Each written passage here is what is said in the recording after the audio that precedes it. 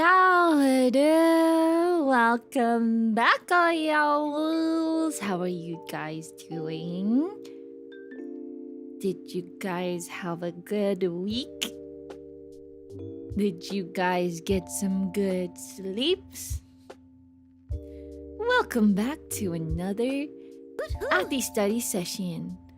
Also, thank you to everybody who renewed their membership. I just realized it's already been one freaking month since memberships. So thank you so much, Kleeski, for being a Clinic Owl and for Infinity. Well, actually, thank you, Kleeski, for joining the Clinic Owls. Welcome to the Clinic Owls. And thank you, Infinity and Milky. Thank you so much. Oh my goodness. Look at those little blue boys. You guys have graduated from being little green boys to little blue boys. So cute. I freaking love it, guys. I freaking love it. You blue, I know, right? You're the cutest little blue boys ever. Very chill week. I'm glad. After the week I've had, I feel like I really haven't been hibernating enough. That's right, Roan. Us demi-humans don't hibernate enough. We hibernate twice as long as regular owls, and that is a fact. Thank you so much, Sven. Thank you so much, Daniel Martinez. 1 month. Thank you so much, Ryan Michaels. Thank you for 1 month. We made it. 1 month working, and I'm so happy with my choices. Thank you for being such great employees of the clinic. And for being such great clinic owls. Yeah. But yeah, today's just gonna be chill chats and studying because I really need to pass this exam that is happening in exactly 1 month. I'm really I'm just really excited for tonight because these are the kind of streams where I don't have to really worry about anything except my own studying. I don't have to worry about anything but my own knowledge. But I just came off a 3 in a row shift, which knocked me out quite literally. I came home and I've been just having a lot of trouble sleeping lately. I feel like my insomnia is coming back and I have trouble falling asleep faster. And I don't want to rely on sleeping medications. So it's just been hard because it takes me hours to finally get to bed. Only because if I'm alone with my thoughts, like, it's really scary. I don't like falling asleep in complete silence. So I have to put something on my phone. Even if it's something really stupid like a TV show or reruns of like a cartoon. And I usually put on like Family Guy or American Dad or The Simpsons or Futurama or like one of those shows where I don't have to think about what's going on. And I just put in like really, really low volume.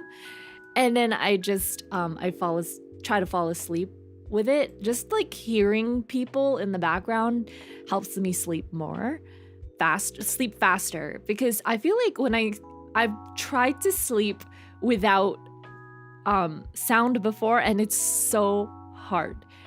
I've become so reliant on falling asleep to noise, you know? And I don't think it's a good thing.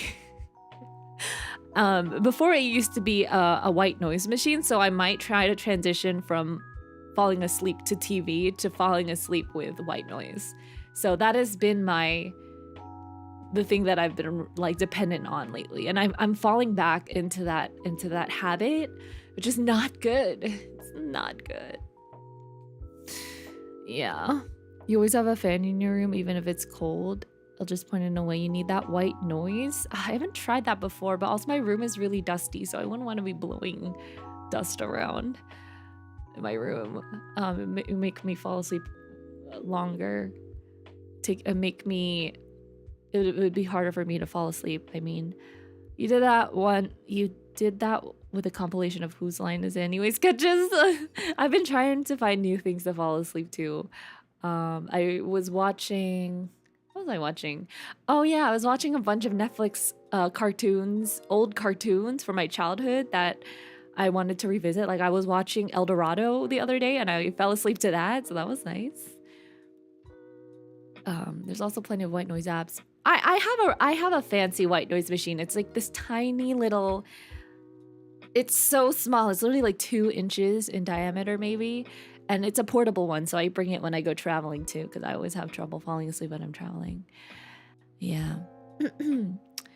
Thank you so much, Exile and Cade the Fox for 1 month as well. Hoot hoot. Biddy Gaines says their day's better now. I'm glad. Hi, Alexandra. Welcome, welcome. So, that's my issue. Like, I don't know. This morning, it took me so freaking long to fall asleep. It's so frustrating. I literally was in bed by like 10:30ish or 11, and then I don't know, I probably got to actually sleep by noon because I would get so restless even though I'm like exhausted.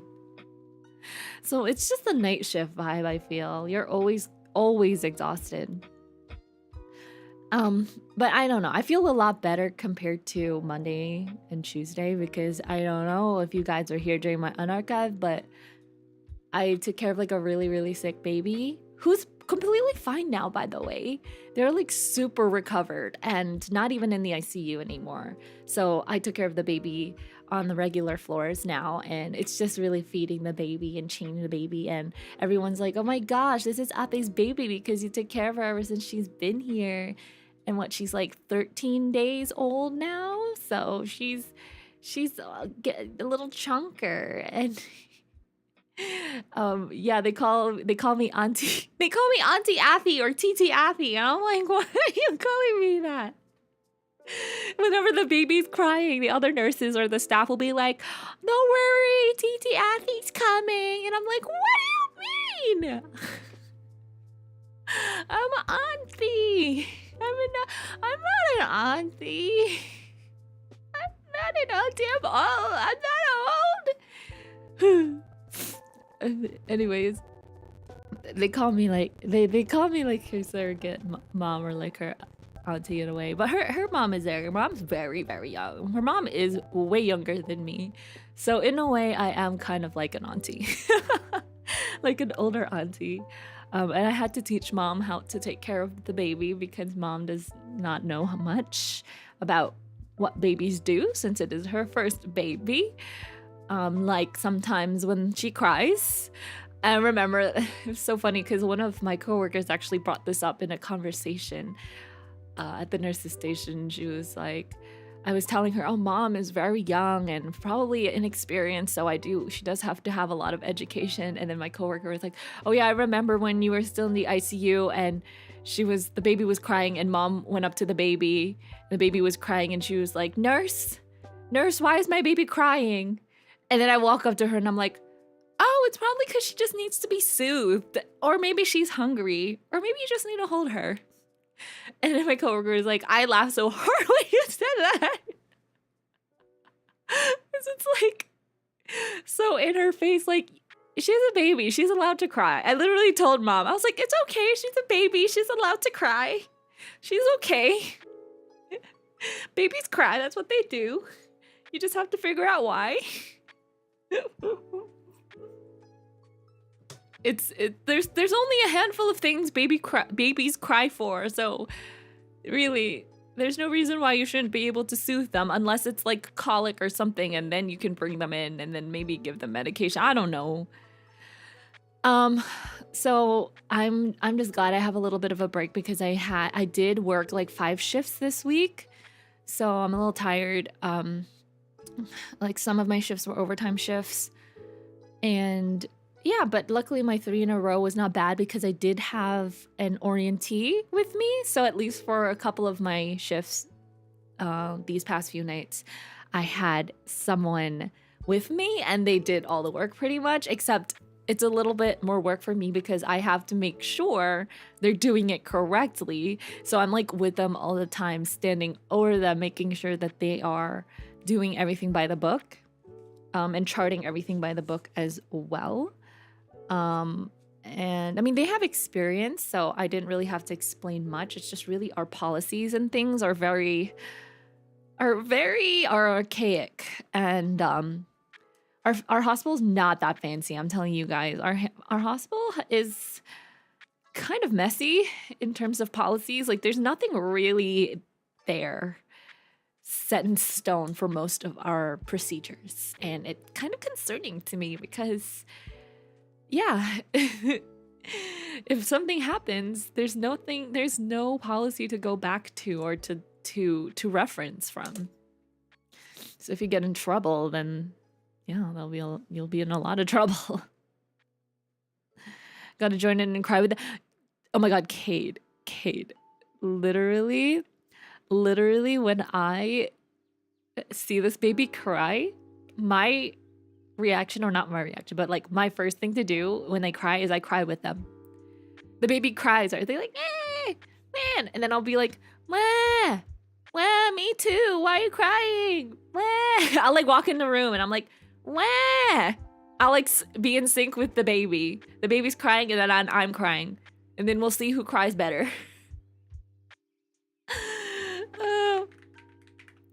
And sometimes I try to outcry the baby, and it's so funny because a lot of the times when I do that, it actually it stuns them a little bit, or it shocks them, because I think for some babies it's weird to suddenly hear someone else cry.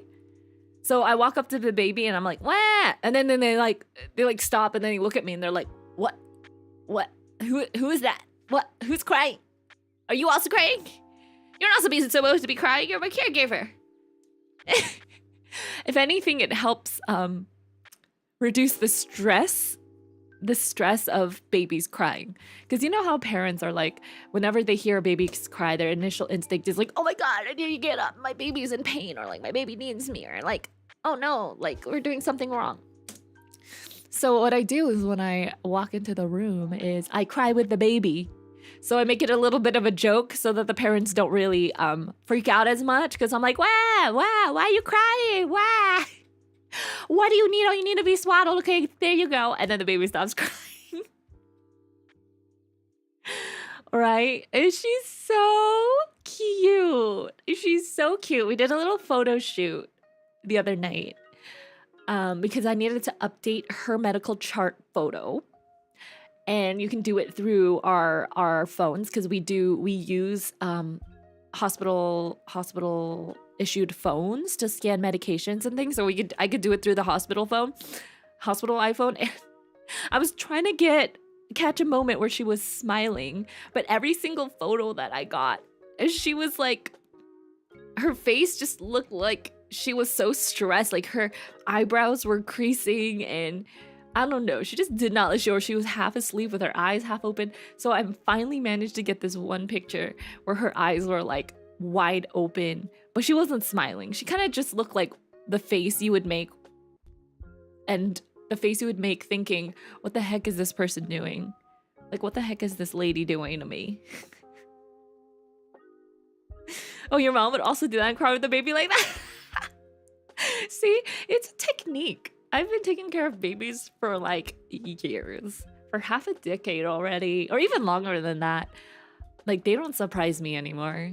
Even the tiny little chicken ones, tiny little chicken leg ones, they don't even faze me. You know, the ones that freak me out are the toddlers, or when they start to get a little above 6 months. When they start like moving and crawling independently and rolling around, that's when they start to get a little terrifying, because their cries can like bring down a whole building. That's how loud they are. And that's when I'm like, nope. I'm gonna skip this age period right here. This age period. Some people actually agree with me that like after about 6 months to like 9 months-ish, that's like a very difficult period for kids, because they are transitioning from like being babies to being more toddly, right? That's a rough transition period, I'm telling you. It's like it's like toddler puberty. Right? The baby's like, I'm the one who's supposed to cry, not you. What the heck? What the heck? But yeah, I basically beat the baby at their own game. Sometimes you can't tell who's really crying. But I tell the baby, I want to cry too. Wah, I want to cry. Wah, I want to go home. Wah, I'm tired. I want to sleep and be bundled up like a burrito. Wah.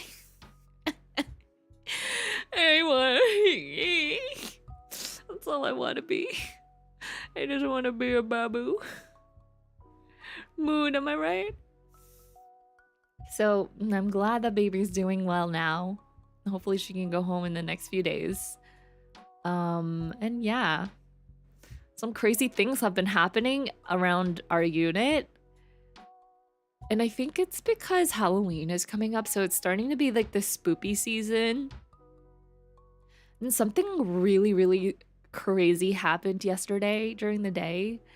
And I feel so bad. It happened to one of my coworkers on day shift. And essentially what had happened was she was giving blood, like a blood transfusion to one of our like very long-term chronic patients. Like he comes back like every so often. So we all know him really well and he always gets blood transfusions.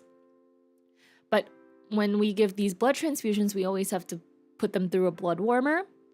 And I don't know how to describe these blood warmers machines. Actually, I know because I described it to my coworker and she laughed because it was very similar. But our blood warmers look like the Shrinky Dink machines.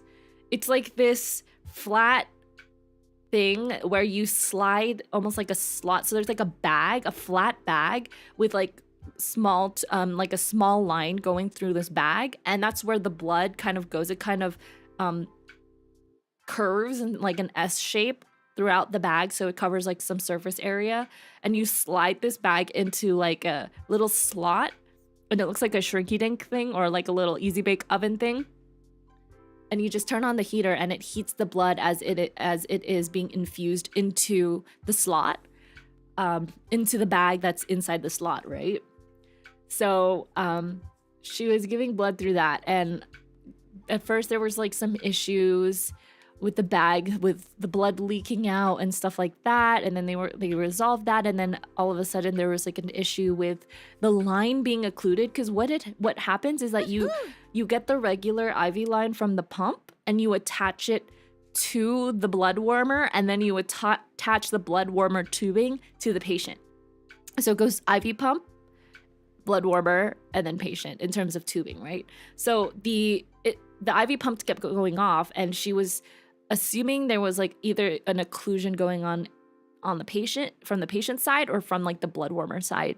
And as she was like trying to tighten the connection between the IV pump line and the blood warmer line, all of a sudden the line literally exploded on her. It exploded everywhere on her, blood everywhere on her face, on her hair, on her scrubs, on the walls. I kid you not, when they took a picture of it, when you walked in, it looked like a murder scene, or like the scene from Carrie where she was covered in pig blood. Luckily it only got like a little bit on the patient, not so much it got on the patient a little bit, but mostly because she was standing in front of it, it got all over her. And luckily she was wearing glasses, so she didn't get any in her eye. But I was like, holy shit. And so luckily everyone was there to come and help and step in. So we got her out of there. They got the room cleaned as well as they could. They moved the patient to another room. And they got her, they made her shower in one of like the empty rooms that we had, because we have bathrooms in them. So she managed to like, she had to take a full shower, like with hair and everything. And luckily someone had like extra pair of scrubs. So by the time that I saw her that evening, she was like completely freshened up, and you couldn't tell that she had like literal blood all over her. And she looked so shaken, and I felt so bad for her. And everyone's like, they had a really, really shitty day today. And so I like looked in the room and I was like, you can still see the blood splatters and they have to repaint them. Yeah, they're gonna have to repaint our walls because there's some dry blood that's still on there. Luckily it was clean blood, and it was blood that we knew didn't have any like contaminants or any other like viral things going on in there. But still, I was like, girl, you need to get out of here and get yourself a drink. And she was like, yes, I'm going to go meet my cousin right now and I'm going to get myself a couple of beers. And then she had to come back the next day. And then I asked her, I was like, are you okay? And she's like, yeah, I got like 2 hours of sleep. And I'm like, I've been there, girl. I've been there. But for you, I would have straight up PTSD from that, you know?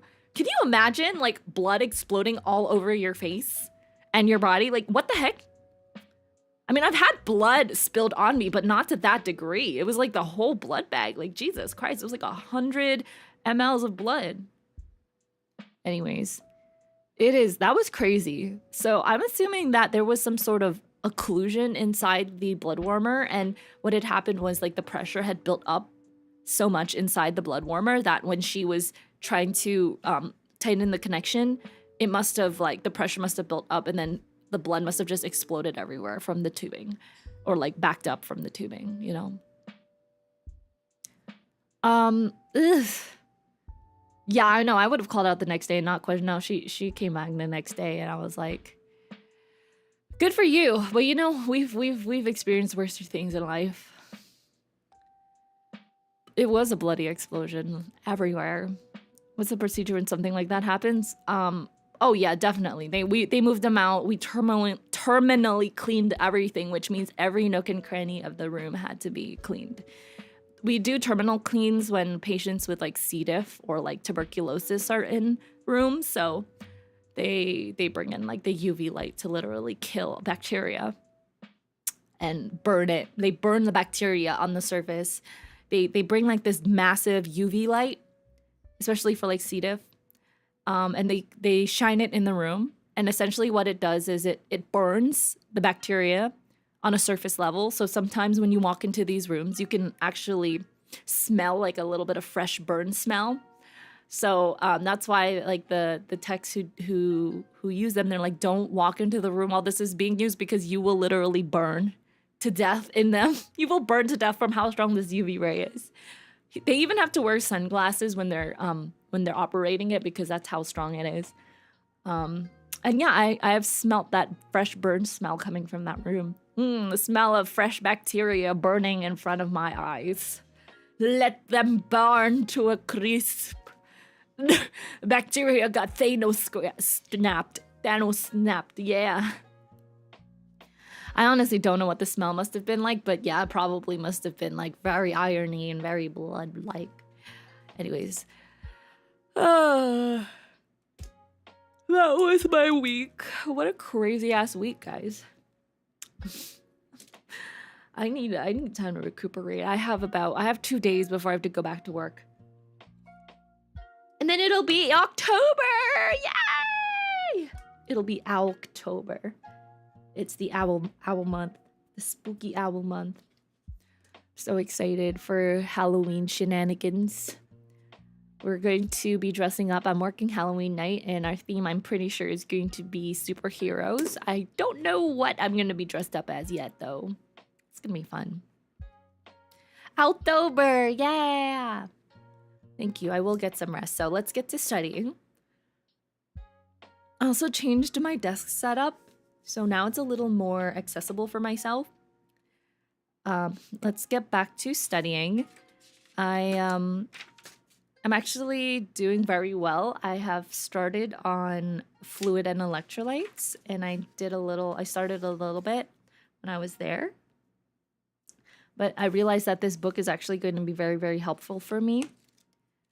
And yeah, let's get through. Let's see what we can get through today. Let me get my webby cami on. Hello, Athy hands. It's gonna be a little bit dark because I don't have a overhead light. I just have my ambient lighting right now, my warm lighting, so that it doesn't hurt my eyes. Athy hands, welcome. Oh, and I have my friend me, my mini me, mini Athy. Mini Athy's gonna be here, and then I have my timer, obviously, my bougie timer. Mini Athy, mini Alfie, yeah, he's so cute. I also have the brown version of this one, but when I saw this, I was like, oh my god, it's literally me. It's literally me. So I'll put him on this side here for us. All right. I also want to welcome, sorry, I was going on for a little bit during my Zatsu, but I want to welcome Dr. Workst. Welcome to the Clinic Owls. Can't wait to get you working. Yeah, thank you for becoming a member of the Clinic Owls.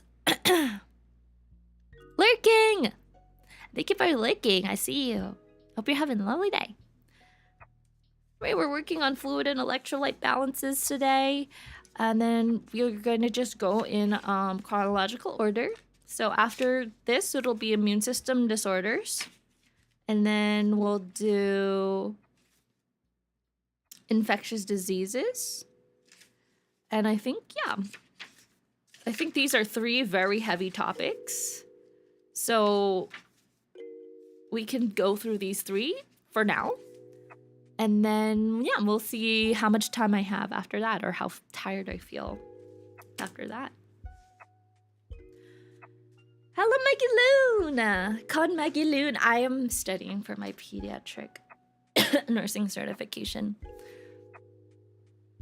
which is a 120 question exam.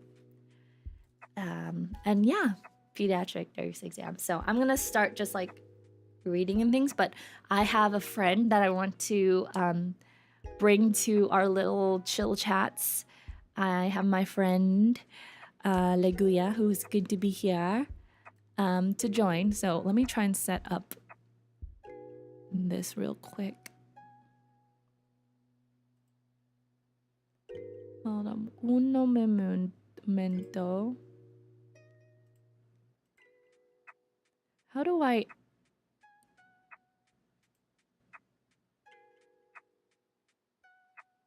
Okay, hopefully it's not too loud.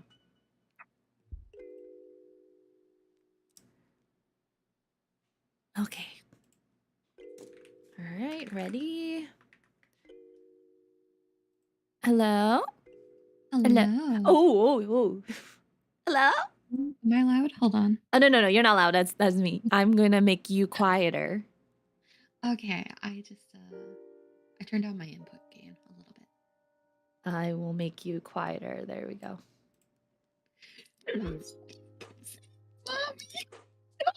Ah, you're cutting off. Sorry. Are you okay? Yeah. I'm sorry. I'm watching your chat and it's just killing me. Hi. Mommy? Wait, who?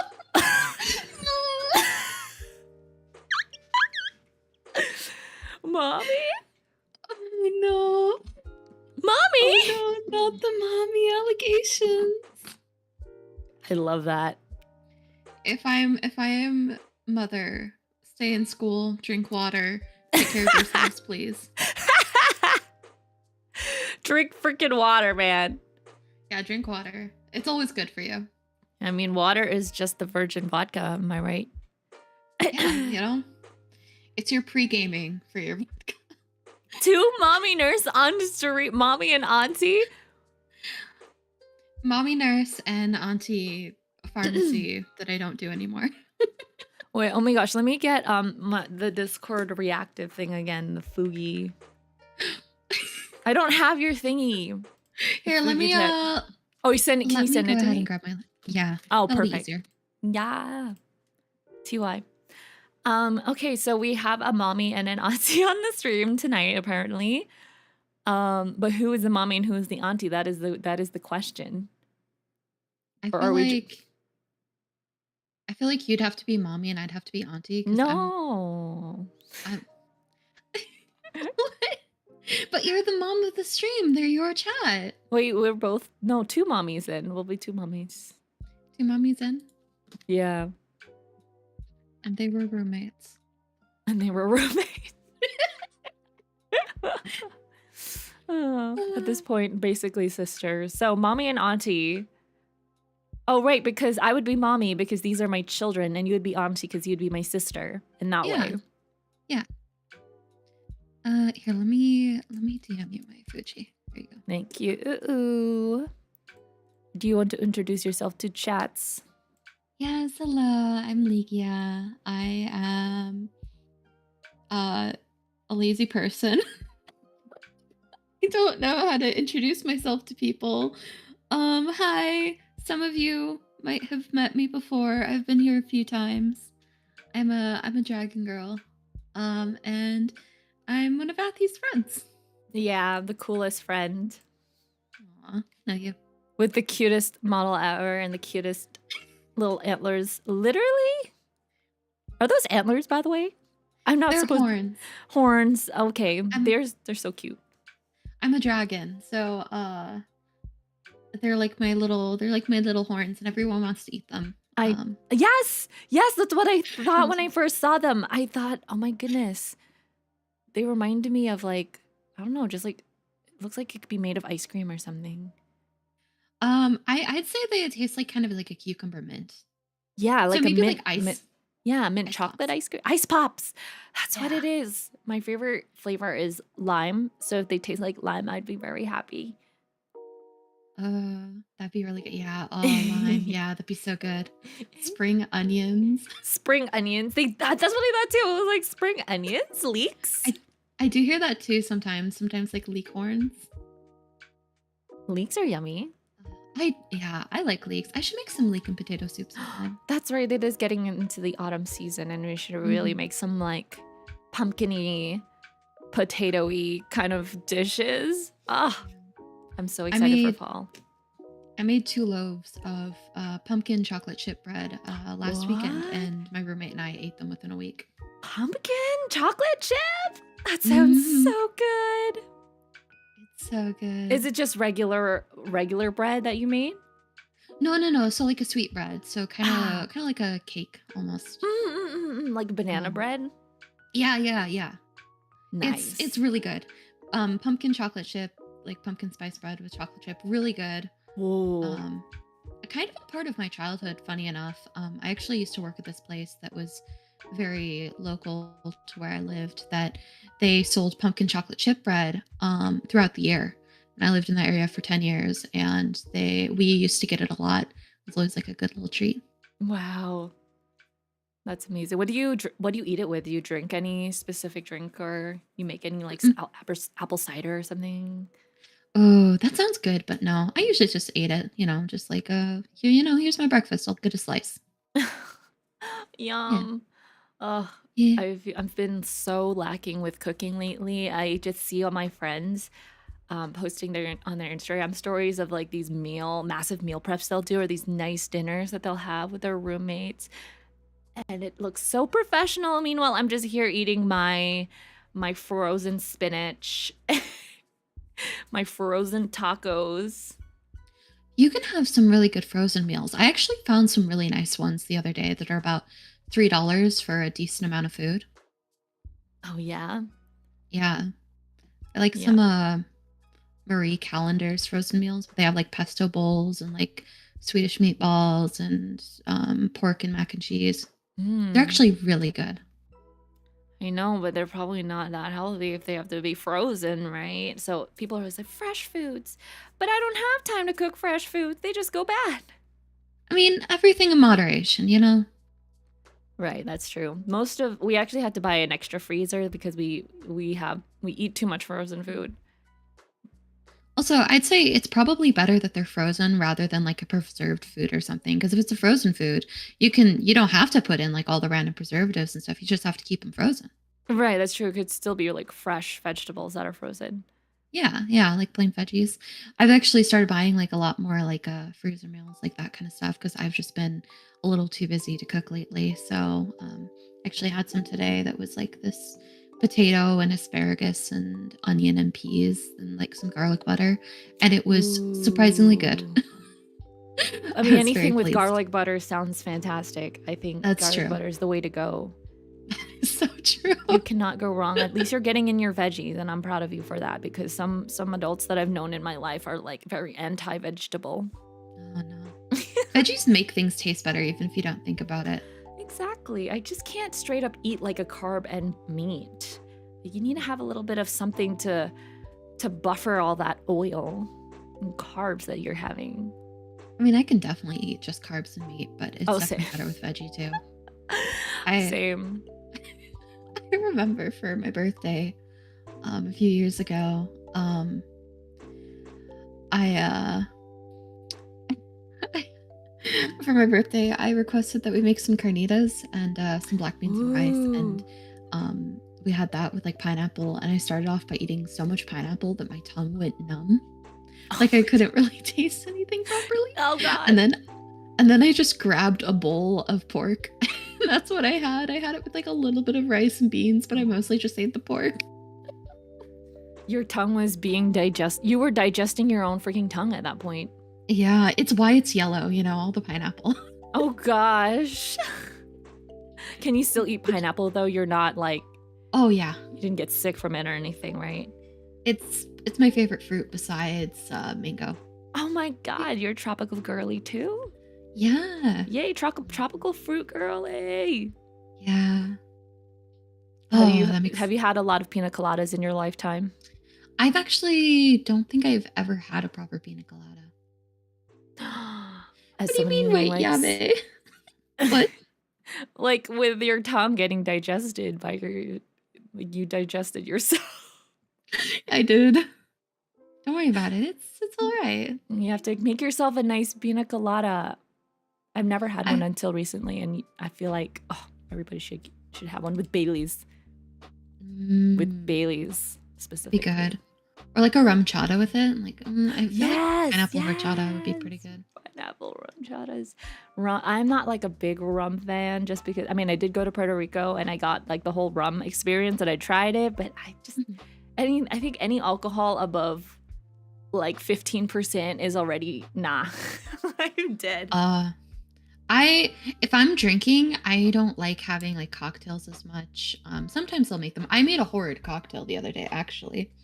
I made something that made me genuinely feel like I was going to throw up, and I drank all of it out of spite because I was drinking with my friends. Oh no, I would not recommend this to anybody. However, I mixed, I want to say it's like 2 or 3 shots of amaretto with some apple crumble oat creamer and almond milk. Apple crumble oat creamer? What? Where? From where? From the store. Where did you get this apple crumble oat creamer? I just bought it for my coffee because I was craving like apple pie and apple crumble and stuff, and I looked at it, I'm like, yum. I need to get this. It's so good. It's actually pretty good. Yeah, I would recommend it. Wait, what else did you add? So that and then almond milk. Almond milk in amaretto? Yeah. Almond and almond, I thought it was logical at the time. Okay. I mean, they do make like what do you call those boozy milkshakes and things? So yeah, it's kind of like that in a way, or like an egg. It kind of reminds me of an eggnog. It was like a bad eggnog, maybe. A bad eggnog. Oh god. Eggs gone bad. Oh no. Is amaretto sweet, like very sweet? Yeah. So the scent. The almond scent? Yeah. That is what it tastes like. Oh. What's the like percentage? Because I was like, maybe I should try some. Google it. 28. 21 to 28. Okay. But yeah, if I'm drinking to get drunk, I will just take shots and like drink hard liquor. I remember it's about this time last year. It was November 14th, 2023. I got off of work and I decided I want to stream tonight and I want to do a drinking stream. which my famous last words for that night where Oh I god. proceeded to take 14 shots on stream. Holy shit. 14 shots? And don't tell me that's not your record. It is. It is my Okay. record. All right. I was threw up like, afterwards. oh shoot. 14 shots. No. That's 14 more shots or 14 more shots than you're supposed to be taking. The worst part is that I hadn't really eaten throughout the day. So when I was a few shots in, my pizza arrived and I was drunk enough that I forgot I had pizza in front of me. So the entire time I'd be sitting there talking to my friends, look down and go, oh my God, I have Parmesan. Pick it up, take a bite, set it down. A few minutes later, oh my God, I have Parmesan. Oh god. Don't be like, I hope you didn't throw up on the pizza.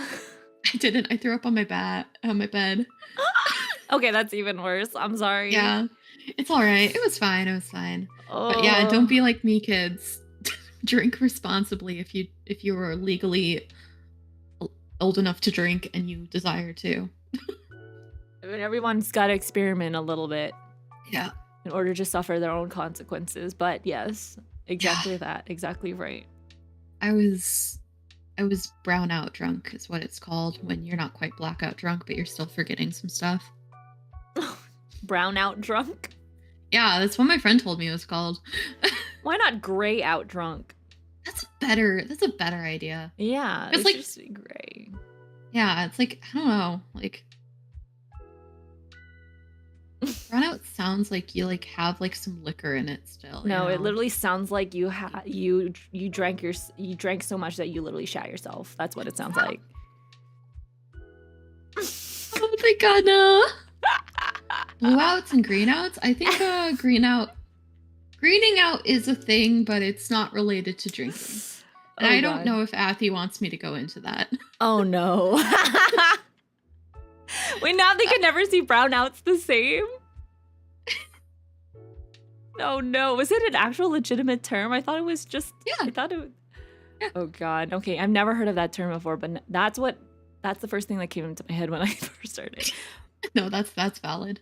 No, go into it. I'm all ears. What tell me. It has to do with recreational drugs. Oh, okay. Oh no, I know I know. The grass is greener, right? Yeah, the grass is greener. The grass is greener. I have to look up exactly what it means. So yeah, it's essentially kind of like having a cannabis overdose, essentially, is what Google's saying, if I've got that right. So it's when you have a little too much. Okay. And a lot of my patients have come in for that. Yeah. Really? Oh, yeah. We've had so many kids come in for like overdosing on the Mary Jane. But it's really, they have all the bad side effects essentially. So please do tell me a little bit about the treatment for that, because as far as I've heard before, it's mostly just to kind of give them some space and make sure that they're not too uncomfortable, because there's not much you can do about that, right? Well, it just means that they've had too much and they go into like a little bit of a psychosis. Mm-hmm. Yeah, I've taken care of kids who have gone into full-blown psychosis because of marijuana. But mostly because we think that it might have been laced with something else and we don't know. But when we do your urine test, it really only just comes out with marijuana, nothing else. Might be like a very slight trace of other things, but marijuana-induced psychosis is like something that's very common, and we just bring them in the hospital and give them antipsychotics. Most of the time they don't give them antipsychotics. We just monitor them until they finally go batshit crazy. And this one time I had one girl literally jump out of her bed, rip her IV off, run down the hallway butt naked until a security guard caught her, and all she had was her underwear on. And she was like screaming like the devil had her in possession or something. And then we had to drag her back. 4 of us had to grab each limb into the room. And she was like speaking in tongues. She was like climbing the walls. Oh, wow. I don't know. It was just weird. And then all we had to do was give her 1 dose of an antipsychotic, and then she all of a sudden switched back to like a completely different person. Yeah. I've always wondered what it's like to just get that syringe of Haldol. Oh yeah, we gave her that Haldol and she was like, "Hi, what just happened to me? Like, do you remember anything that happened to you in the last 3 days?" No, I don't remember. So you don't remember running down the hallway completely naked? And she's like, "No." I'm like, "Okay." Oh goodness. Yeah. I Well, you've seen this? Like them not they've been fine after though, right? Like after their little green I outs. have I have not seen it personally. I when working in pharmacies, I worked in a place that was contracted with a hospice care center, and they did, home hospice, and we would have these little kits to send out that, well, you knew it was a bad night when there was orders for morphine and Haldol. Mm-hmm. And it's kind of a sad thing to see whenever that happened.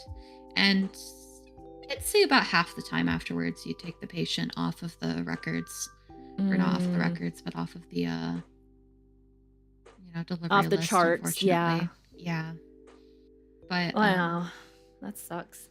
I had to deliver them to their houses at one point because their delivery guy had already left, and we had some hospice stuff that had to go out. Oh, So I but ran the morphine deliveries. It and was Haldol, interesting. that's nice. At least Yeah. at least you supply them in like little goodie bags. Hmm. Yeah. Yeah. Um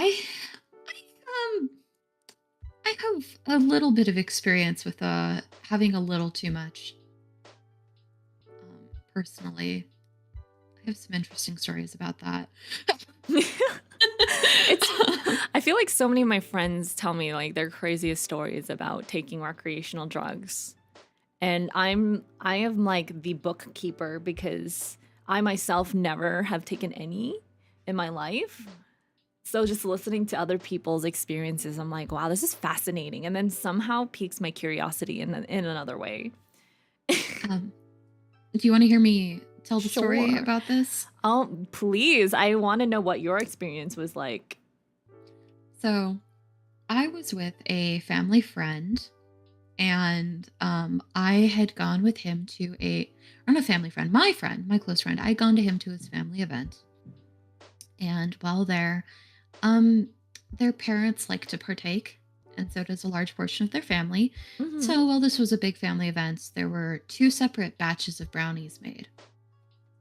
Um, and they were both made by the same guy who had never worked with the specific um, type of materials before, which was some oil. Um, Mm-hmm. Is it like the CBD oil or what? yeah, Okay. CBD Okay. oil There's. straight from or not California, from Colorado. Essentially, a Mm-hmm. family friend had brought it to them as a thank you for helping them through some hard times. Mm. And what ended up happening was they weren't quite sure the dosing on this, so they were Oh. told to replace some oil with the CBD oil. They replaced all of the oil with CBD oil. What? We What? calculated this actually earlier this month, how much the actual dose would have been, and Jesus. we had calculated, I think, like 170 milligrams. What? Oh my god. My friends who had a much higher tolerance than me were having a hard time. There was a man literally talking to his cheeseburger. It was it was great. Um, and I Oh wasn't staying there because I had to go home, and so I had my friend drive me home. And on the way home, I hallucinated that we were going through a city the entire time. my god. Um, and I remember being in the driveway when we were leaving and he was about to drive me back, and I was sitting there and I was clinging onto his arm and onto his jacket because I could not stand up straight. Oh god. And it was it was pretty funny. I just remember his mom looking at me and going like, "Honey, I think she needs to go home." Oh So I boy. was just struggling. And so I just remember we stopped at a gas station to get some gas, and I looked um out the window of the car and I looked up at the moon, and I was just like, the moon's so big. Oh my god. When I got home, my roommate that I currently live with and an ex roommate were awake. And the roommate I currently live with was the one who saw me when I went into the living room and I sat down on the couch. And I looked at him and I asked him, "Can you make me egg sandwich?" And he put on some Lego cooking videos for me to watch because Oh. that was a good way to keep me entertained and like some Oh. stop motion Lego cooking. And I remember he grabbed our other roommate and he was just kind of like, "Come down here. You need to see this." Like looked at me. They treated me like, you know how you find like a small caged animal there. And Oh my you're just like gosh. you're not sure what to do with like this little animal that's like maybe like a little out of it, like a little spooked or something. And they're just like, "How's it going there, buddy?" It's like you're on a whole nother plane. That's how I was. I can imagine. Oh It my was god. it was so much and that it was just insane. How long did it take for you to recover from that? I slept it off. I had a little bit of a high hangover the next day, but for Mm. the most part, I slept it off. Mm. Oh, I hope that It was the was only time it ever got that bad. the only other time was one time I got really nauseated for no reason, but I think it's just because I was nauseated beforehand and didn't realize it. I had a Mm. kind of sensitive tummy, Oh but my gosh. I can only imagine, like, I'm trying to imagine what you would look like or sound like while you were like this. Like this whole stoner vibe. I get very distracted very easily. I think you've hung out with me when I was really tired before. I'm like that. Oh, Like kind of like dial it when, up a little. like drunk almost, right? Like a little, A little, yeah. I'm very yeah. similar. Except Like drunk, high, similar mhm. things. Except I get a little bit sleepy when I'm high, and I also get the urge to do creative things. So very often I go Ooh. ahead and I break out like my clay I have and I just start sculpting stuff. And then I come back the next day and look at it. I'm like, what did I make? What is this? Wow. I love that. Imagine if you like didn't remember anything, right? And while you were doing it, and the next day you just wake up and you have like 500 clay figures right in front of you. You're like, what the hell? I'm waiting for that day. That sounds like something that would happen. That's what I'm like so scared about, because you know those people who end up going a little bit manic while they're high, and then they end up doing like a million things, or like impulse buying. That's like my biggest fear. If I don't remember if I impulse bought anything, like I'd end up buying a whole freaking yacht, and the next day Oh be my goodness. bankrupt. I used to have a coworker who had a few times a month where she would come in and show us what she bought herself while on Ambien because it was always a surprise for everyone. Oh my god! Don't even get me started on the Ambien, because I actually was prescribed Ambien last year. Yeah, I remember talking to you about that. I still take it, but I cut it in half because I think it's 5. So I cut them Yeah. in half because one whole Ambien literally sedated me that I couldn't even like reach my bed after Oh taking it. wow. And I took it and I was gonna wait 30 minutes for it to hit. So I went to go brush my teeth, but after like 10 minutes, I couldn't Wow. move. So I was crawling from the bathroom to my Oh my bedroom, god. trying to make it there before I passed out. And I really don't remember anything. I think I had straight up sleep paralysis from it. Oh no. But yeah, I can imagine being on Ambien and doing crazy things. Except Ambien just, I don't know why Ambien makes her do crazy things if it's supposed to help relax. It's everyone for Ambien. Like Ambien can cause some weird stuff to happen. I know that You know. Ambien's one of those, like, I don't know if it's like the anticholinergic one where it causes older people to have like the opposite effects, where they have a side effect where like things become more crazy instead of more toned down. You know what? I have a book for this. I'll be right back. I remember learning this in school. You gotta be careful with the Ambien. All right, I'm gonna start talking to start writing about burns while she's talking. Like, I can do both.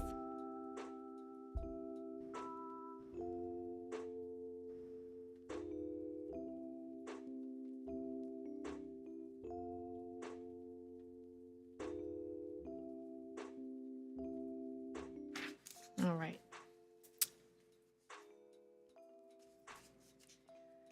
We are writing about some burns.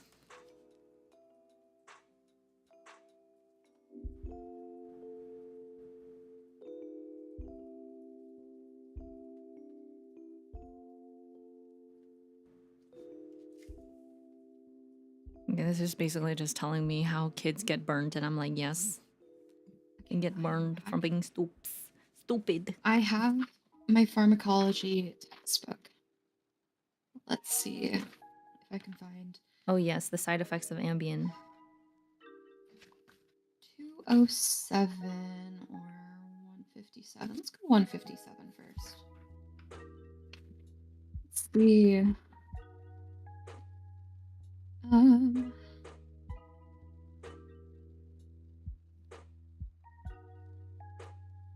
can find it. Ambien. I actually don't remember what Ambien is. What's the? Isn't it Zolpidem? Oh, okay. Thank you. Yeah, I was thinking quetiapine, but it's not. That's Seroquel. Yeah. We're learning about peds and drugs. Yeah, we're gonna have like a mixed pharmacology learning session today. But yeah. Oh goodness. Yeah, I've heard some interesting stories about people being on Ambien, and it makes me a little worried to ever try it. But thankfully, the meds I have work for me pretty well. Yeah, that's why I was a little scared because nursing school really drilled into us. Ambien's bad if you're an old person. Or anything, Yeah. any sedative, really. Yeah, got to be careful with that. What I end up doing is I have hydroxyzine and trazodone. So the hydroxyzine puts me to sleep and the trazodone keeps me asleep. Yeah, a lot of my coworkers had that as well. They were on Thorazine for a bit too. Because I think they tried the hydroxyzine, but that didn't work. So then Thorazine was a lot better. All the zines. Yeah, there. I like my hydroxyzine, but the issue is I can't take it during daytime or else I feel like I'm going to pass out. Dude, hydroxyzine is what we give our freaking psych patients when they come to the floor as like the first line of sedative. Our kiddos, we give them a hydroxyzine IM. That's our tranquilizer. You know, it works so well for treating anxiety attacks because you can't have an anxiety attack if you're asleep. Well, maybe you can. We That's also night give it terrors, for anxiety attacks for our SI patients. That is also the PRN for anxiety. Yeah, that's what I have it for, anxiety. And I just take it to sleep as well because I have issues with sleep. Oh, I forgot to explain for those non-medical people out there. PRN stands for as needed. So it means that you give it as needed, not as a scheduled medication. Sorry, I just forgot that. I'm like, wait, PRN, most people don't know what PRN is. That's fair. PRN is what they order, like the doctors would order. It's all right. We're just a little bit of a couple of nerds. A couple of nerds. PRN, there's also like if they order like every day, it's QD. If they order it twice a day, it's BID. If it's 3 times a day, it's TID. If it's 4 times a day, it's QID. Yeah. If it's like I can't. Oh, this is so embarrassing. I don't remember what this is. The one before meals? No, I'm thinking of QOD is every other day. I don't remember what before meals is. It's been a few years since I've worked in pharmacy, so. What does PRN mean?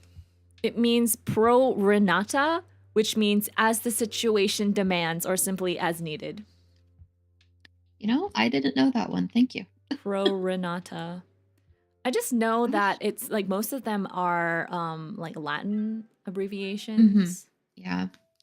So like PO or NPO is nothing by mouth, Mm-hmm. but I don't remember what it stands for, like or what it actually means. Something oral, I guess. Do you know what it is? Okay, I'm gonna search up. NPO. That is nil per os. It's Latin. Yeah, it's nothing by mouth.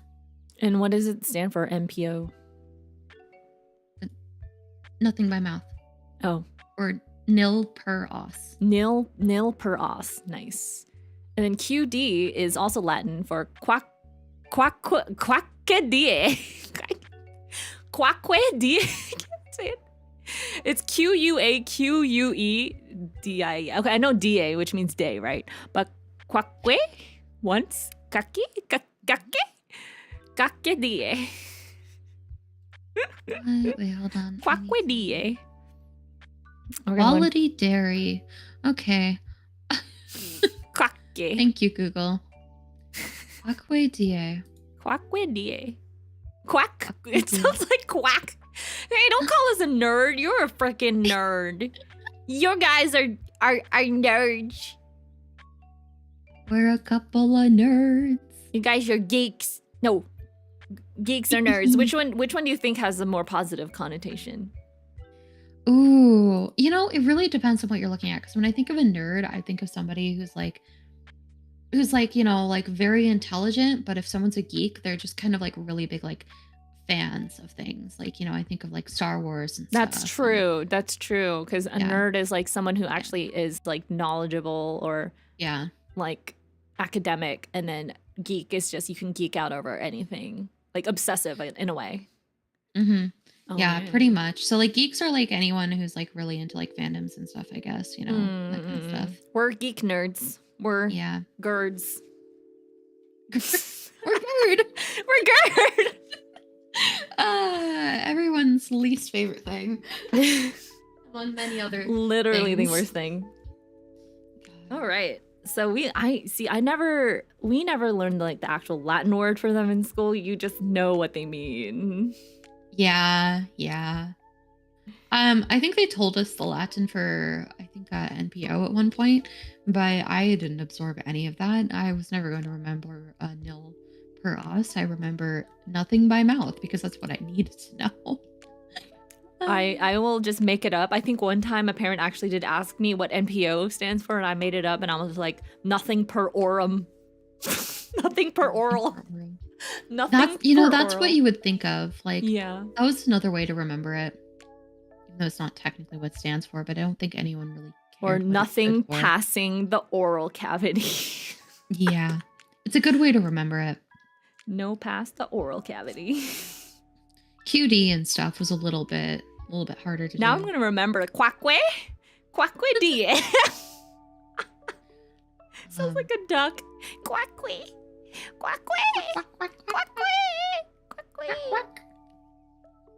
Well, that's fun. Sometimes when I'm reading like the doctor's notes, the whole thing will literally just be 50% of abbreviations, and some of them I don't even understand what they are. So me and my coworkers will stand there and try to decipher every single abbreviation. Oh yeah, we had like a huge list we had to learn when I was in school. But it's so unsafe. And when in nursing school, they taught us that when you're writing things out, that you should not use abbreviations. That abbreviations they're trying to phase them out just because of medical errors due to like, communication errors because people don't understand certain ones. Like it's QD, really, right? They don't want doctors writing like QD anymore or BID. They want them to write actually like once a day, twice a day. In words. That makes sense. I did see a lot of people like writing them out towards kind of the end of me working in commercial pharmacy. But yeah, it's something good to know if you're working in that field at all, but it's a time saver for sure. But, not everything you need to just save time on, Sometimes it's better to be thorough to actually get the point across. Yeah, and it prevents medication errors. I know that somebody told me recently that the hospital that my sister was recently hospitalized for pyelonephritis, which is like super common in females, right? But apparently that hospital is like a newly renovated one. But before it was renovated, it used to be a really sketchy hospital where apparently their whole pharmacy was essentially fired, or I wouldn't say eliminated, but they were non-functioning anymore because of the number of medication errors that they had, to the point that like the federal government literally had to shut down this hospital's own pharmacy, and they had to outsource and contract outside pharmacies to deliver medications for the hospital because their own pharmacy was just had too many errors. Probably had some sort of investigation into it. So at one point the pharmacy just couldn't function. Yeah. And I was like, That's how insane. bad how bad of a pharmacy did that have to be shut down by the freaking government? Damn. I do remember working at places where, in a lot of places for pharmacy, you need a license to practice as a pharmacy technician, and there are a few ways of getting that license. One of them is going through a school, which is the way I did it. I did a 9-month training course with some internships at the end. I didn't get to do one of my internships. I didn't get to do my hospital one because during the time I was in school, it was actually just the start of COVID. So it kind of complicated things. Um, but another way to do it is you go to a pharmacy and you get in-house training. I remember working at a place that legally you're only allowed to have so many people at work with in-house training without a proper license at a time per pharmacist, but I've seen places that had way more than the allocated amount per pharmacist, and I actually worked at a place where I want to say a good third of the techs weren't actually licensed and weren't getting any education about it, despite the workplace saying that they would pay for them to go to school and get their certification, which was kind of interesting because I felt really bad. A lot of these were young women who were very concerned about fertility, and they had no idea about safe medication handling practices for that. Oh my god, yeah. So I actually this is my lasting mark on that company that was just starting there. I bitched at them until they actually made a hazardous medication section separate from everything and like gave people proper education, because these people were really worried about this. We had people who were pregnant, and it's just And like, touching oh, freaking chemo, right? yeah, like touching chemo, touching warfarin, touching finasteride, that kind of stuff. Damn. Valporic acid, that kind of stuff. Like they just didn't know any of it. And it's like, yeah, a lot of these medications, they only really affect things during certain periods of development, fetal development. But, you never know. So it's just better to have them avoid it if they can, and have these kind of set away in a different spot where, you know, someone who doesn't really care about it, like I would volunteer to go get these medications and do them for people because I wasn't so worried about it. Isn't that like an Or OSHA violation then at that point? yes. So didn't they go to OSHA? No, they didn't. I just complained to them enough that eventually they implemented it, because what I did is, at first I said, hey, we need to have a separate section or like some labels on these things, because we have a lot of hazardous materials that people are worried about touching that nobody knows that they're hazardous, but they're expressing worry about hazardous materials. And they said, no, it's fine. So what I did, malicious compliance, I guess you could say. I made a list of everything that is potentially hazardous, um, of enough to be concern for fetal development, Damn. of the stuff we had in the pharmacy. And I got that list and I posted it. And then they made a separate section because they couldn't avoid it anymore. Darn, that is so good of you to do that. That is amazing of you to do. You actually probably saved a lot of people back then. So good for I you for don't doing that. I don't know how much I would have saved them, but I hope definitely at least it makes sure that they know that what they're touching isn't going to harm, that in any way. Well, And you it's like, you you started the you brought it up and you're the one who's to start this complaint. So You need, like, you were kind of the leader of all of that, and yeah, good for Yeah. you, because I feel like if you didn't do that, like, they would have just continued on, right? Yeah, 100%. I hope they're Um, okay now. Did they change their policies after that? I don't know about if they did like a policy change. This was a pharmacy that was working to pack medicines for nursing homes. Mm-hmm. Um, and so we weren't a front-facing pharmacy. So what we ended up like, we were in this little warehouse on a road, and it was ventilated. It had office space and stuff, but it wasn't like the greatest working condition, you know. So I don't know how much about their policies. It was kind of more of like a, oh, we're a new company, so we treat people like family, which means you have to clean up other people's messes like family. By the way, Oof. don't ever trust a job listing that says that everyone here is family, because that means you clean up each other's messes like family, and you fight like family, and it's not as And not there's a always lot of, professional. yeah, a lot of Yeah, corruption going on behind the scenes for sure. yeah. Always be Favors, wary of that. favoritism, nepotism, Yeah, all that. Oof. yeah, Ugh. So red flags, exactly. Chicken yeah. says. Pretty much. That's why I Um. was like red flag for where I worked, because everyone seems so nice and buddy buddy. And you know what? Mhm. There are ups and downs. Indeed. The fact that like everybody is so buddy buddy where I work, the problem is there are some nurses who I feel like are not very competent and should be written up or should be like penalized for their mistakes because they keep repeating them. But then the managers are like, "Oh no, it's okay. Like it's fine. I talked to them," and then they still make the same mistakes over and over again. Mhm. Yeah. I've Yeah. seen a few mistakes, but usually wasn't too bad. I did see one mistake that was huge, though, that I actually had to help deal with. No, like a medication error. Yeah. So, what it was is this was a person who actually was a guest instructor at my college. She was a very nice person. I was so happy to work with her because it made me feel very comfortable in my workplace, because I went from my internship to being hired on to the place I was working at for my internship, and she was there, so that was really nice.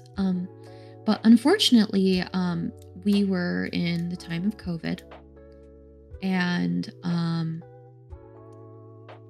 during that time, pharmacies were very busy, especially in the state where I was in. Pharmacy Mhm. technicians had recently been given the permission to give vaccinations right before COVID started. Oh So it wow. was brand new. I was actually trained for it, though I didn't get the certification, Uh-huh. because I was absent that day of class and nobody told me. But I had a senior tech who was giving a kid a flu shot, and for some reason, she accidentally gave him the Hep B shot. No. And the mom was pretty mad, understandably. That's so Um, dumb. I mean, the kid most likely would have been fine, thankfully. Mm-hmm.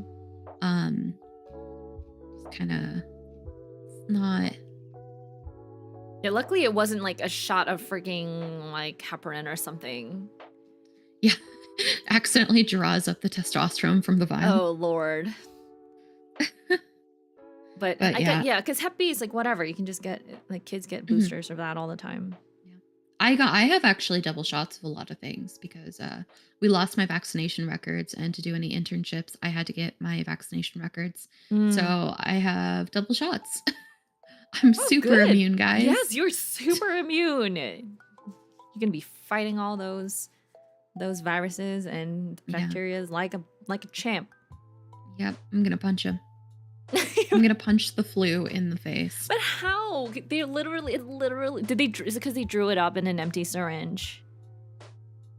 Or the Uh, COVID shot? Like, did they draw it up in a non-labeled syringe? Like, how could they not see the thing that says Hep B on the vial? so she did the paperwork wrong. She was talking to them about the paperwork, and I don't know how, but she ended up just getting Hep B paperwork into there. And so she ended up giving him the shot too. Mm-mm, mm-mm. That would be a... Did she get fired? Yeah. No, no, she did Okay. not. But Mm-hmm. it was definitely a pretty big mistake. And like when she was told that, she just kind of had this, oh shit, look on her face. Like I have Mm-mm. never seen that expression on her face. Um, but it's one of those things that just happened. It's not malicious. It's just an error It when things are is. busy. It And is. yeah, it was Oh, just now I a feel huge shame. bad. I'm sure she got disciplined for it, but she continued working there, Oh thankfully. yeah. Okay. Understandable. She'd been a tech for like many years, so she was She someone yeah, who she probably pretty much fixed regretted with it. that. Okay, now I understand. Like that definitely is something that comes from like there's definitely something in their system that they need to fix in terms of like maybe scanning or like double checking with Mhm. another tech. So usually when mistakes like that happen, like policies have to change. Yeah. So sometimes mistakes are good because if mistakes aren't made, then improvements can't be made, you know? The the the downside is that we worked at a very large chain pharmacy that I'm sure Uh-huh. many people here have heard of. Yeah. That I will not name, but three-letter name and not the one you're thinking of. And Not not the the red one you're one. thinking of. Not the one you're thinking. There are two three-letter name pharmacies. Okay. There's CVS and another one. And I did not work at a CVS because there are no CVSs in my area. Okay. But yeah, unfortunately, getting a policy change for something like that would be climbing up a ladder of bureaucracy that I don't think any of us would be able to do, unfortunately. That's true. And with those like pharmacy slash convenience stores, I question and I'm like how because it's like such a small part of it. Like the pharmacy itself is important, but like I feel like the bigger store is like also part Mhm. of it, you know? It's like how Yeah. much budget do they really get in terms of the whole corporation? Not very much. I do recall back when I was there, them hiring new pharmacists on for way less than what the other pharmacists were making or had started making when they first hired there. So I felt really bad about the people who I had met who just came out of school and were like, hey, I'm looking for my first job. And they'd have to go in to make very low wage. Um, it was ridiculous. You'd be making this is at many places. This is not just like a corporation issue. Um, um, You're cutting and out a little bit. You might have to increase your gain. oh no, you're good. You're good. I was pausing my speech and I kind of spaced out for a second. Um, I genuinely don't remember what I was talking about. Oh yeah, it's an issue with the entire like pharmacy industry that pharmacy techs, despite having to go through training to do all of this, actually don't get paid that much. You get paid about 15, $16 an hour, which considering the federal wage increase that's been the people have been pushing for about $15 an hour, you know, you'd be making about minimum wage in like some Oh, I states. know, right? That's Mhm. ridiculous. And it's like, wow, I had to go to schooling for this and you know, And you get so barely great. paid anything. And if you want to be a pharmacist, you have to go through double like med school, and that's even Yeah. harder. Yeah.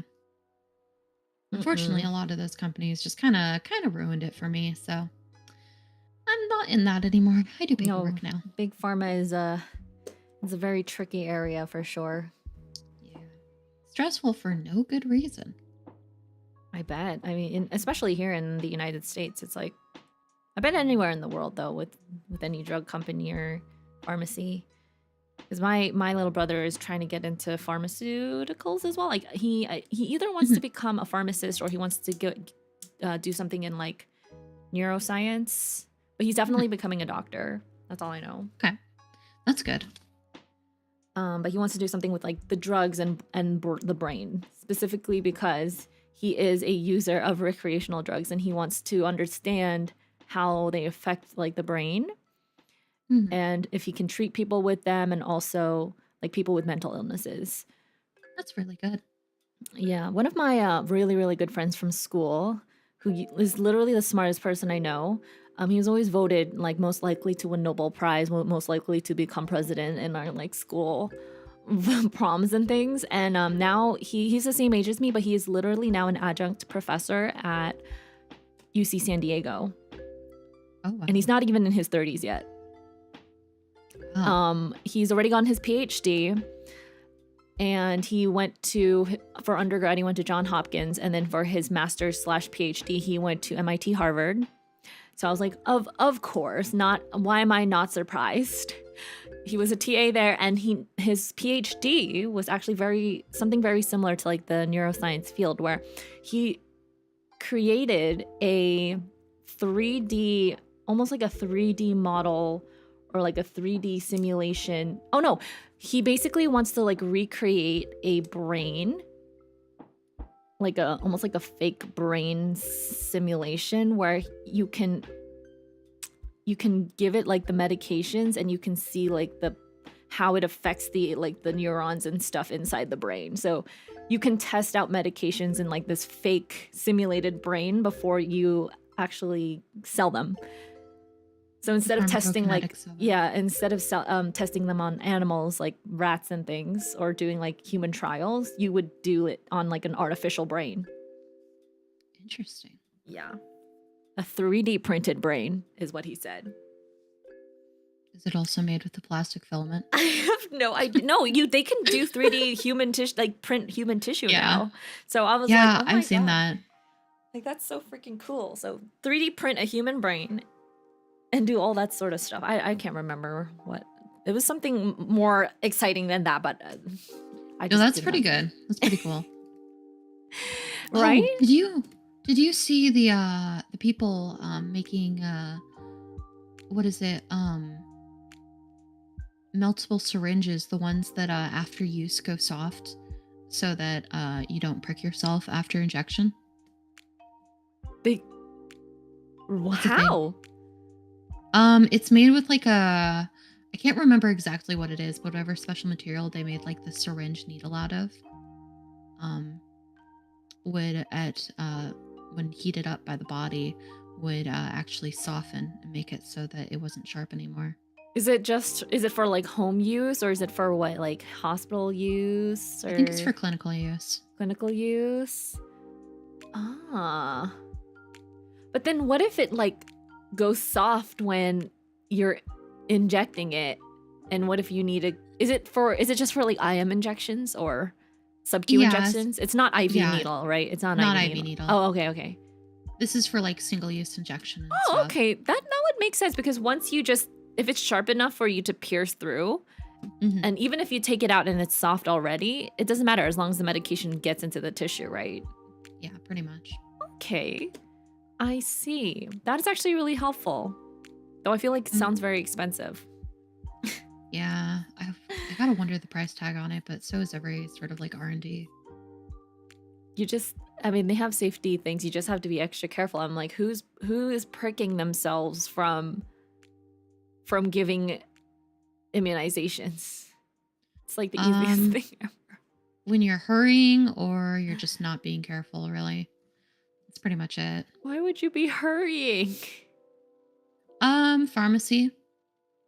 You have to get in and out really quick. It's a commercial game, not as it's a medical field, but when you're in commercial pharmacy, you are playing to the commercial needs, not actually taking your time as much. You should be taking your time. Good people will take their time, but many people are working with haste because you gotta continue to get things going because you're working with customers, not patients. I get it. I get it if you use it with it works if you inject it in a person, but I feel like more people injure themselves with needle sticks when they're doing like medication transferring or using needles when they're like mixing medications, right?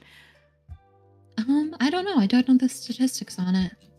Because personally, I think when I give it to a person, I'm like, okay, it's one and done, and then you retract the safety needle, right? Or you retract it, or you put on the safety cap. I guess maybe in some needles they don't have the safety, the plastic thing that you can slide after you give it. I don't believe I was trained with safety needles like that. I I was It's just just it's a needle, but it has like a retractable yeah, sheath, and basically yeah. after you give it, it goes up and it covers the whole needle, so you don't stick yourself. Mhm. Yeah, I don't believe I was trained with those at all. We were trained to cap our needles. Oh God, never. I mean, I've done it. I've recapped my needles millions of times, but definitely not the way they do it. Is just like you Yeah, scoop you it, gotta like set it on the ground and you like scoop it up. scoop it up. Yeah, like It's that. so tedious. Like it's uh, ugh, I hated it so much. right. The only worry is if there's accidental melting before insertion, right? Yeah. Also, to lessen accidental pricks during disposal, I assume those disposed medical material aren't as well practiced. Well, there is like a sharps container, so there are Yeah. special companies that pick up sharps containers. Yeah. Yeah. You can also, if you have an at-home sharps container, you can drop it off at some places and they take them. Yeah, like pharmacies or hospitals. Yeah, Yeah. they're really nice. Okay, bye, Daniel Martinez. Thank you for watching. Thank you for having a nice time and have a good night. Good night, Daniel. Good night. Wow. I'm currently studying for my pediatric nurse certification that I'm taking next month, and I am on the topic of burns. Ooh. Yes, I'm just trying to write out this little, what do you call it? It's almost like a brainstorming map thing. There was a name for it that my Like roommate a flow chart? had for Not something really like a that. flow chart. Brain chart. No. Brain map. Brain map. I don't know. Kind of a map. So right now I can give you some fun facts about burns, although these are all very common sense. That's why I feel like I'll do okay in this exam, because it's very straightforward. I think the thing that throws people off during these exams are specific diseases that they haven't studied, but I've seen pretty much every pediatric disease that you can see under the sun plus more. So I think I'll be fine. Fair. Yeah, give us some fun facts about this. I'm interested. Apparently your growth hormones, especially for kids, hormone levels are suppressed after major burn injuries. That's interesting. I actually have a family member of mine who got horribly burned last year. I just remembered. With kids being burned. So there was a gasoline fire in their garage, and unfortunately my cousin, who is maybe 5 or 6, 7, I don't know, foolish kid age, he thought he was invincible, and while his father was going to get something to put out the fire, he decided to try to jump through it. What? Yeah, he ended up with a bunch of burns on him. Like he was in the hospital for weeks. Oh It no. was not great. And I found out about this casually when I was visiting my mom in February. I was sitting there and she's like, "Oh yeah, did you know your cousin got burned?" And I was just like, "Excuse me?" And she's like, "Yeah, it's in November." And I'm like, "Huh?" Like, Oh he's my fine, God. right? And apparently he's doing fine now, but unfortunately learned a very terrible lesson. Oh my God. 3rd-degree burns, I'm assuming. Yeah, something like that, to the fact where they had to get him to a children's hospital, and he was there for a bit. Oh, I mean, good for him for having that courage, but at the same time, damn. Yeah. Yep. Yeah. He was like, now the floor really is lava. He's trying to jump through. No.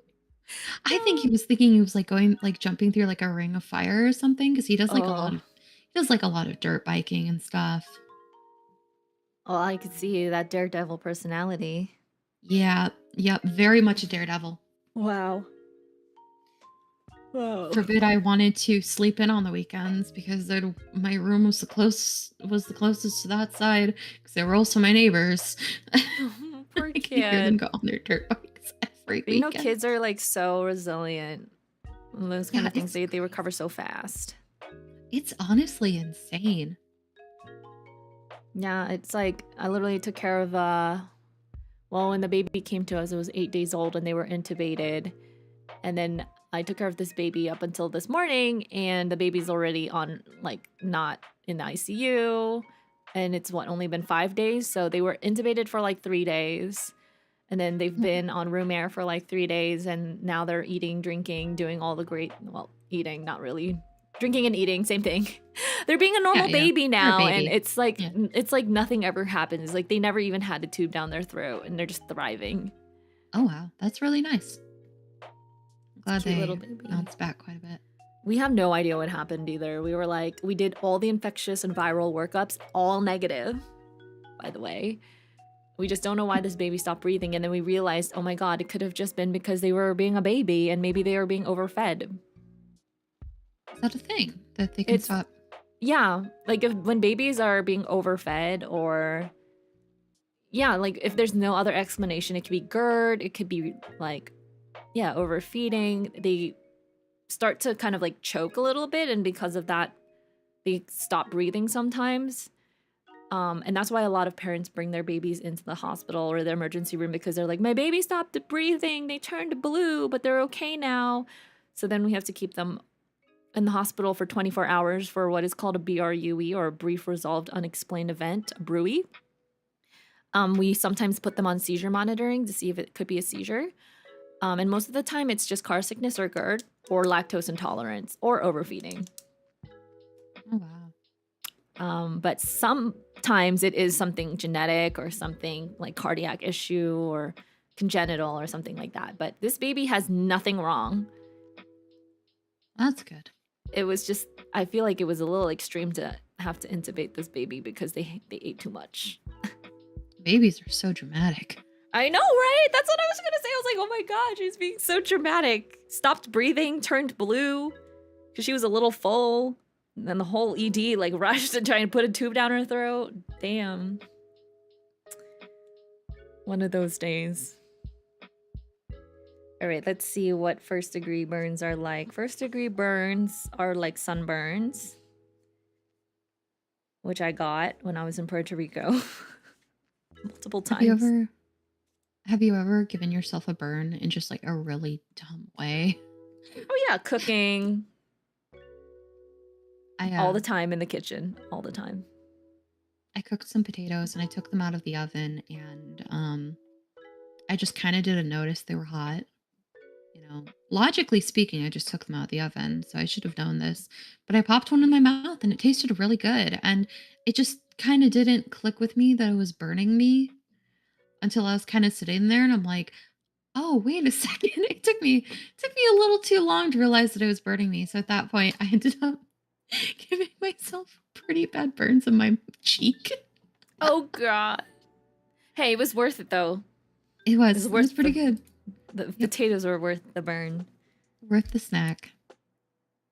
I think the worst burn I got was, not the worst burn, but the stupidest burn I got was I put a mug in the microwave and I didn't know that the handle was metallic. I think it was like a steel or like stainless steel sort of handle. It just looks like gold plated, like gold colored. So when I went to like pick up the mug from the microwave, I burned my hand so badly that I lost sensation temporarily in my whole hand. Oh my god. And I couldn't feel anything for a really long time. It was just like a lot of numbness and tingling and just like sharp shooting pain. Oh no. But I was like had to wrap my hand up because any time I would like feel something on this hand, it would just like shoot up my arm. That was really dumb because I didn't know that this mug was not microwavable. Yeah, that's fair. That's very fair. Or like when have you ever had just like stray food on a frying pan or in a pot just like fly and hit you? Yeah. And burn you? Well, I was making spaghetti bolognese, and the bolognese sauce, like one piece of ground beef flew from the pan, like spat from the pan, and it landed right on my like chest in between my cleavage. And it was a massive piece of meat too. So it like I screamed and like flung it off, and the burn was so bad that it like, what do you call it? My skin started sloughing. So like the first layer of my skin started peeling off.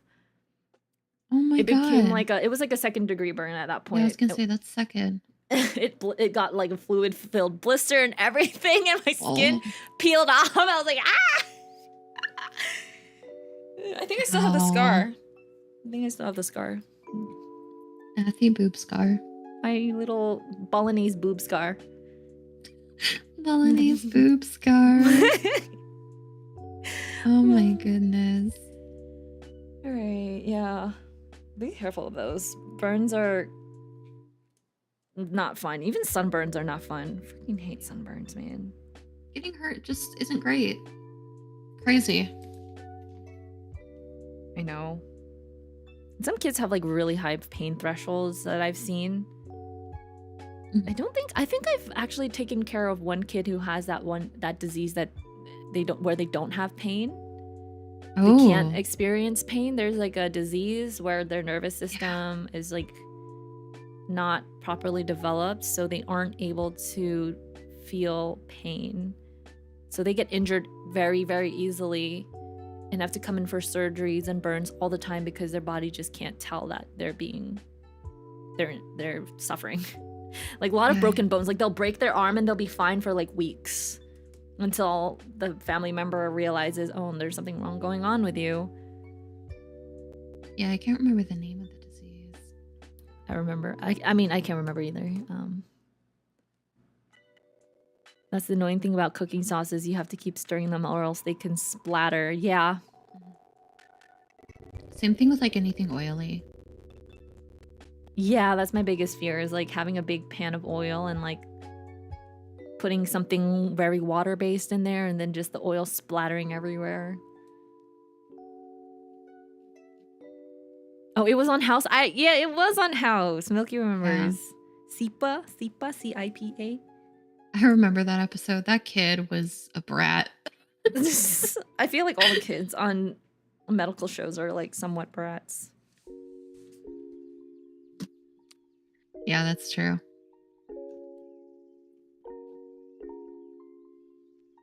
Third-degree burns are the worst because they don't feel pain in that area because their nerve endings have been burnt off.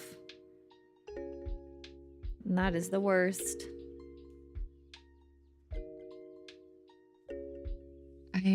Anytime I think of like anyone like touching a nerve, I'm just kind of like, ah.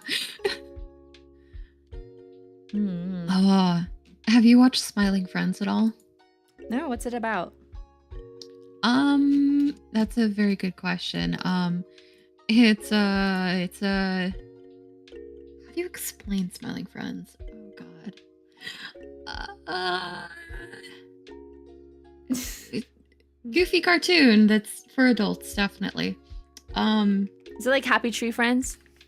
No, not like that. I'd say I wouldn't cute. compare it to like Rick and Morty, but like imagine adult cartoons, you know? Wait, it looks so cute. Why does it look so cute? It's kind of a shit post. I love it. I love it so much. Oh. But there's one character there named Pim. And I just remember a line where a lady's just like, oh yeah, I like your little hair thing. And he's just like, oh, thanks. It's actually an exposed nerve ending. Oh my god, now I have to go watch this. Oh my god, now I found my new TV show to fall asleep to. There's only one season right now. So. Yay! Thank you for introducing that. It's on, what is it, on HBO Max? Something like that, yeah. You can probably just find it on anywhere, really. Find it on other websites. Oh, no, not like that kind. I actually don't know. It might be on HBO. It might also be on Netflix. I'm not sure. Hello. You can find it on all the cartoon websites. Yeah, you know. Mm-hmm. Don't worry about it. Resources, right? Yeah, I have my sources. Yeah. You know, you can find anything if you really look for it. Exactly.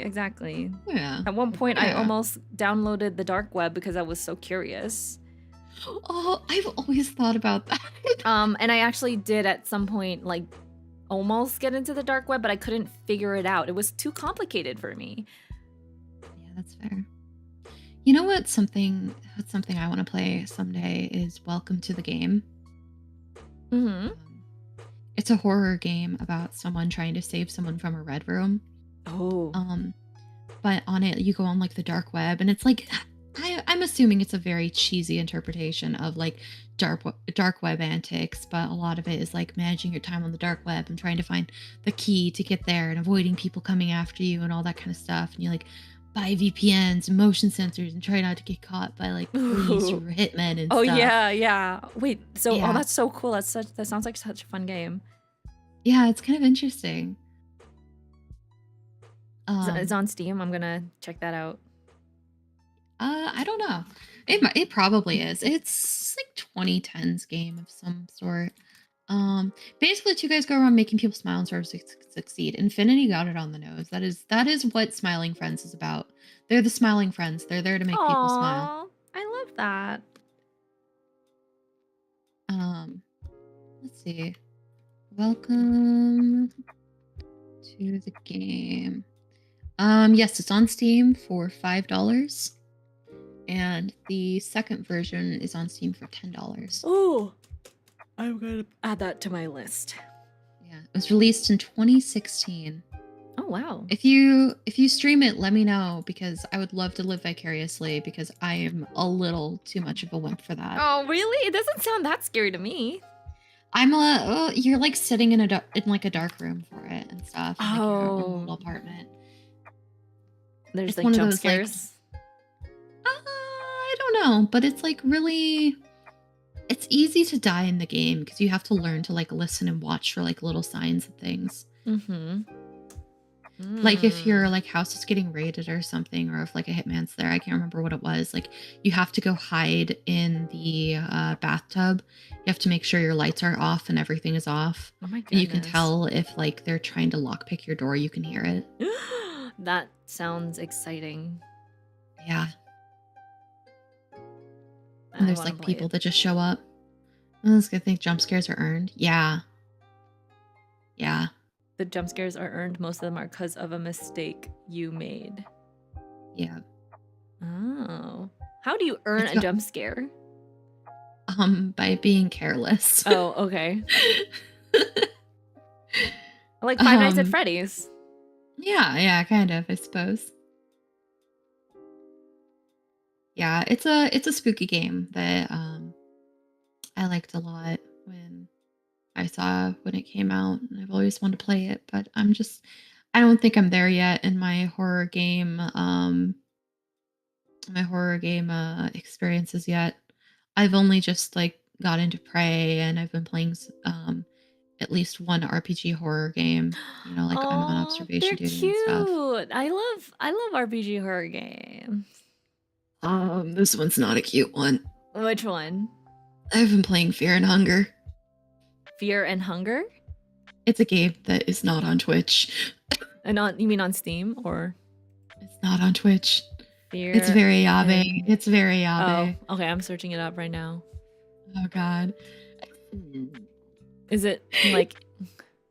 There's very graphic content in it, but it's yeah. Wait, what is it hunger. called?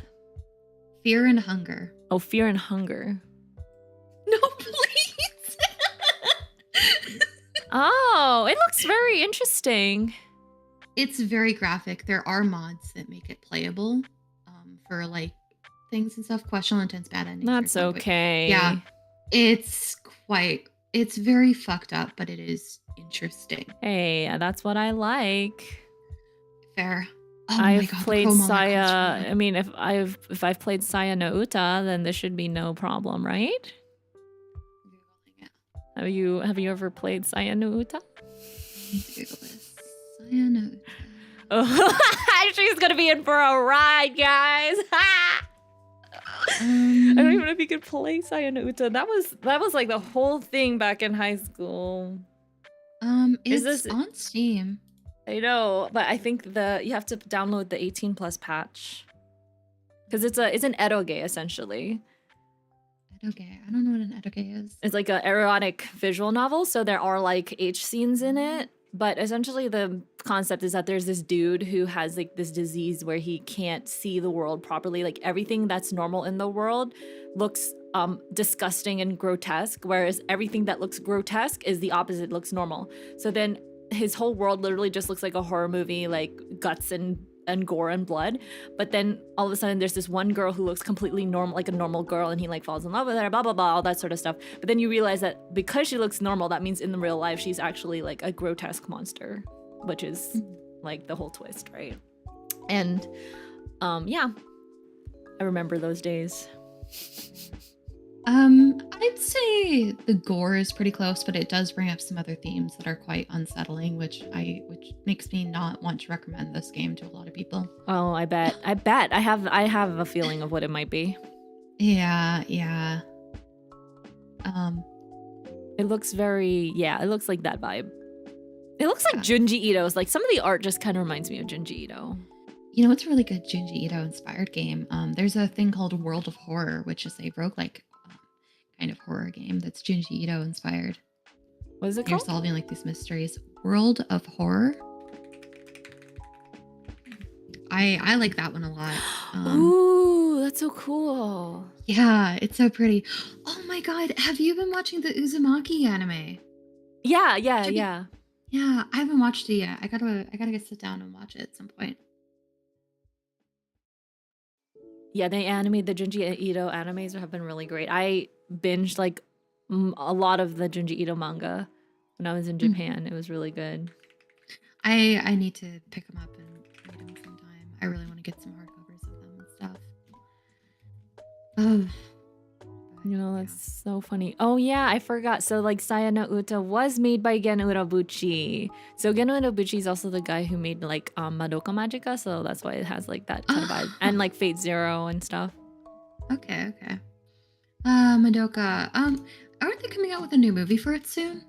I feel like they're always coming out with a new Madoka movie every single freaking year. That's because they just don't want to make another season.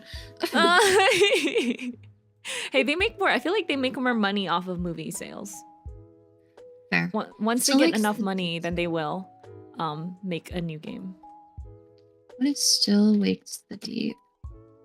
Still Wakes the Deep. What is this? So, immersive storyboard that an authentic North Sea oil rig. Oh god, it's oil rig. Oh, it came out this year. It came out a few months ago. June 19th. Which one? One of your viewers recommended Still Wakes the Deep. Let me look at this. Oh god, guys, I forgot how awful Sayano Uta was. I'm reading through the blurb and I completely forgot that the main character actually ends up like doing a lot of questionable things that also would not recommend playing, like my friends playing. Yeah. I've become very immersed in the story of Fear and Hunger because it is just an odd world. Essentially, you are your main character going into the dungeons of Fear and Hunger is what they're called. They're called that because when people enter, what overtakes them is an unnatural sense of fear and hunger. So you have like your hunger go really quick. You know, you get like a fear mechanic where people can get scared and leave, that kind of stuff.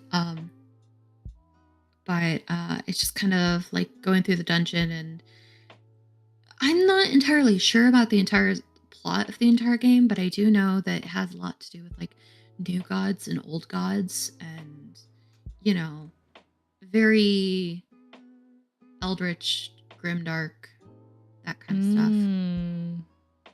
One of my favorite parts of it is that there is a place called like the Blood Pit, and there's just like bodies lining the walls, and so I interacted with the bodies on the like the walls, like this just like a pile of corpses, and it said, "I have a bad feeling about this," essentially, and I was like, you know what? I want to figure out what happened. So I kept poking it, and then a floating head of a wizard pops out of the pile of bodies and just kills my party. That sounds so much fun. I now want to play this game on my own time. On my own time. I can show you it sometime. I've proposed screen sharing it to some people. Oh no, I definitely want to play on my own. This seems like my kind of vibe. I'm very much of like a Elden Lead, Higurashi Gore fan. Yeah, I'd recommend. I personally have been using a walkthrough just because I looked at it and I go, I don't know what I'm supposed to be doing, so I just used a walkthrough for part of it, but I did most of it on my own. Just mostly saying, "Go here," and I'm like, okay. He's about to start playing it and gonna tweet about her experience using random out of context messages Nobody tell her what. Nobody tell her about the Chromaller. The All you get to know is the name. You don't get to know what it is. Okay, but I feel like I'm low-key gonna like simp for some of these monsters. I actually do simp for the Chromaller, I will admit. But it genuinely jump scared me when I saw it. It's so good. I love it. Oh gosh. You know what they recently put on Netflix? I can't remember if it was Netflix or Hulu. I think it was Netflix. They started uploading all the Final Destination movies, and I've been binging them again. I haven't seen those. Oh my goodness! If you just want gore fest, like Final Destination is essentially just gore. Okay. It's just gore fest. But I remember watching them when I was a lot younger and being absolutely terrified of them, and watching them now when I'm older, I'm like, oh, those are pretty cool special effects. I'm like nodding in approval. Like they made those guts look very real. Yeah, I don't watch a lot of horror movies and stuff. But are you okay with gore? Yeah, I'm fine with gore. It's not horror. It's literally just like what happens if, like Milky says, if there's like the 1% chance of an accident happening to you, like a plane crash or a car crash. It's mostly those things. Yeah. I was gonna say, but like one of my favorite horror movies that I have seen, The Thing. Yeah, The Thing. Yeah. That's an old one though, isn't it? Yeah, I watched the old Thing, yeah. The old It was really good. There are two versions. Yeah, the old Thing, you know? There's an older one and a newer one. I don't remember when exactly they both came out, but yeah. Yeah. Oh, that was fun. I love horror movies. I need to watch I don't know what other good ones there are. I've just been binging the ones that are on Hulu. There's some new like shark movies. I'm like really obsessed with shark movies or movies about survival, like people getting stuck in the caves, or people getting hunted by cannibals, like on a lost island or something. I love those movies. I consume my horror content through mostly looking into stuff about like horror games, or listening to like creepypasta readings. I listen to a lot of like creepy story readings. Those are really nice. I really want to get back into my creepypasta. Recommend me some. Okay. Some good ones. Let me think. Maybe you can read some to me while I'm studying. Oh yeah, we did that one time on your stream. Yeah. I forgot about that. Remember, we were reading creepypastas. Yeah. I'll definitely recommend you like some channels for it and stuff, but yeah. Maybe I'll do it on stream. Maybe. I'll have to get some water before I do that though, because I have not had any water. Oh, please go ahead. I've made you talk so much, only just because I'm also currently reading. I'm like, what do you call it? Multitasking at the moment. You're fine. I was actually thinking about going to the store later as well, but I realized that the store closed 5 minutes ago. Oh no, I'm so sorry. It's fine. It's all right. All I really wanted was some soda and some ice cream. I wanted to make a float. That sounds so good. Yeah. You don't have any 24-hour places around you? Apparently there's one quite a ways away, but not for the one that I'm looking for. Oh, to live in an area of no convenience. I don't think it's a good thing. But I guess it's better than some things. True. I mean, I live in a place that's it's full of convenience. I could order literally anything at this time. That is so true. I mean, I guess if there's a Taco Bell that you could order Taco Bell, that's always 24 hours.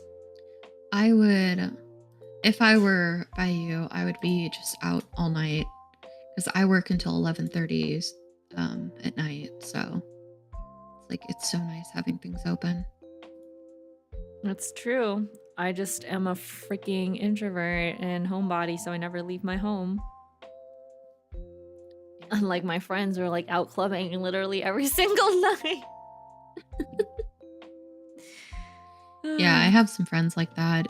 I've gone with them a few times and It's interesting.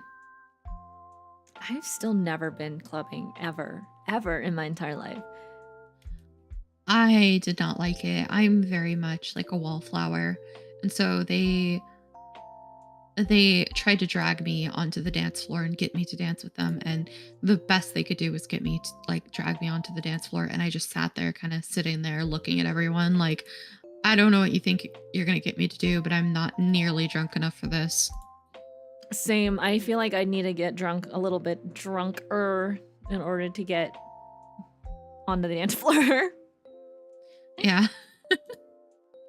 I've been to like music events, but I don't think that really counts as clubbing because they're just like events where a EDM musician would be playing, and then it's like a mosh pit. So then people would like, dance while standing up and stuff like that. But I haven't actually been to a proper place that like opens until 5 a.m. and you stay there until 5 a.m. essentially. Yeah. Nightclubs, not nearly as great as it sound. When you try to order any drinks there, the bartender can hardly hear you all over all the commotion. That You is can't talk true. or anything. That is true. And it's so crowded and everybody's bodies are all up against you. And I'm like, I don't want to be smelling other people's BO. I already deal with that already at work, so Yeah, it's like I just wanna we were going bar hopping and then ended up at a club, and there were about 20 of us, and I just kind of sat in the back with all the guys because only one of them wanted to dance. And so I was like sitting with all the guys, just sitting there and just kind of hanging out. oh my god. That would Just- join you. I would join you. I'd be one of those people. yeah. I was trying so hard not to have a panic attack because I was so overstimulated.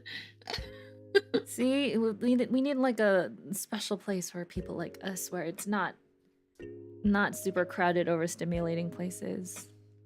Home or Home. for me, it would be like a board game cafe or like the arcade. If you ever come here, there's actually a really nice lounge in town that I think you'd like. It's like a dark academia themed like lounge. Ooh. Very nice. LAN parties, yes. LAN parties, arcade parties. Go to a round one. Round one might be my favorite place ever. I've never been there, but I'm actually going there towards the end of next month, and my friend scheduled this like big thing at round one, and I don't think he realized that the HoloLive collab with it is going on. So I'm gonna spend so much money on the drinks there.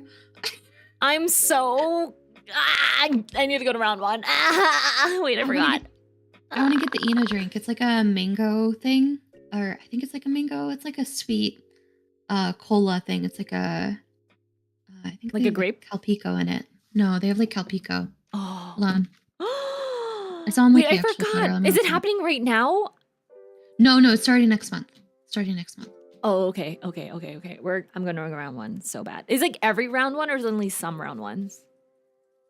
I want to say it's every round one, but I'm not entirely sure. I'm gonna cry. Hold on, I gotta find the hall. I'm gonna cry. It's so good. Okay, I'm definitely going to round one. We're gonna have a round one party. Do I know any people who live near round ones? I don't live near any round ones. Just come here, easy.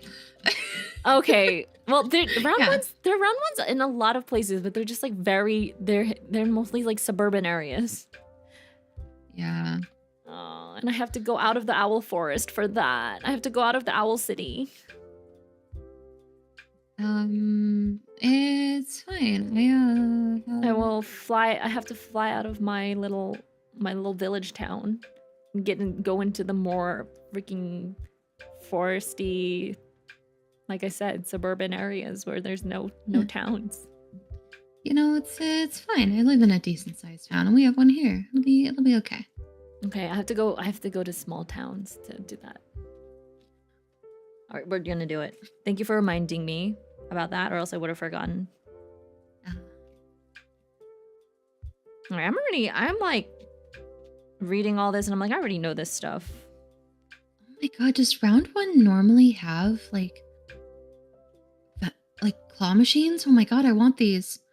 Oh yeah, round one has all the claw machines. I've never seen this place. My friend is renting out a karaoke room for us. Yeah, round He one just decided he wanted to have a party. it has karaoke, it has bowling, it has pool, billiards, Mhm. ping pong sometimes, I think. The one that I used to go with my sister had like that all on like the second floor. Wait, hold on. Yeah. Holy shit. I mean, not on the second floor, on the basement floor. And then on there'll be one floor dedicated to just like arcades and claws, and then this one floor Oh, dedicated for like the bowling and other like entertainment stuff. okay. But I am seeing on here that one of your viewers has said that there's a fantasy themed boba tea speakeasy. Oh my God. That sounds wonderful. What? You can play tabletop games or hang out? That's my kind of Uh, vibe. there's a board game cafe near where I live, which is actually really nice. My sister actually tried to get me out of the house one time, and she invited me to go to this anime themed rave. And she was like, can we go? My friends are making me go. I don't want to go by myself. And she was trying so hard to get me to go, and I kept saying no, and she was so pissed. She's like, why don't you want to go? You need to get out. You're such a like freaking lame ass keeping your ass at home. I'm like, I don't want to go out and rave. I don't want to be surrounded by sexy people like that. It'll make me feel even worse about myself. And she's like, what do you mean? Yeah, I'm just gonna stay here in my Jimmy Jams with my hair down, no makeup on. That's such a mood, though. It's like I don't want to be around the pretty people. I don't want to be around the sexy people. Myself. Right? I have no confidence in myself, so that's why I'm not going anywhere. I'm staying here. And she got really pissed off, and then she didn't talk to me for a bit. That is a mood, right? I feel like I should have gone with her, but I searched up what this rave thing was, and sure, essentially it's just a bunch of people going there and listening to anime club music. Mm-hmm. And like raving, and I guess people sometimes cosplay while they're there, or like they have like anime themed rave outfits. Definitely not my scene. I've been doing some commissions for a anime rave. I don't know if I called them a company. Some people I know that I've done commissions for before that have been commissioning me for like anime rave stuff. It's been pretty fun, and I have been told that I am welcome to come if I ever go over there.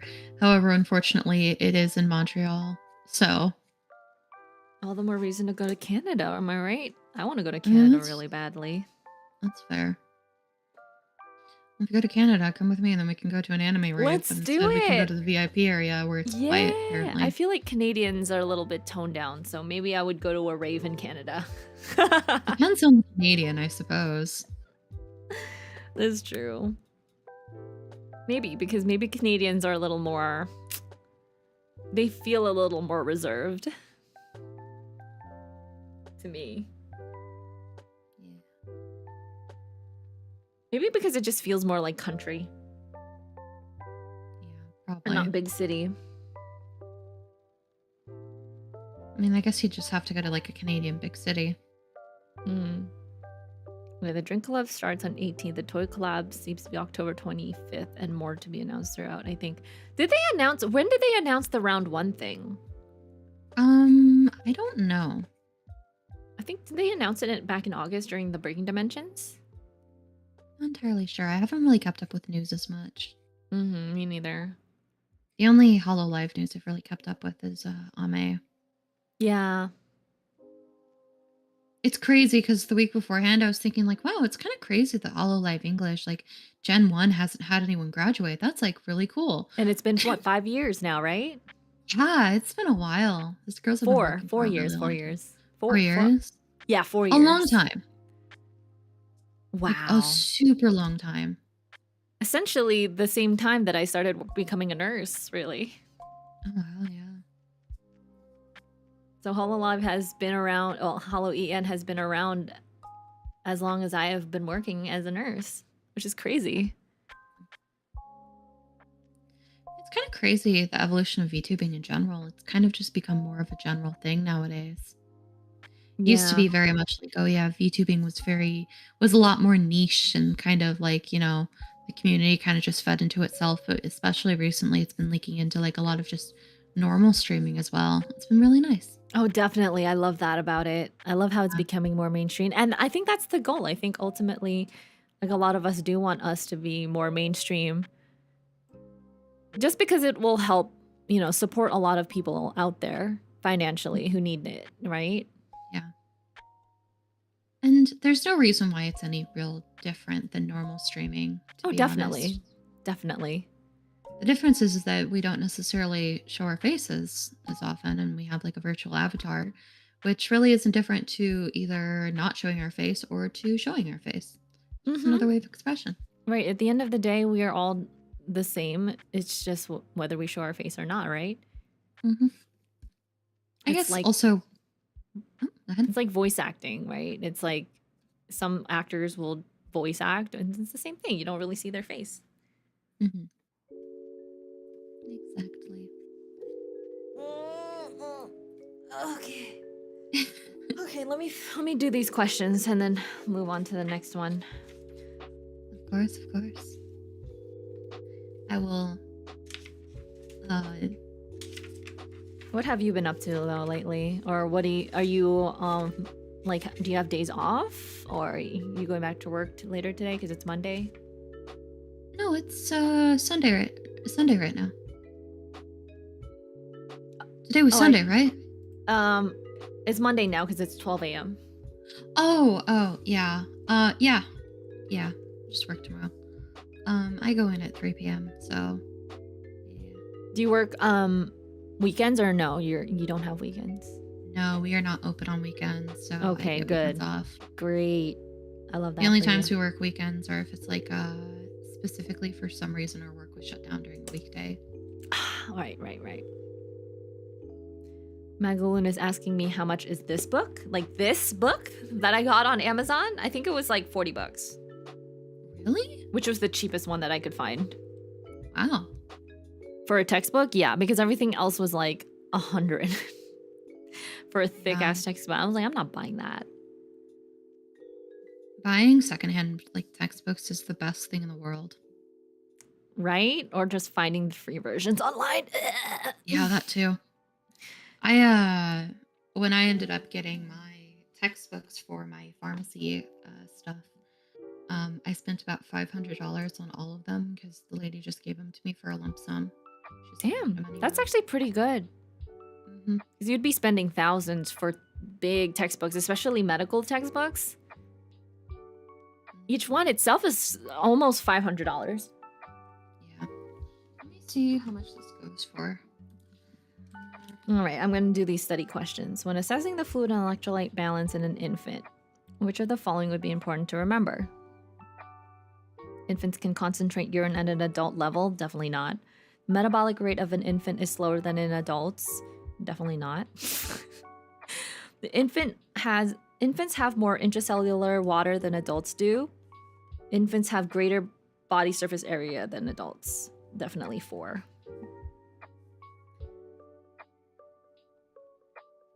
Going back to studying now. Oh, feel free to continue what you were talking about. I like listening. No, you're good. I'm just seeing how much it would have cost me. Um, I don't know how much it would have cost new, like brand new at the time, because I think this is an outdated version, so the price may have gone down. Hmm. If it didn't, then I'm a little sad because I may have got ripped off for my books. No. That's why you always have to Ah, search them up before you buy them. yeah. Oh, what's Well, done is done. I needed them really short notice because I didn't realize, where to get the books at, and Hmm. All right. yeah. This question you should know. Well, maybe. When assessing a child who is admitted for an aspirin overdose, which of the following would be expected? Metabolic alkalosis, metabolic acidosis, or respiratory alkalosis or respiratory acidosis? Oh, I wouldn't know that one. That's interesting. Definitely Um, metabolic. because it's within their body. Yeah. It's not like a respiratory issue. But if it's salicylate, salicylate. Okay, frick. What is aspirin? Is it Salicylate? salicylate? Yeah. If it's a salicylate overdose, it's usually acidotic because Yeah. it's acidic, I think, the compound. Yeah, I was gonna say that reminds me, because I remember reading like on Pepto-Bismol bottles, it was saying be careful of like an overdose of those, and I always wondered what it was. So I looked it up and it's with acid, salicylic acid. Salicylic acid, right. People put that on their face for Yeah. acne. Should I start rubbing aspirin on my face? That's Is what that a people thing? no, yeah, that is a thing. People would crush aspirin and they would put it on their like cystic acne. Oh. That is one thing that I've seen WebMD recommend. Yeah. Is Pepto acidic or basic? Isn't it basic? It's bismuth subsalicylate. Isn't it supposed to reduce like acidity? I don't know. You can rub aspirin to your face. It's not recommended, but in some like online forums or online websites, they say one home hack is if you have acne to put aspirin on your face because it's the same compound as salicylic acid, which is an anti-acne compound. Okay, so despite it being an antacid, it actually has a pH of 5, so it's slightly acidic. That's interesting. Yeah.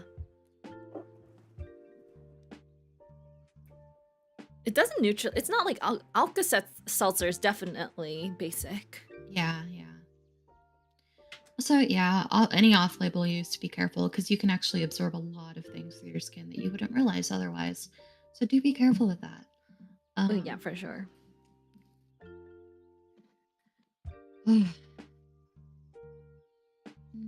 Yeah, it would be much better for your skin for a dedicated cleanser because that also just has like a bunch of other stuff. Oh God. My favorite part about growing up and when I started becoming an adult, my acne started going away kind of naturally. Lucky ducky. Yeah, I get like occasional pimples. Like I just had one on my face. I still have it, but it popped. But yeah, it started going away after a while. I feel so bad for people who have to have a routine because I'll be honest, I use the same soap for like my face and my body. Like it makes no difference to me. I just God, use I some scrubby wish. gloves and I use some like Dawn soap or like St. Ives. Not Dawn, sorry, Dove or St. Ives. And yeah, just kind of use that and it's good to go. I wish I were you, literally. Yeah. It's like my facial acne that went away. I actually do have very mild hidradenitis suppurativa. So I do get like that pretty bad tunneling acne on some spots of my body. It like scars my skin up. Oh no, yeah, that's the one. The scars are really bad. Yeah, it's okay though. It's definitely gone down in inflammation after a while. Right, like a lot of dermatologists when you're teenagers will be like, oh, your acne will just go away when you're adult, you know? Most teenagers will get acne because of hormonal changes, right? And then when the hormones stabilize in adulthood, they go away. But mine never went away. Fair. Yeah, Until I got diagnosed with the hormonal imbalances, so then I had to get those sorted. Yeah, I don't know why my acne went away like that because my hormones have never been balanced. Oh, really? Oh, maybe you're just lucky. Did I tell you I went? So I have PCOS and I had the hormones. A third of us all do. So do I. It's true. Apparently, my hormone levels and my my scans, like my ultrasounds, it looked like I was postmenopausal. That's so funny. That's like what yeah, a lot of doctors say, like when Yeah. people have PCOS, you literally look like you're like menopausal because you don't get your periods. You start Yeah. having like hot flashes and all these things. Yeah. Like I had a I had such thin uterine lining that my doctor didn't even bother taking a biopsy. She just looked at it and she's like, "Yeah, I was worried I'd have to like look into it and like take a biopsy, but no, you're fine. It's thin enough." And I was like, "Okay, cool." Oh my gosh. Yeah. I'm more PCOS. menopausal than my menopausal PCOS. Yeah, brother. PCOS. It's very common. 1 in 3 Yeah. women actually have PCOS, so you will most likely meet someone who has it. Yeah, yeah, yeah. I like to call it your ovaries look like boba tea. Yes, that's what they look like on the ultrasound. They look Yeah. like no. They look like, have you ever seen those mochis? Those like Yeah, mame yeah. fuku mochis with the little beans? They look Yeah. like that, where it's like a little mochi with like the beans sticking out of it because those are the little cysts. Yeah, mine actually didn't look like that. We got some ultrasounding done. First off, they couldn't find one ovary for a while. It took them a bit. It like floated up by like a few inches. I don't know how it happened. It just decided to wander away. Oh no. Did you drink enough water? Did I drink it? What does that have to do with it? Well, because you have to have a full bladder during ovary scans. Makes it easier. Oh, I don't know. I may not have. I don't know. I have an appointment. Make sure you drink enough that you need to pee, because before you do your ultrasounds for ovaries, they make you like chug water so that your bladder is full, so it's easier to visualize, because then your bladder pushes it up so that you can see it more. Noted. I have an appointment on Wednesday, so I will let you know. Yay. But yeah, but my ovaries didn't look like boba tea. They kind of looked more like scrambled eggs. Like Oh, I was no. asking the doctor about it, and she just kind of like had this look on her face. She's like, "Well, it doesn't look normal." Well, maybe, everybody's ovaries probably look different. Yeah, yeah. No, But I ovaries just the thought it was same. really funny. Like I didn't have like the sign of having cysts on there, but it definitely didn't look normal. I was just kind of like, okay, I guess. Hmm. So drink more to see baby got more. No, the babies are not in your ovaries. A bit tough. I hope they're mean, not. I hope they're Very not, or concerning. that'd be a freaking ectopic pregnancy, and you could die. Yeah. You don't Those want to are see a not. baby in the ovaries. No, please. Yeah, that's very bad. God, could Like you ovaries imagine if it full. like took one step further and it somehow actually got into the ovary? That would be extremely painful. Yeah. Biology class told me that ovaries float. I assume I'm sure they float. I'm sure they'd float if you put them in water. Because I know that ovaries can twist, and ovarian torsion is like life-threatening. So they have to go in surgically and like untwist the ovary. It's like testicular almost, torsion for yeah, I males. was gonna say like that. Yeah. It's like the male version. Like when your balls twist. Reproductive colic. Mm. Am I wrong? Yeah, Yes, your balls do twist. They twist. Yeah, it's actually very bad. You can lose blood circulation to your balls and they could go necrotic, and then you'd have to Yeah. get them chopped off. Yeah. They neuter. Most of the time you go in, they can just untwist it, like literally just be up in Yeah, there and be pretty like, much. like that. Yeah. Just give them a little twist. Just a twisteroo. Or you could twist them yourself. I don't know.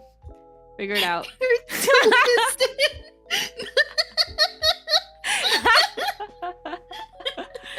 It hurts to listen.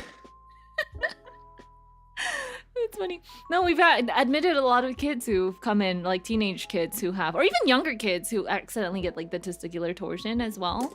And a lot of the time those kids have like underlying diseases, like their anatomy is not like completely formed or like, underdeveloped. So they surgically have to go in and like fix it.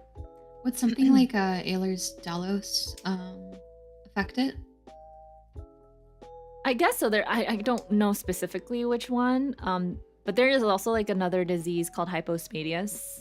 Have you ever Mhm. heard of that? It's like very common in kids where it's like essentially your pee hole is, so if like this is the pee pee and your pee hole is supposed to be at the tip, the pee hole's actually under or like in any other place other than the tip, right? The pee hole's like down here. So like the You can tube, yeah, you're on the pee pee, like instead of up here, you can your rotate whole, your urethra? you could probably rotate a lot of things. Not rotate Okay. your urethra, but like your hole when you're born, the hole is not formed up here at the tip. It's actually down here. Wait. So the urethra continues to the end of it. It's just the hole, the opening of it, Oh no, forms somewhere else. no, there's no hole up here, so the urethra opens lower, so it's not fully formed. The urethra is in a different spot, not at the top. So then they would have to get a surgery to make that hole go all the way to the top. Weird. To add the tube, more tubing up here, essentially. Like make a hole up here. Yeah, it wouldn't be that hard to like surgically fix. Oh yeah, especially if you're a kid. So if you're a kid, it's like there's not much really you could do. So surgically they would fix it. But it takes multiple surgeries to do that. Yeah. I'm so sorry. I'm just relishing in the fact of how upset your chat is right now. It's great. It's like I can literally show you right here. It's in my book. Do you want me to read about it? Okay. Yes, let's go. Well, fine. I'll talk to you about hypospadias. All right. Where are the genital? Where is it? Like I said, it's mostly in bobbies. Here's hypospadias, page 184. Hypospadias.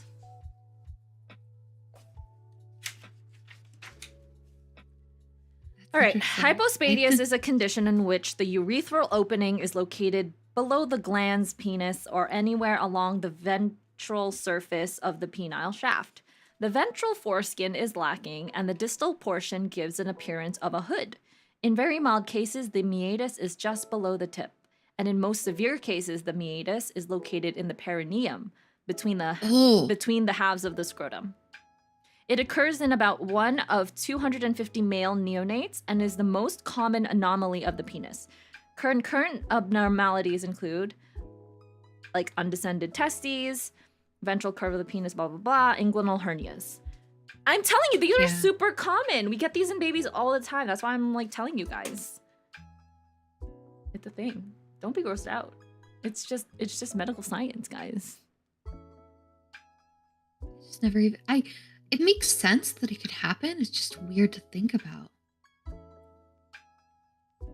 It's strange how this is the most common abnormality, anomaly. So it results from a failure of the urethral folds to fuse completely over the urethral groove. It can lead to infertility and other problems if unrepaired. It says psychological problems if unrepaired. But why psychological? Probably because they have a wonky penis. Probably.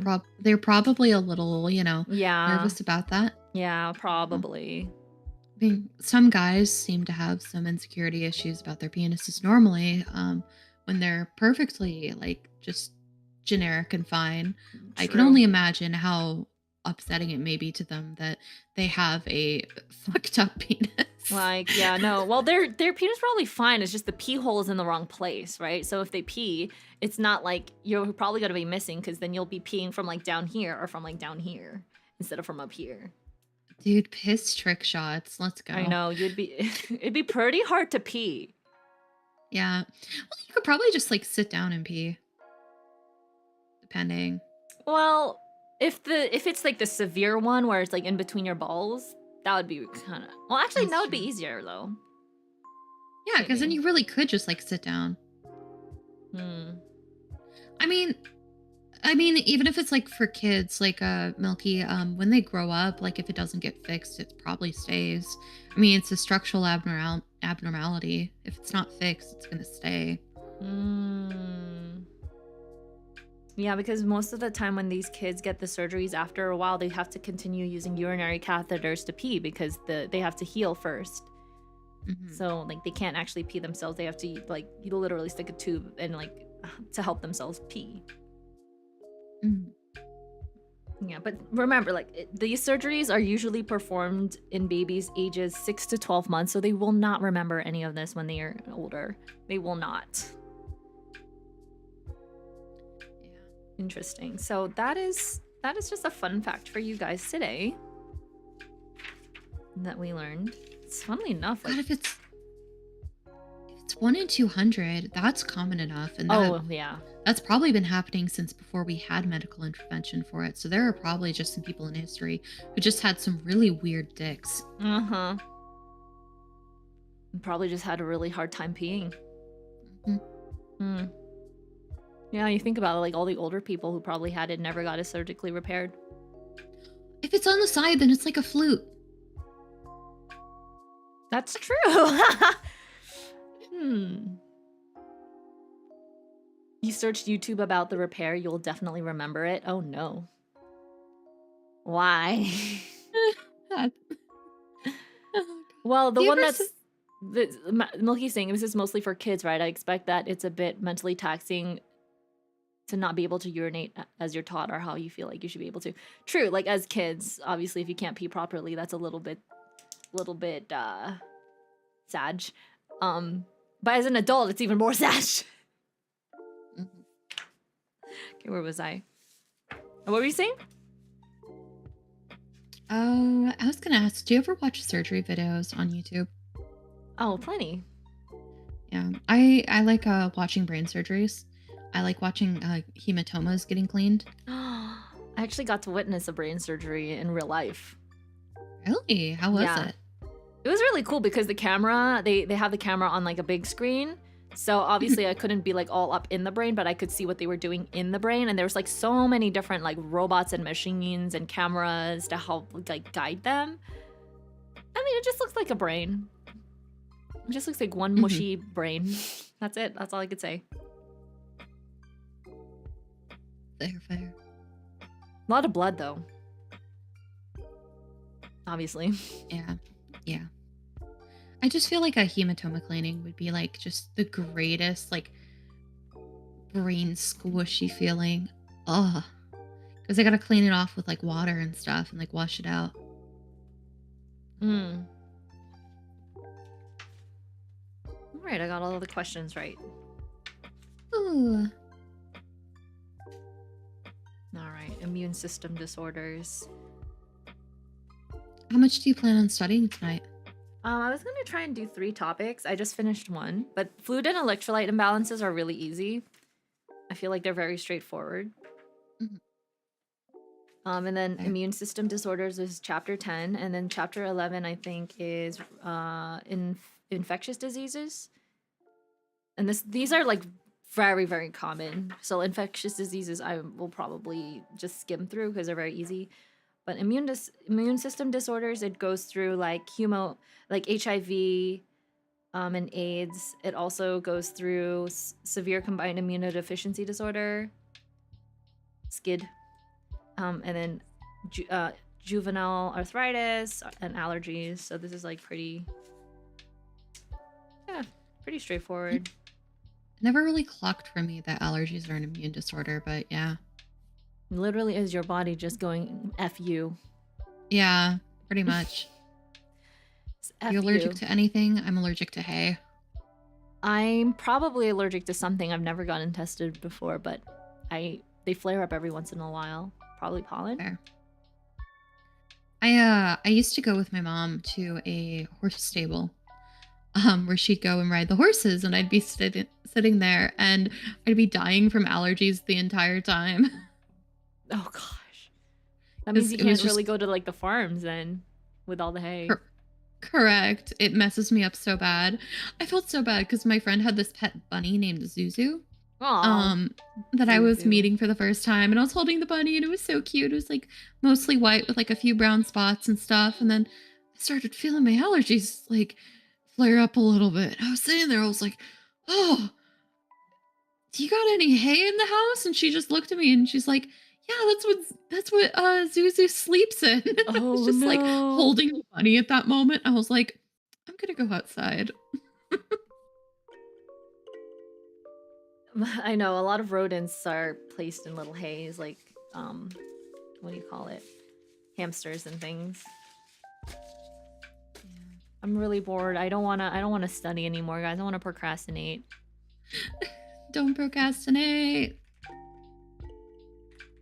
I I'm wanna working on stuff while I'm doing this, I'm so gonna sketch a red blood cell since we are talking about immune disorders. yeah. I'm just going to draw her because I can. Immune disorders are super interesting. A lot of people have them.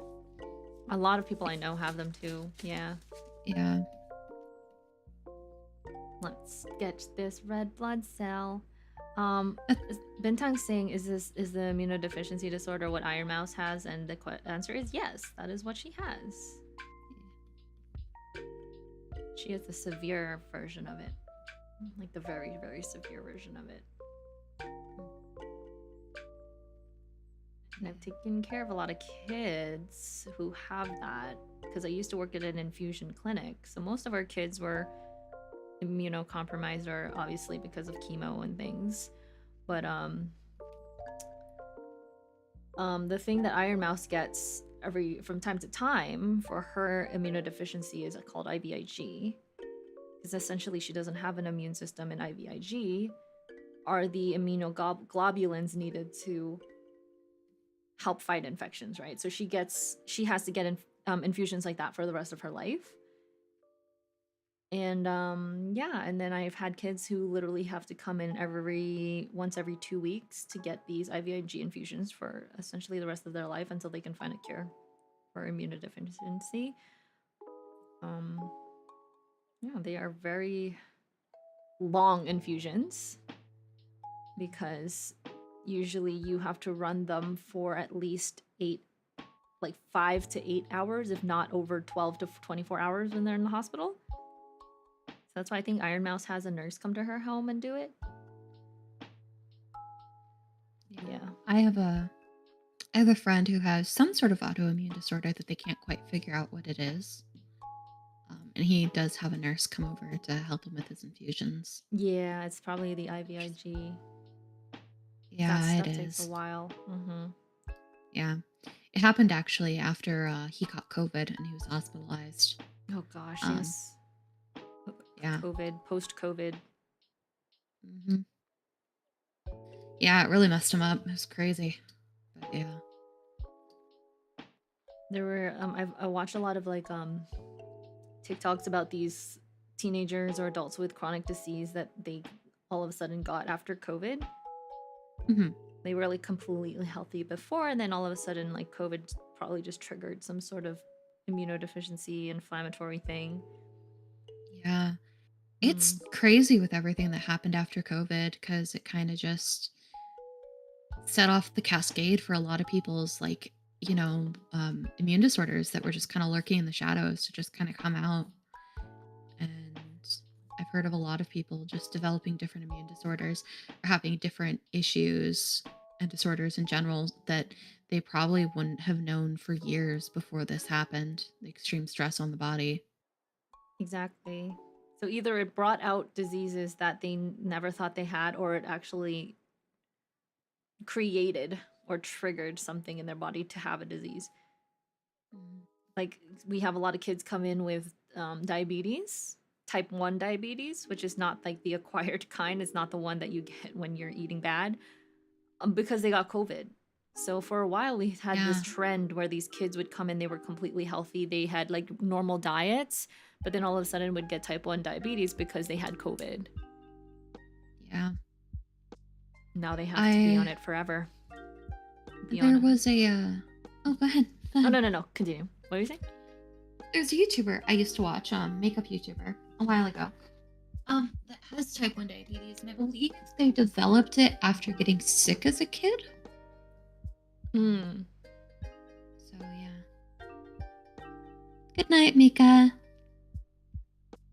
Good night, Nika. Oh no, But I'm yeah. drawing the red blood cell from cells that were so bad. It's so bad. That's what you meant by a red blood cell. I was really confused because I was sitting here and I'm like, wow, you're drawing a red blood cell for a long time. I need new glasses. Here we Wow. go. Here's a red blood cell. That's what I thought you meant. I was like, I could see myself doodling that all over my page. They're so cute. At least they all look the same. White blood cells have different shapes, so I can't even... I know macrophages kind of look like this. They like spiky boys like this. Yeah. They're angy. They're Kiki. They're the big spiky balls. I just realized you have a Maury thing on the back. What is that? This is her height. This came from her height case, like her collaboration with the height PC cases. So they give you like a free mat, and then they also give you some keychains and other things with it. Nice. Yeah, but I have a Maury Calliope height PC tower. Nice. It fits my pink room vibe really well because I have a pink table under here, and all of my equipment is pink. Like this is pink, and my keyboard is pink. Your owl onesie is pink. Yeah, my owl onesie is pink. My my bean bag is pink. I have like some organizing towers that are pink. My room is pink. I like pink. God, I need a study for this, but I'm just like, I'm starting to fade. I don't want to do this anymore. All right, let's pretend let me pretend I'm teaching. Or we can get a snack. I also am getting kind of hungry. Yeah, a break to get a snack is good, and then go back to studying. Okay, so what I'll do is I always tell myself if I want to get a snack now, I should just try and finish this one topic, and then when I'm done with this topic, we'll get a snack. Yeah, do that. All right. Yeah. So I'm just gonna sit in silence for a little bit, and maybe you'll hear me talking. Okay, I will take care of chat. All right. Hello, chat. Your aunt is here. Hello, Auntie Leg. I'm the vodka aunt, so I brought the drinks. How's it going, everyone? Take a seat and gather around while we chill while Athea is studying. Hello, hello, hello. How are you all doing today, by the way? How's it all going in all of your neck of the woods? Chill weekend, chillin'. That's good. Yeah, it's Sunday. It's the end of the weekend for a lot of people, and oh, I'm not ready for that.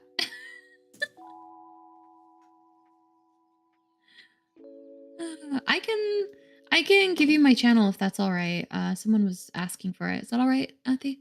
Oh, go ahead. Okay, thank you. Let me go ahead and link it for you guys.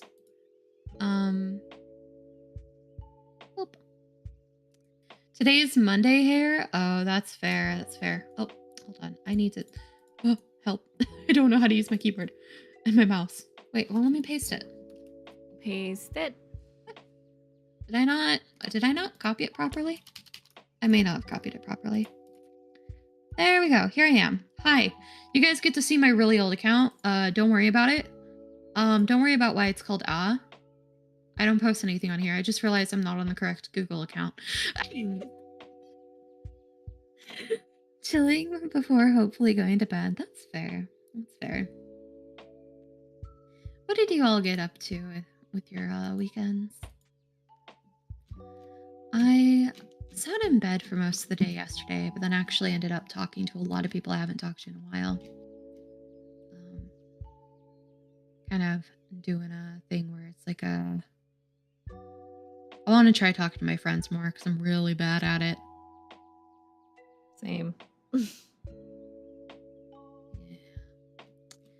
I feel so bad because like I meet these people and they're like, oh, new friends, and I kind of have to put out this like this little advisory. Hey, I may just disappear for 3 months. Don't worry about it. Mostly chores this weekend, changing out the sheets and bringing out the fall winter stuff since getting colder. Ooh, nice. Doing my homework while tuning into the stream. Oh, that's really good. Study and homework at the same time. That's really nice. Yeah. I'm well, I'm glad you're all here. It's nice to see everyone. It's hanging out and watching Athy. Ugh, watching me do nothing, basically. Watching me falling asleep trying to study. They just like hanging out with you. Which is totally fair. This is like super boring. You guys can't even see what I'm trying to read down here. I can't, but I think that may just be me. No, you can't. Oh, you can't read what is going on here Yeah. down here. That's why I was like, this is super boring, because when I study, I'm like completely silent. But I actually could enjoy it. Sometimes when you're streaming, you're always like, there always has to be like chatting, and there always has to be noise, and there always has to be some sort of interaction with chat. But when I do these, I realize, oh my goodness, there are moments to slow down, just enjoy the silence, and chat will just be chat. Yeah, they can enjoy the silence together. Yep. Pretty nice just to chill with everyone. At least they know I'm not dead. If I'm still... That is... Yeah. That's true, yeah. I've thought about sitting here and just like streaming while I'm working on something in the background and not talking much, but yeah. I don't know. I think it's nice to see like just a study stream as well. I'm sure it helps a lot of people like who are studying alongside of it. I know, and I'm just like, I slept all day today, and then I woke up a little late because I wanted to sleep in a little more. But now my lazy ass is wanting to go back to sleep and not wanting to study. Mood. I'm always tired. I haven't had any caffeine today. Oh boy, and I need to feed my cat. You know what? I will be right back in just a moment, everyone. I gotta feed my cat before he starts screaming. Feed the little boy. Feed the little meow. Yes, BRB. Yes, that link tree should be up to date. I don't update it that often, but there's not much for me to update, so that should be fine. Thank you, Milky. Everybody go follow. I'll be right back.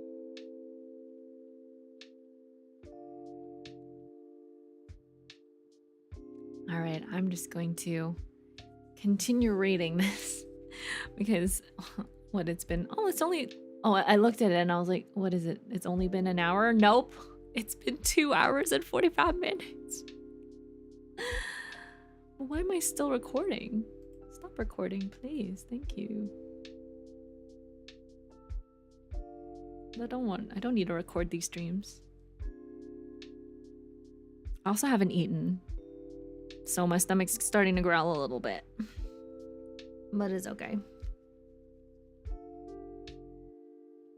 I think after I study this, I'll be done. I'll be okay.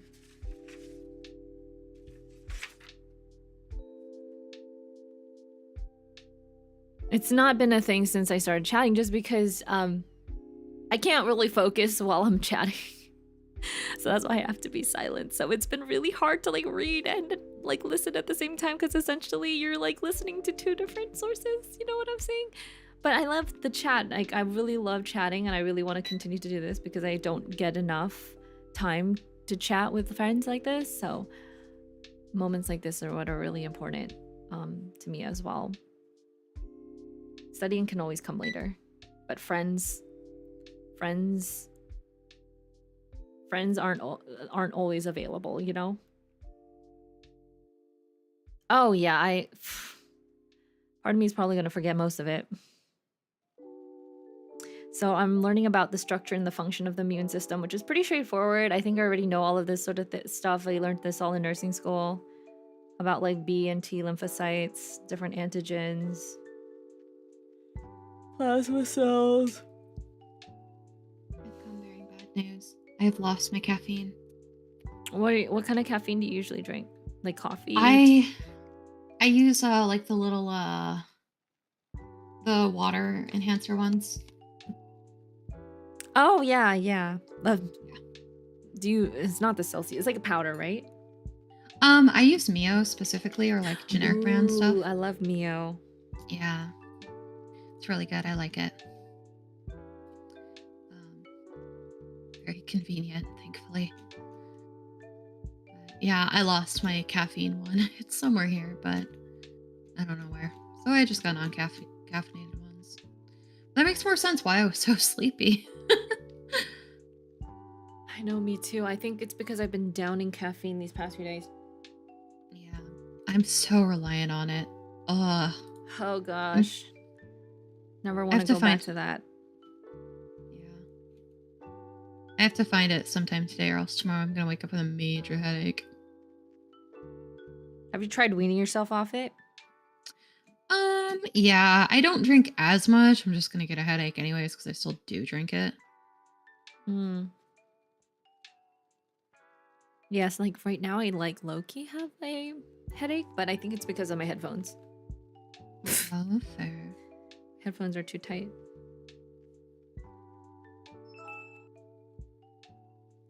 Yeah, that's fair. All right, I'm reading about the development of the immune system. Infants obviously don't have a mature immune system, and they develop it by exposing themselves to stuff in the air. And toddlers, they have antibodies now, but they're still susceptible to new ones. Their lymph tissues enlarge. School-age kids, their adenoidal tissue reaches maximum size by 7 years of age. Oh, so that's why a lot of kids get tonsillectomies around that age. Huh. Enlarged That's adenoids and tonsils are normal. Oh, that's why a lot of kids, school-age kids, like 7 and lower, are like the peak age for tonsillectomies and adenoidectomies. Yeah, you never really get those like once you're older, I've noticed. Yeah. You know, I'm not gonna lie, I would love to have my tonsils out because tonsil stones are the worst thing in the world. And tonsillitis, right? I wish I I could get them only out really too. get that like if I'm like sick or something. They are the worst though, because like you can't breathe. I haven't had that issue. I've just mostly had pain. I want to get my I tonsils removed too. When I was a kid, I used to get like if my parents would cook with like rosemary, if it wasn't like chopped up finely or something or like powdered, it would get stuck in my tonsils. Oh no. I guess that makes more sense if that was around the age when it's like enlarged because I was like 5. Oh my god, that makes so much more sense why it got stuck in my throat then and then not when I was an adult. So how do you get tonsil stones? Are they just like They stones just that literally develop. come out of your tonsils? So it's a buildup of like bacteria in your mouth and stuff. Imagine like your plaque in your teeth. It's Oh. it's essentially that. It just builds up in your tonsils. And so the tonsil stones occasionally come out. It's like I think it's like one of the leading causes of bad breath. So if you ever True. have someone who has like really bad breath, there's a chance that they could just still have their tonsils and have tonsil stones. Damn. Yeah. I didn't know what they were until I had one fall out in my mouth one day and it smelled terrible. And I was just like, what is this? Why Are is they there a little hard? gunky bit? Or are they soft? Are they hard or are they soft? Um, like hard enough to keep their shape, but they're soft that you can like just like smush it. Oh Think my of like god. like a cooked potato. I think I've had tonsil stones like that before. Yeah, and they fall out into your mouth, and you're just like, what the hell? And then you bite And into they it and it's stink really disgusting. bad. Yes, they Yeah, stink really bad. I've had tonsil yeah, stones then. I thought they were yeah. just like food that got stuck at the back of my throat that I regurgitated. No, it always feels like it though. But no, those are just things that build up in your tonsils over time. There are ways to like get them out. Like I believe it's like gargling is a good way to like, kind of gently remove them and like kind of help with the oral health and stuff. I know there are some people who can like if you go to a dentist and they're really bad, they might be able to do something about it. But yeah. Oh my god, ever since I was a kid, I used to have those and I thought they were just like food. No, those are tonsil stones. On like some occasions, like you can see them on the tonsils, like just looking at them, they look like little yellowish whitish bits or like spots on your tonsils, but they're actually like in there. Like That's you crazy. can like physically squeeze them out. Oh man. Does gargling with Listerine work? It probably wouldn't hurt. Always good. I guess gargling in general would help. Yeah.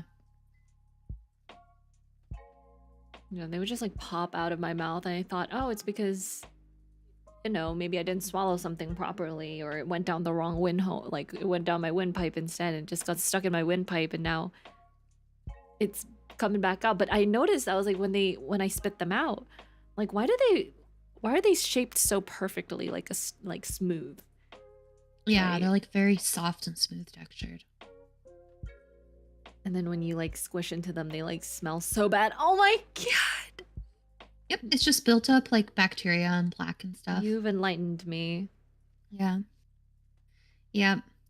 There's like those. Do people with large, or people with who get like enlarged tonsils are more susceptible? Is that why? I don't know. I know if you have tonsils, you're susceptible. For pretty much everyone. Hmm. You know, removal of the tonsils is a good way to prevent it from happening. But yeah, Hmm. I'm not entirely sure. Like you can brush your teeth as much as you want and stuff, but that's not really going to help. It's more so gargling, I believe, that helps prevent it and get rid of it. But yeah, there's just little stinky bits that make your breath smell bad. Now I know Don't that like, people have bad breath. I'm like, get rid of it. yeah. Don't press on your tonsils if you see them because they're really delicate. You don't want to mess them up and hurt yourself. But I don't sometimes even you can know. see them if you like look at your throat in a Like, mirror or how would something. you even press on your own tonsils? Your gag reflex would just kick in, and you'd be like, ugh. You can suppress a gag reflex. It's easy. What? Hold your breath. Hold your breath. Oh my god, but no, but still, that feeling. I have a pretty strong gag reflex, trust me. Oh, fair. I have a medium one that I can repress or suppress. It's really funny. I was explaining it to a doctor one time and just kind of the look on his face was just like, why? Why would you suppress Am it? I from the medical field as well? Yeah, I actually met Athy through her medical VTubers Discord.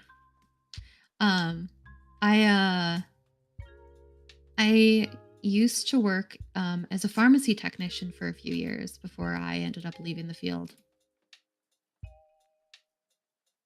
But yeah.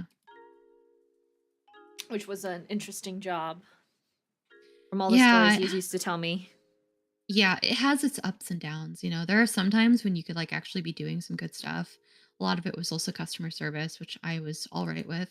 Most of the customers were fine, actually. It was the coworkers that I didn't really like because I I don't always get everything properly, and I'm not always the best at social situations. So I was kind of like a black sheep there. Little do they know is that you were not the black sheep, but everyone else around you was the black sheep. I think they You were were just assholes, actually.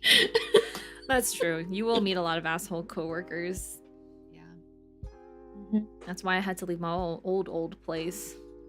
Yeah. But yeah, in the end, also just working at pharmacy, it didn't pay enough for it to be worth it for me. Hmm. So once I had my last pharmacy job and I wasn't there anymore, I said screw it, and I got a job at the place I'm currently working for, which I've been working here for about a year and a half now, which is just doing paperwork in an office. And it's, you know, boring, but it's much better than having this constant like feeling of anxiety from your coworkers. But Yeah, yeah. I think somebody was saying that no pay is worth like you having to suffer mentally for Yeah, like years. pretty much. Much happier. Yeah, much happier, especially with this job. I get paid about $10 an hour more than I used to. And this is a job that doesn't require me to have education other than a high school degree, high school diploma, You'll whatever be surprised degree. that a lot of jobs they actually pay quite well for people who don't need college degrees to apply. So they actually pay quite a Mhm. lot. Yeah. My friend actually just got a gig where he is going to be working as an airplane mechanic, and I believe he is going to be getting like 30 something an hour. Wow. Yeah, and he just got there. It is on the job training though, so he's going to be doing like this course for about 2 years It's on the mostly trade job school training. stuff. I think trade school is Yeah, like a very, very smart idea. yeah. That's what I did as soon as I got out of school. Pharmacy tech is actually something you go to trade school for. You can also go there, I believe, to get your CNA and also like phlebotomy and stuff and dental Mm-hmm. assistance. Mm-hmm. At least where I lived, they had all those programs there. But yeah, that's what I did immediately out of high school. I think I was just barely 18 by the time I actually started the course. I actually took some prerequisite courses and I was still 17 when I took them. So I Oh, was that's like, amazing. yeah, I was just baby out of there. And I regret taking that prerequisite course because it cost me like $200 and it was literally just normal medical math, which sounds kind of scary. But when you realize that it is mostly normal math, like if you paid attention in math class, you should be fine. You just kind of got to learn some conversions. It's I true. was, It's true. yeah, I wasted the money on it. Yeah, medical math. Medical math is a lot of like Super converting, like, easy. yeah, it's super easy. It's calculating doses that you need, mostly. Really, it really just is calculating Yeah. doses. And you don't even need to do that so much in adults anymore because it's standardized dosing for adults. It's mostly in pediatrics. Yeah, pediatrics, it's super important though. There are actually two ways to calculate pediatric doses, aren't there? Isn't one of them not used anymore? One of them was like the surface area, and the other one was like kilograms. Oh yeah, you can do it. It's through kilograms and also by like their length. So we use like the Yeah, Broslau tape. You can use that yeah. and it estimates their weight from their length. Mhm. That's like in an Yeah. emergency, like if you're on the field, for example, if you're an EMS worker Mhm. and you can't gauge how much the child weighs, then you would use the Broslau tape. And then there's like different colors on the tape. And if Mhm. they are that certain height, you can reach certain pre-drawn medications from that color. So they'll like group them all in one pack for you to give in an emergency, and it's really helpful. That's good. That's really nice. But yeah, medical math, mostly just calculating dosages. It's honestly really easy. You could take like a high school math class and be fine. Yeah, that's why in nursing school you need to score 100% on your dosage calculation test in order to pass, because they're like, this shit is easy. Why are you not getting 100% on it? If you're not getting 100% on this, there's something wrong. Either you're Yeah, not a and good test taker or you can't be a nurse. yeah, Sorry. yeah, like it is 100% like you should not be calculating. If you cannot calculate the dosages, you should not be handling the medicine. Exactly. Even if you get one wrong, because one wrong Yeah. is a dead person tomorrow. Yep. One wrong answer in the test is one dead person tomorrow. Hmm. They say. Yeah, a lot of I'm wondering how prevalent it is in like medical schooling to have kind of like a baseline. You need to at least get this percentage or else you can't pass. Because I know I had that with my classes. We were required to get a 85% on all six of our courses, minimum Mm. 85% to pass because that's how much you needed to pass the exam. Wow, that's pretty high. Hmm. I mean, it's like a B something, and it's not like a terribly hard class. I think like only two people dropped out of the course. One of them was because it was actually one of my good friends who had just some other life stuff going on. She wasn't feeling confident with it, so she left, and I can't remember the other person. But yeah, it's not the hardest. It's just you got to be prepared and you got to study. I think for pharmacy, I think definitely like having the higher percentages makes more sense, because you really don't want to be making more mistakes than you really should. Yeah. All right, apparently there are different types of hypersensitivity reactions that I'm learning about today. Hmm. Sensitivity reactions. So type 1 is like a IgE allergic reaction that includes anaphylaxis and like rhinitis, like allergic rhinitis, hives or urticaria, or asthma, like allergic asthma. That's a type 1.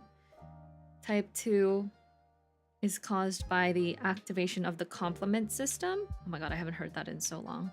The That complement sounds system. so familiar.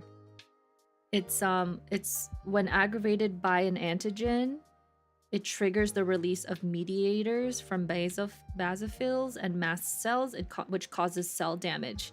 So like hemolytic diseases, so like when your blood cells explode essentially, is a type of type 2 reaction. When like for example, if you get like blood from another person or that sort of thing, is that kind of reaction. So like hemolytic diseases, like When your RH. body's hard rejecting something. Yeah, like specifically if the RH antigen is reactive, like, you know, people have either they have a RH negative or RH positive, I guess. So then if that reacts, so either you have it or you don't, and that's what the negative or positive is. ROGAM, I think is what, not ROGAM, it's something, I forgot what RH, it's like an antigen. Yeah, the RH antigen in your blood cells. I think it's named after somebody. It is named after the guy who discovered it. But I found out recently that people with sickle cell disease, their blood types are mainly RH, I think it's RH negative, and they need like the RH antigen actually splits into like more specific types of RH, and they need a very, very specific type of RH negative antigen blood that not a lot of people have in this world. And the population that has it the most is usually in the African American population, which is why they like encourage people in that population to donate blood, because that blood is compatible with sickle cell patients. So not just anybody can donate their blood to sickle cell patients, because they need to have a specific antigen in their blood, which is very rare. Yeah. Also, it's called Rhesus. Rhesus. Like Rhesus. Like a Rhesus monkey or like a Rhesus peanut butter. Oh yeah, Rhesus is the name of the guy. The Rhesus antigen. So yeah, it's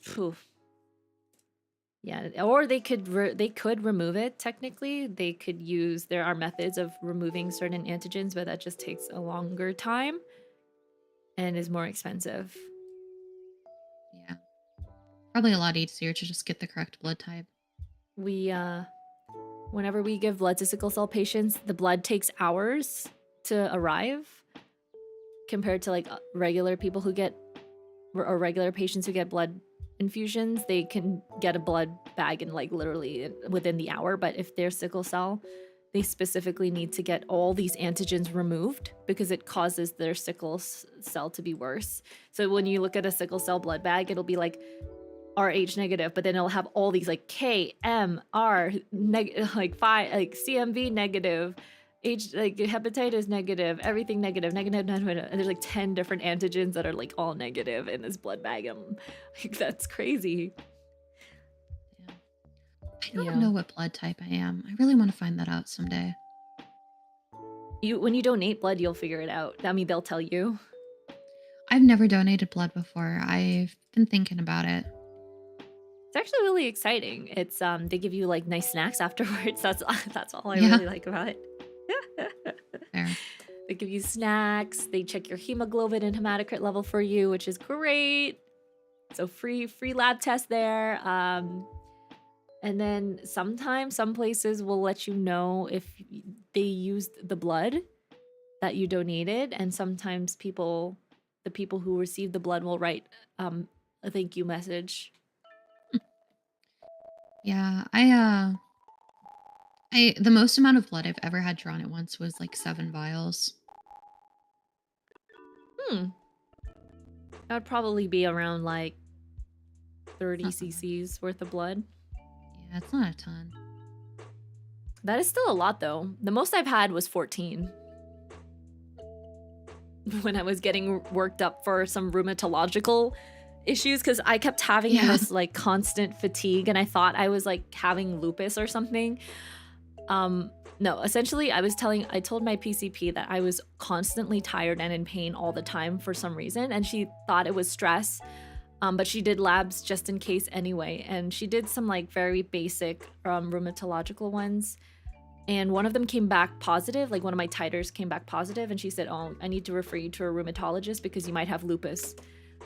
Yeah, I remember you telling me about that. I was just like, oh my God. I was like, do I have lupus? Anyway, I went to the rheumatologist and they drew like 14 tubes, and he was like, yeah, you have a positive like titer that might indicate some sort of like autoimmune thing like lupus, but it's so low and everything else is negative that I doubt it. It might have just been like a fluke. I was like, thank God. So then why am I so tired then? He's like, you're probably just burnt out and stressed.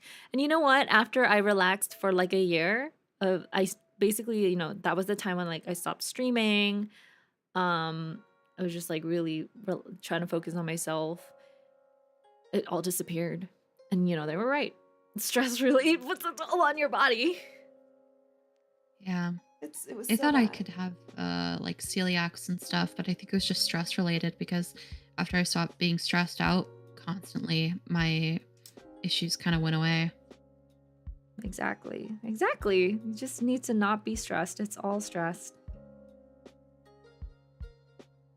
That's why we do things like this, to help us de-stress.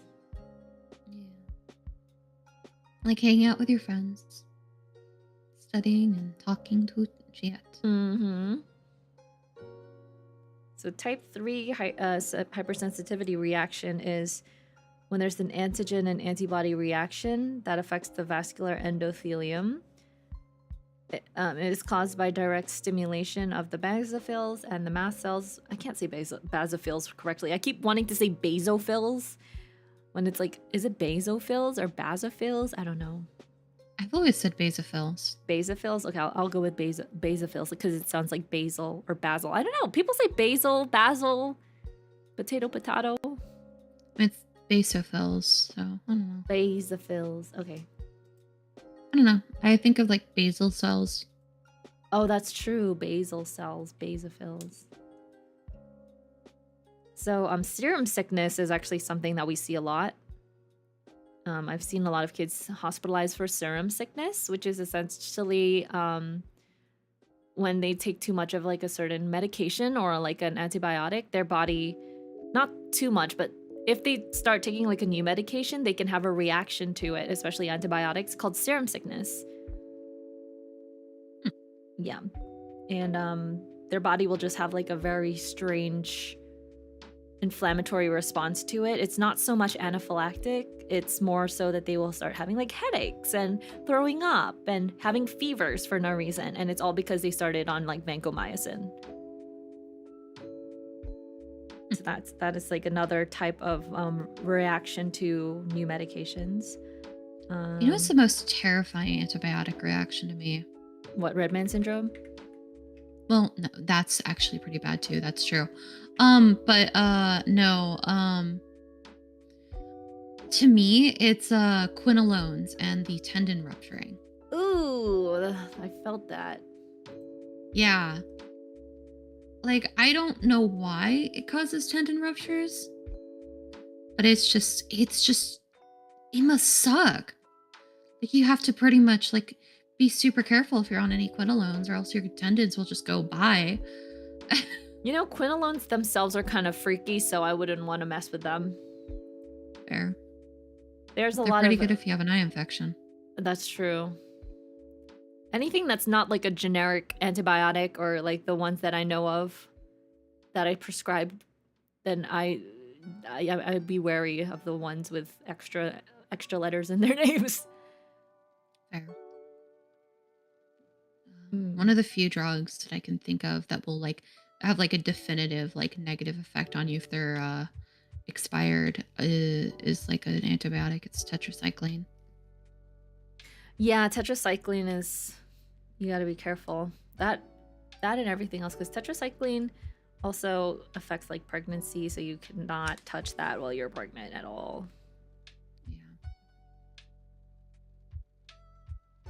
That was Just actually a spooky. question. That was actually a question in one of the pediatric exams. My coworker told me. One of my coworkers took it. She said she actually didn't pass it because she thought it was going to be really simple, and she studied a lot on what do you call it? She studied mostly the milestones, like pediatric milestones.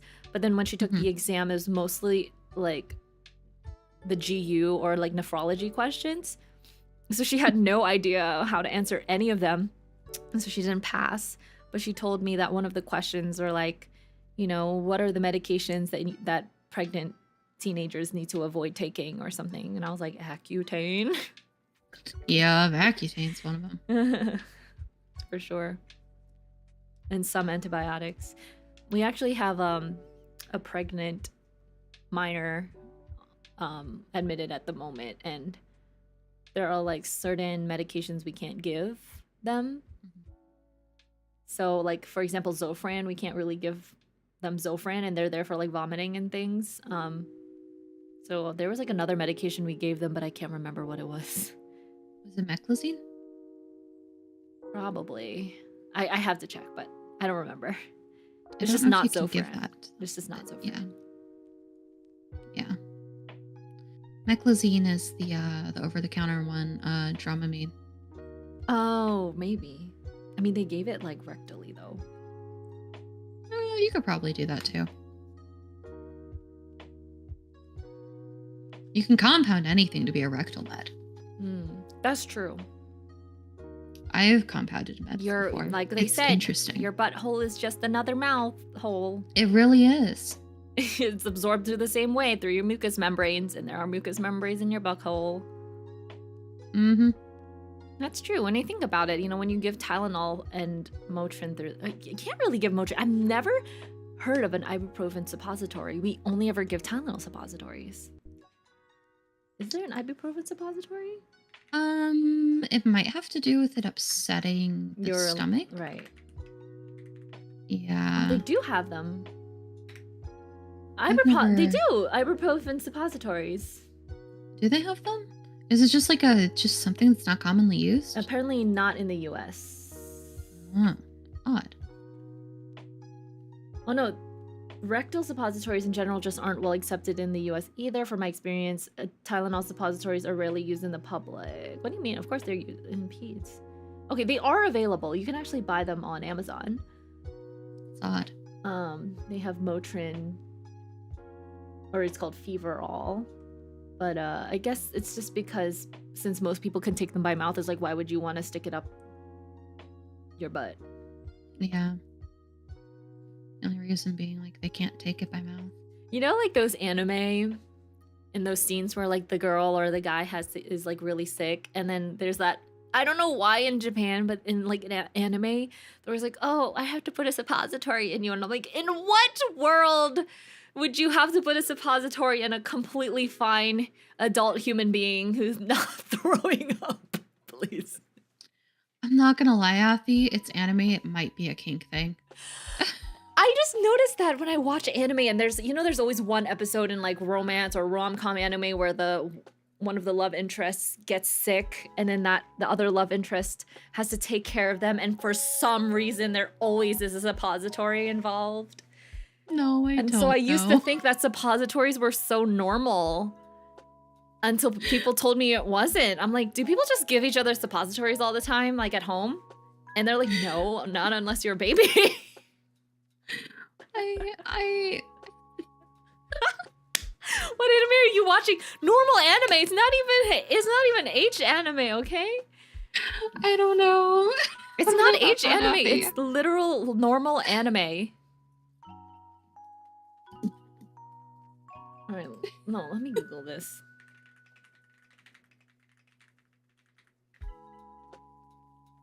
Domestic girlfriend, obviously.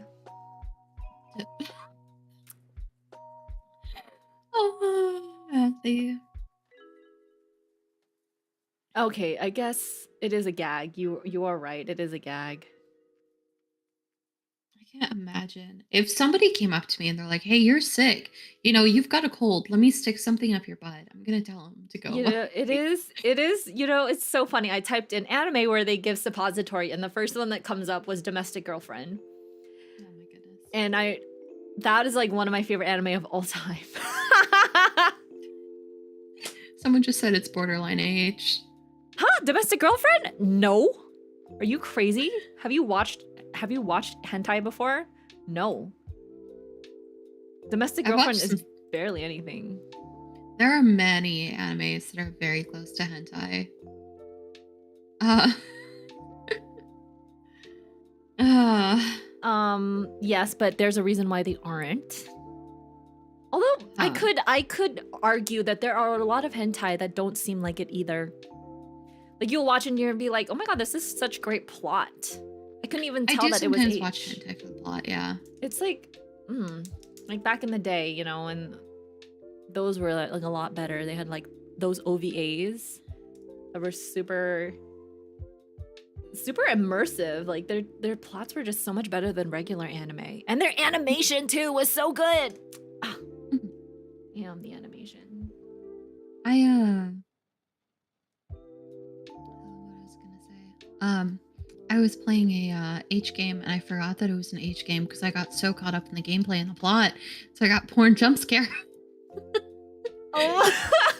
I was just like, why are her tits out? Right? Okay, I'm reading this there's a Twitter post that I just found. So this guy posted on Twitter and he was like, "What surprising fetish have you gotten from anime?" This guy was like, "I've become fascinated with girls and suppositories." And then somebody commented, "This kind of makes me curious as to how popular suppositories are in Japan. Are they even that common of use, or is it just an anime trope that oversells their use?" I understand if someone was into butt stuff after that, but not specifically suppositories. Yeah. I think that's why I just watched so many animes where it happened. So I thought to myself, "Oh, this must be a thing in Japan." Maybe it is a cultural thing. Like maybe they do use more suppositories in Japan. I don't know. I don't know. Maybe. I don't want to live there, so I don't know. Give us names? I can't name them from the top of my head. And I don't believe that Domestic Kanojo is borderline H. I think the manga has like scenes, but they don't like explicitly like show anything. It's not there's like no nudity in it, so it's not really an H. Oh, I guess that's why you're like borderline H. But then you could say that for like everything else, like high school what is it, DxD? High School DxD is 100% borderline H. You could not tell me otherwise. But it was a fun show. Monster Musume, borderline H. Prison School, borderline H. Ishizoku reviewers, basically an H that they had to un-H to make it airable on TV.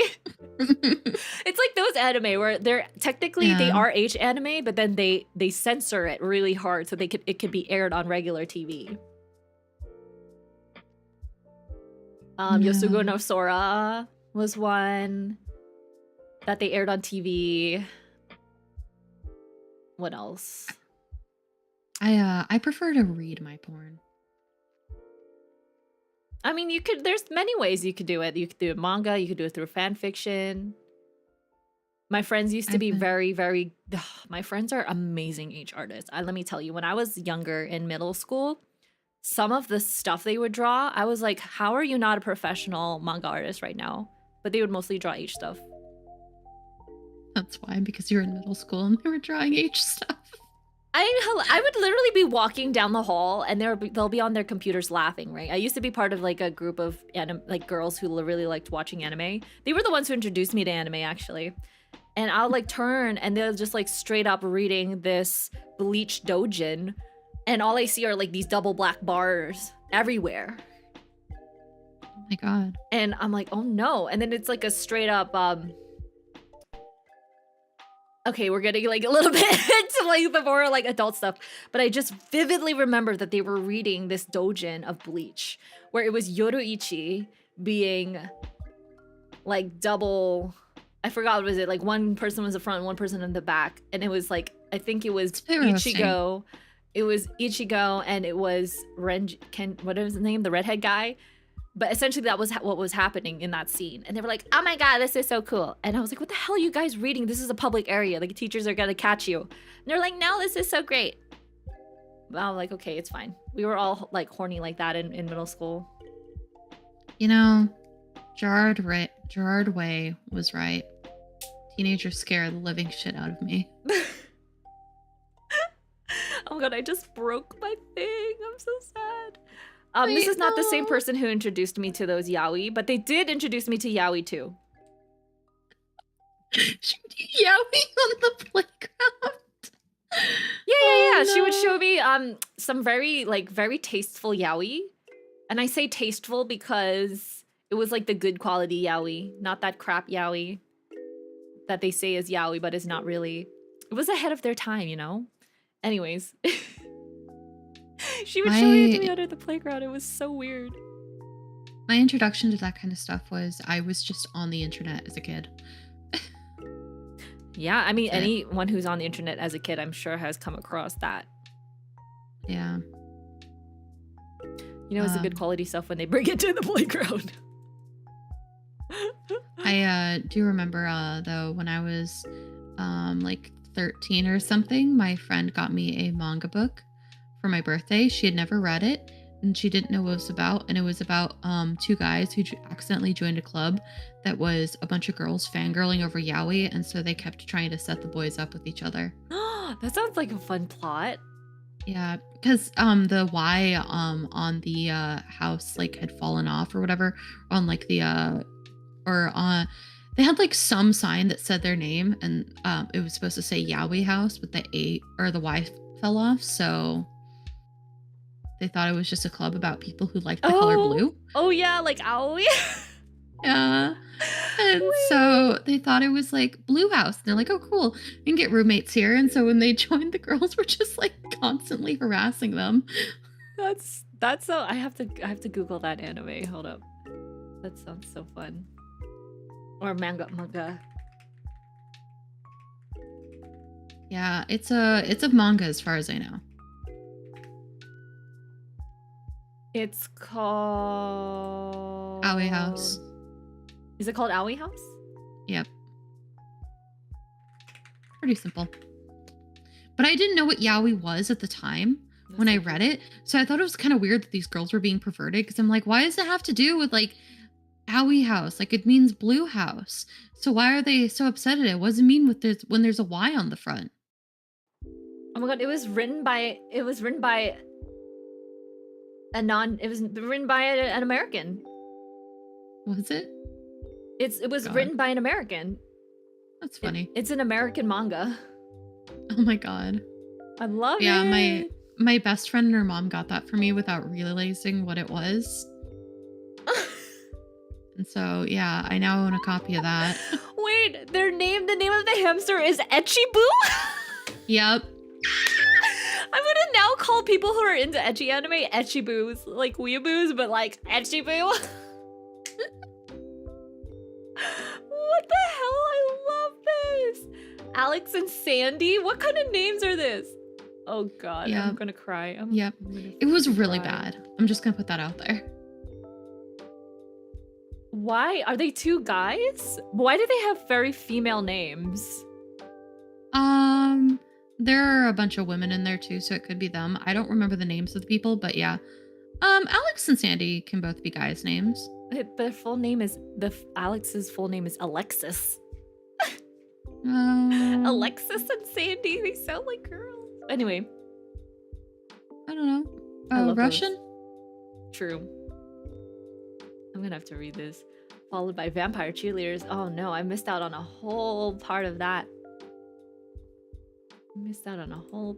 All I read when I was younger was freaking Rosario Vampire and all that Sugar Chara stuff. I officially found out the day that I started watching Rosario Vampire, because you know how Facebook gives you those timeline things from years ago?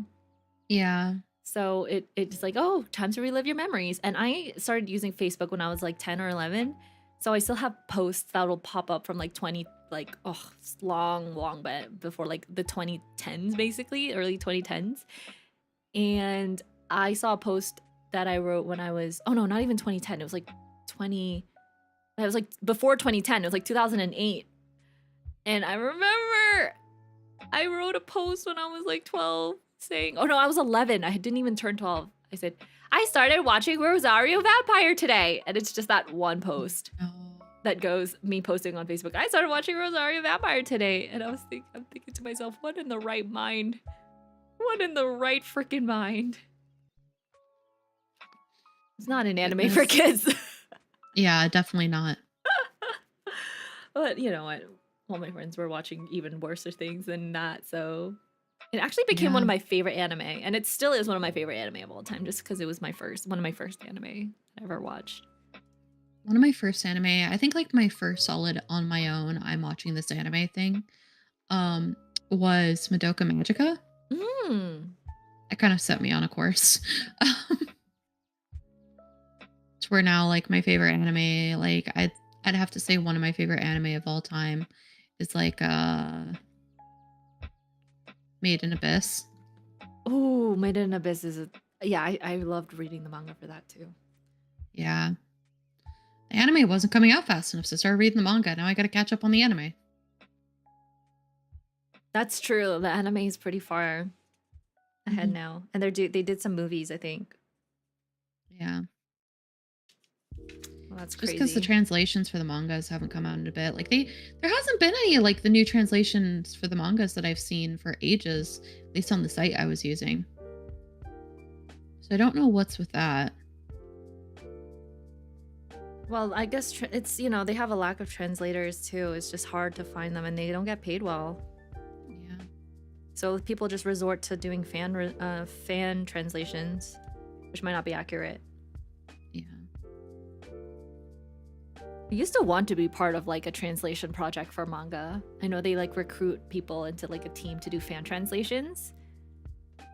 Both for anime and for manga too. Because I used to, back in the day, I used to torrent all my anime and all of the torrents had like different subs. So you could choose the company that you wanted to, that did the English sub for it.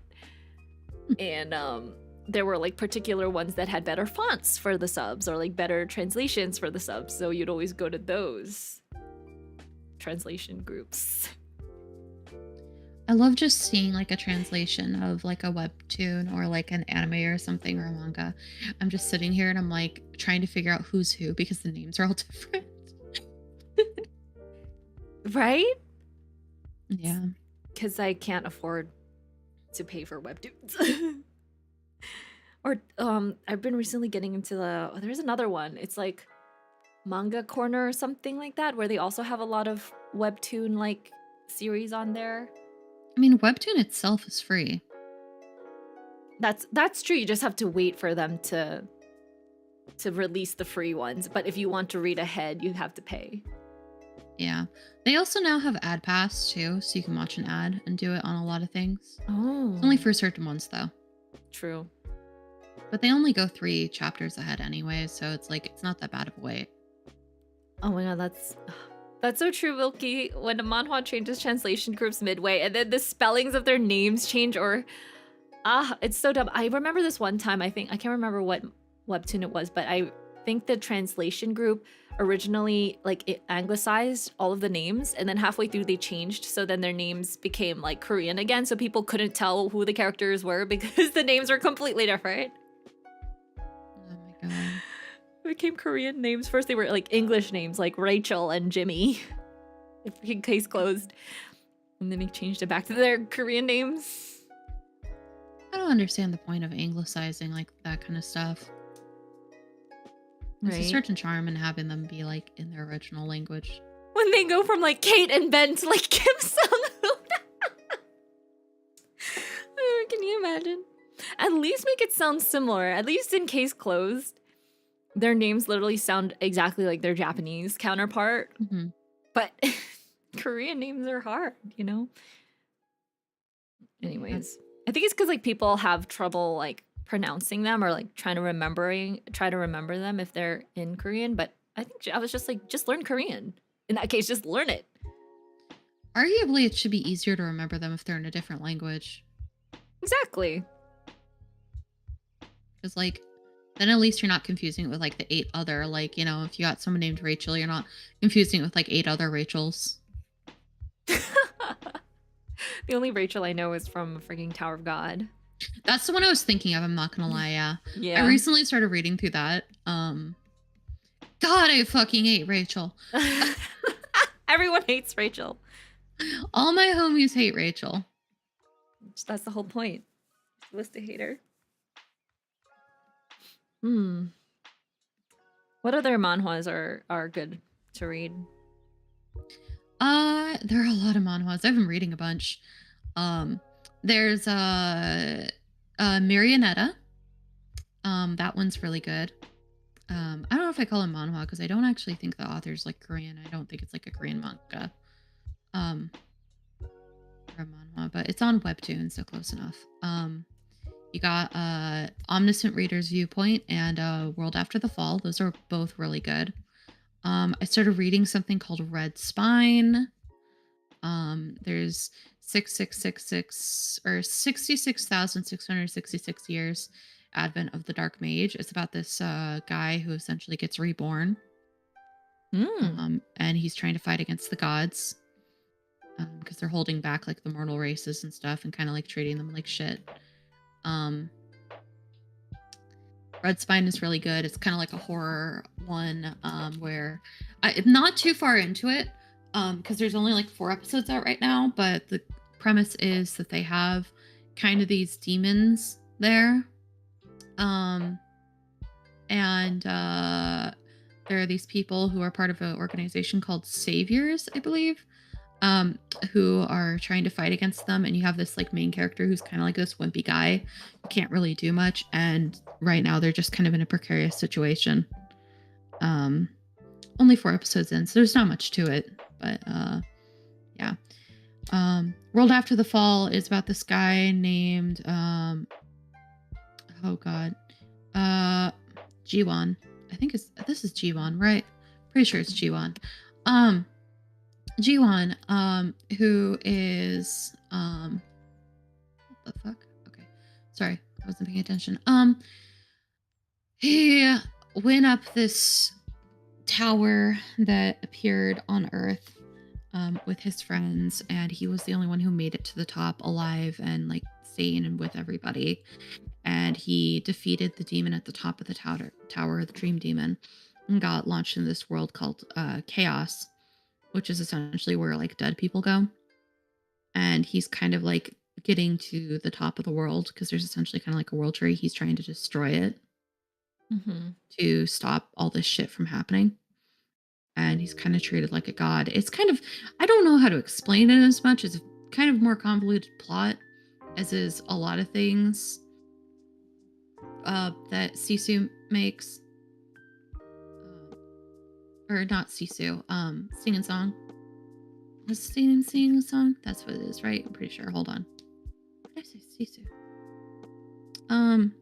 Yeah, they also made Omniscient Reader's Viewpoint, which is really good. There's this guy who is on a train. He's reading his favorite light novel called 10 Ways to Survive the Apocalypse, and it's just completed its run, and he's the only person that's read it. You can tell by the viewers read like thing, like has like a little like viewer count on it. And he congratulates the author on finishing the novel and said they enjoyed it. And the author tells him, hey, it's actually getting serialized into like a show. So yeah, here's the entire manuscript of the novel, you know, because I'm going to take it down soon. I just emailed him it, and he's like, oh, okay, cool. And then the world starts ending, and he realizes that he's been transported, or not even transported, the world of the novel has come to real life, and he is living it. And he is the omniscient readers, or the omniscient viewer, because he knows what's going to happen. And so he's kind of using that meta knowledge to carry him throughout the events of the story, while everything is now changed because he has survived when he wasn't supposed to. Mm. I love those kind of stories. Yeah. They're so cool. I love it when it's like the world of the story comes to life. Hmm. I like that one a lot. There's School Bus Graveyard, which is about a bunch of kids who start seeing these like demons when they sleep, and they're trying to figure out what's happening with it. Because every night for 8 hours, starting at midnight, they are gone, and then 8 hours pass, and then they're back.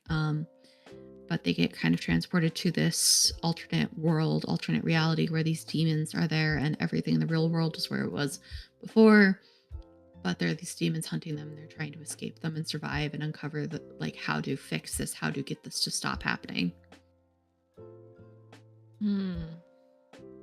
Um, yeah.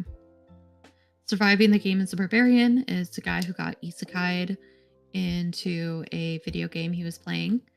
And because of that, in this world, apparently this is a common phenomenon. And these people will be called evil spirits because so he can't let anyone know he was isekai'd and he's trying to survive in that world now. So yeah. Hmm. Marionetta is about a girl who joins a circus where everyone there is actually undead. Ooh. She is living in what is essentially Germany, but like old World War II Germany. And there's this traveling circus that comes along, and she's like working at a garment factory, and her best friend's there. She doesn't want her best friend to go away, and her best friend doesn't want to go out and like get married, and like 18-year-old girl things, like back when you have like assigned marriages and stuff. Um, And essentially, her best friend runs away with the circus after seeing somebody get beheaded there. And they're like, well, you know our secret now, so we got to kill you. But it's fine because if you die, we can just offer you a contract and you Oh can just no. stay with us alive. And she was totally chill with that because she's like, hell yeah, I want to run away with the circus. So the main character is looking after her friend and trying to find her. And she follows after the circus because she thinks it has something to do with that. And she falls off in front of the circus because it's like a traveling thing. It's like a big unit that travels, and she gets crushed to death. And she gets a proposition to her, not by the person who normally does it, who's that ringmaster of the circus, but a mysterious creature in the attic that asks her to kill the ringmaster, and she has 1 year or else she dies. Ooh, that sounds like something I would read. It's very good. I do like stories about circus and things. And strong female characters. That's what I love. Yeah. It's also a lot about them like growing up and kind of like emotionally maturing with each other because they have like a lot of issues with their own biases and their own like emotionality and that kind of stuff. Mm. Um, Lone is another good one. It's been going for a little bit. It's about this girl named Lone who is this necromancer who got bullied and is trying to figure out how to handle her own power, um, and like to become a witch, um, with some a little more sinister background stuff going on that gets brought up later, involving like the gods going missing and a war that they're trying to have happen to bring or to have a bunch of shit happen. Um, and yeah, You should install Webtoons now. yes, it's very good. Or what's the other one? Tappy Toon. Yeah, Tappy Toon, I've tried it, and I think I had to pay for a lot of stuff. Yeah, that one has more. There's a bigger selection in Tappy Toon, though. Fair. More if you want to read like smut.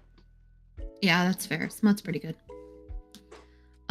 There's also Suitor Armor, which is about this lady named Lucia, who's a lady in waiting for the future queen. And they're in this medieval world where there is a war between fairies and like the kingdom. And she meets this animated armor that was just recently enchanted that turns out they have a personality and can talk, and she is falling for him. Ooh, like a animated just an armor, right? Yeah. It kind of looks like there's someone inside of a suit of armor, but it's not. But it's nobody. He is the suit of armor. Oh my god, it's like an Alphonse. Yeah, kind of like an Alphonse, except he was created to just be a killing machine. So everyone's just like, wait, it can talk now. Like, yeah, he was created to kill fairies. And so, yeah. The beginning part when you were like, oh, there's a war between the fairies, I was like, is this A Court of Thorn and Roses? I do not know anything about that, unfortunately. Do you know of the Akotar series, of the book series that everybody has been overhyping? I have not. Oh lord. The Akotar series, A Court of Thorn and Roses, is a book series by an author called Sarah J. Maas. If you're interested in reading it, you can. That just like recently became popular again. I don't know why, maybe TikTok, but essentially it's like a fantasy romance adventure with a lot of smut in it. And yeah, people have just been like everybody I know and their mother has read this book.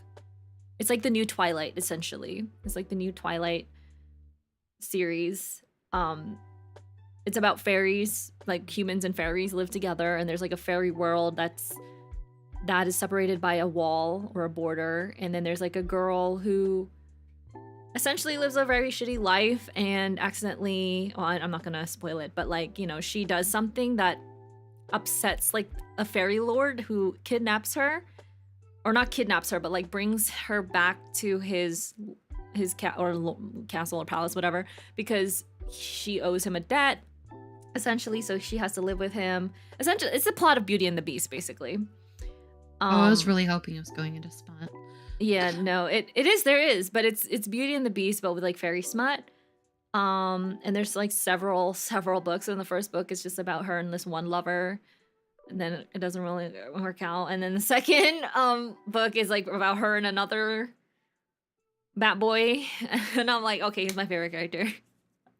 And I'm actually at the chapter, I can actually bring it up on my Kindle, but I'm actually at the chapter where they start to get a little spicy. Ooh.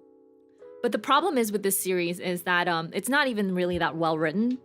It's really badly written, in my honest opinion. It sounds like a 14-year-old who wrote like some sort of Beauty and the Beast fan fiction Wattpad thing. Even the I can't help but laugh through the actual like sex scenes because they're so cringy. I love reading sex scenes because there are only so many names for a penis that don't sound weird. Same thing, like vice versa for a vagina. So it's just like, oh yeah, member and opening, and it's like, it's so cringy. It's so cringy. Wait, let me like see if I can grab it. I have it on my Wattpad.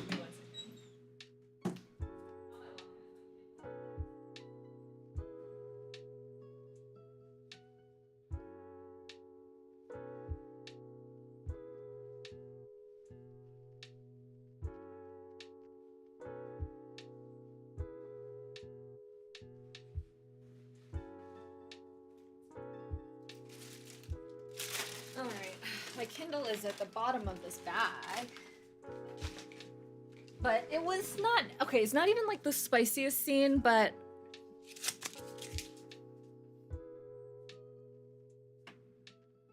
Hold on a second. I have my Kindle here.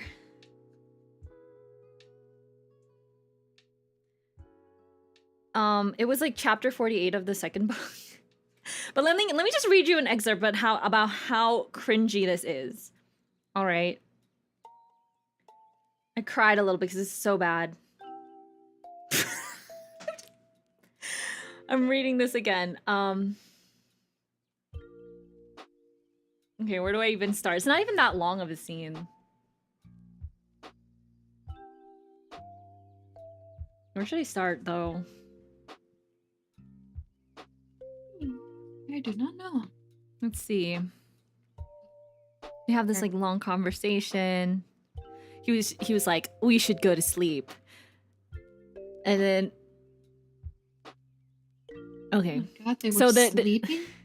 They're sleeping. So the main character's name is Feyre, and she's like this. Imagine like a Merida kind of character where she has like this. It's like reddish hair, and she's like this very strong female character. She's like super overpowered and has like all the powers. Yeah, you know. She's like super overpowered Mary Jane female lead, who is like, I can't let a man define me. I am a strong, independent woman. Yet she's like super, throughout this entire book, she's like super horny for this other guy called Reese. And Reese is spelled H-Y-S, and he is a bat boy. So there's like different kingdoms. So there was like, at first she was like with this guy from the Spring Court, and Reese is the king of the Dark Court, Night Court. So he, imagine like a, you know, dark-haired guy with like bat wings that sometimes can come out, and he has like horns sometimes and stuff like that. Rysand. And it was just so... He's so cute. I like have a big crush on Reese. So his wing is just like this. It's like, I lifted a hand towards that darkness and met with a soft, silky material, his wing, cocooning and warming me. I traced my finger along it and he shuddered, his arms tightening around me. I'm like... He's like, your finger's very cold, he gritted out. The words hot on my neck. I try not to smile, even as I tilted my neck a bit more, hoping the heat of his breath might caress it again. I dragged my finger along his wing, the nail scraping gently against the smooth surface. Reese tensed, his hand splaying across my stomach. You cruel, wicked thing, he purred, his nose grazing the exposed bit of neck I arched up beneath him. Didn't anyone ever teach you manners? I didn't know Illyrians were such sensitive babies, I said, sliding another finger down the inside of his wing. Okay, so they're really just doing like wing play at this point. And then he was all like, you're so greedy. What is it you want, Feyre? And then they start to like, not like go full, they don't go like all the way. But doesn't this sound like something a 14-year-old would write? I think I used to write better than this. I was gonna eat him alive. I slid up to his chest to pin him down, and he gripped my wrist.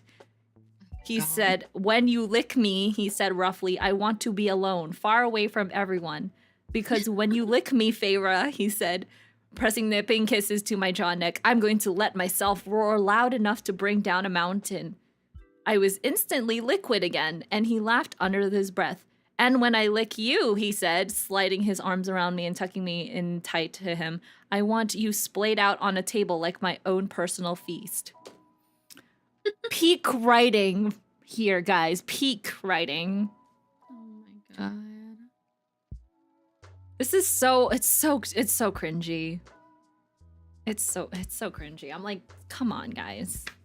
Sarah J. Maas. My mom can write better scenes than that. They spent exactly. I was like, what is this? Are we? This is not smut. This is not smut, guys. These are euphemisms.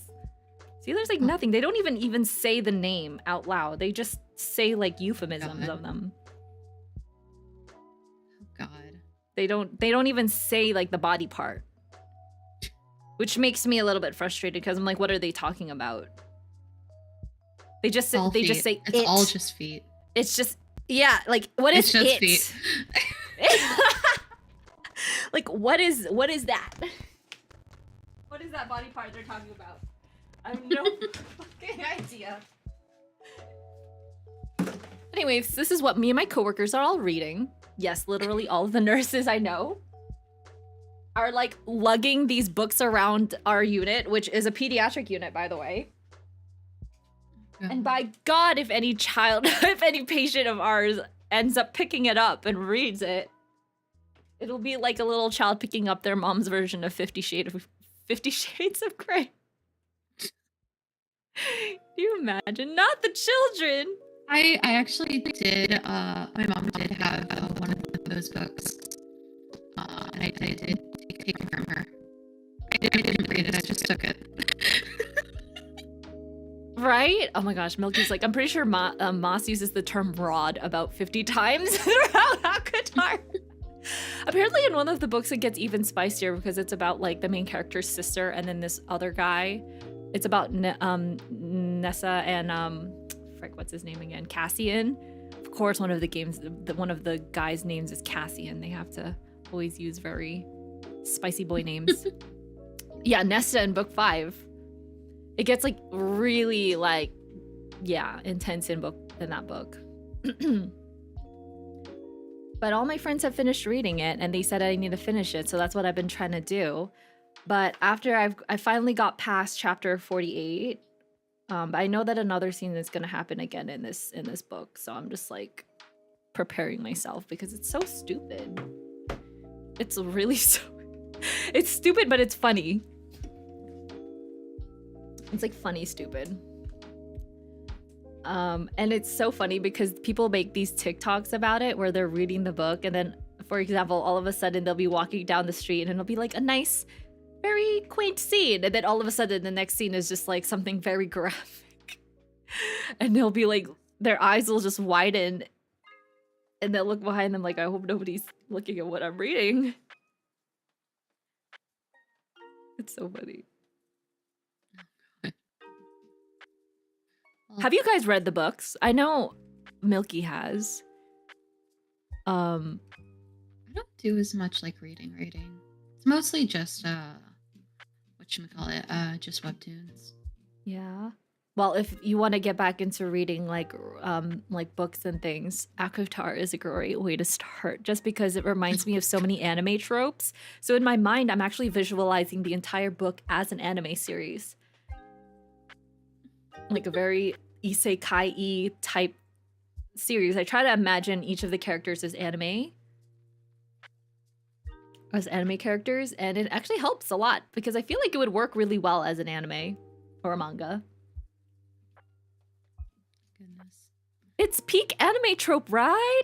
There's like the quiet boy who doesn't really do much and it's like kind of emo and reserved, but also really likes one of the girl characters. And then there's like the buff himbo kind of character. And then there's like the bad boy who only acts like a bad boy on the outside, but is actually a soft boy. There's all those characters. They're so cute. What else? The only problem with the series is that I freaking hate the main character. She's so annoying. And everyone agrees with me that the female lead is the most annoying female lead ever written. Oh god, I hate it when that happens. And so people only really enjoy the books for the other characters and the hot bat boys, but main character just it makes it so hard to read, especially the first book. I almost could not finish the first book only because she was so annoying. She was so annoying. But it's like good what is like brain rot material to read. It's not something that you really need to focus all your time and energy on the plot for. You just skim it really fast. The problem with the author is that she does a lot of description. So like it'll literally be one whole chapter of like a character just describing what they're feeling in that moment. And I'm like, hello, can we just get to the plot? I feel like the entire first book could have been consolidated to like half the book because nothing even really happens. Like the second half is when things really do start to happen. But then the first half drags on for so long. It's so much world building. I understand. So much world building, but I guess it was like that with Lord of the Rings. Oh yeah, it is like Lord of the Rings. Not sure if you'd like Crescent City. The main character of that city is pretty insufferable too, but she's fun in her own way. Right, is that the Throne of Glass city? The Throne of Glass series? Or is that the one before? Oh, that's before, right? Not... Throne of Glass is... Maybe it is, I don't know. My friend started reading her other books. It is not smut, Bintang. Can we get this out of the way that the ACOTAR series is not smut? It is not. It is no, stop. It's like one chapter. I don't think you're selling it very hard that it's not smut. It's okay, so you know why people kind of freaked out? It's because the scenes were more intense than they thought it would be for this type of genre. Because the author originally intended the publishers for this book originally intended to sell this series as like a young adult or teenage fiction. So they were going to censor all of the scenes, but Sarah J. Maas was like, no, if you guys want to publish this book, we are keeping every single one of the scenes. That is my one request. But they knew that this book was going to be really popular, so they were like, okay, fine. So they just labeled it as young adult, like PG-16 or something like that.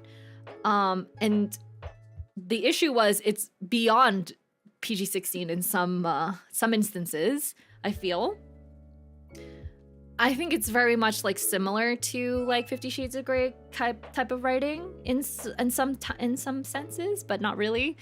So that's why people were starting to freak out a little bit. There was like controversies where like libraries in high schools and middle schools were stocking these on their shelves and kids were reading them, and then parents wanted them banned. It's not really not. It's just like, it's just, imagine there's like it's a very faint sensation of like sexual tension throughout the entire book. And the entire time I was reading the first and second books, I was thinking to myself, damn, this main character is really, really freaking horny. Like, she just needs to go get some, and then maybe all her problems will be solved, you know? I wonder that sometimes. I sense her sexual frustration throughout the entire book, especially the second part when she's with the other guy. I was just like, girl, just go get it. Like, you can just like stop pretending that you have these issues now, because they're not that bad, all right? You know, sometimes I wonder if all my issues would be solved if I just got laid. Right. Also, thank you so much, Dimitrolium, for the coffee. Dimitrolium bought us a coffee. Oh, yeah, they bought us a coffee leg so we can have. Oh well, I don't have any left in here. It's all dried out. It was my Hojita tea. Can I lick the dry bits at the bottom? Yeah, you can. Okay, awesome. Yum.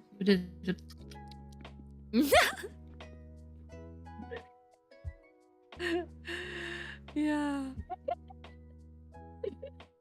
Don't mind me. Really tasty. You know, I'm getting a little hungry. Oh man. No, you know why they would never make an anime out of it? It's because it's too mainstream. I think they are definitely talking about making a TV series because of how popular it is. So expect a live action version of it to come out soon, and maybe it'll be like Game of Thrones. I don't know.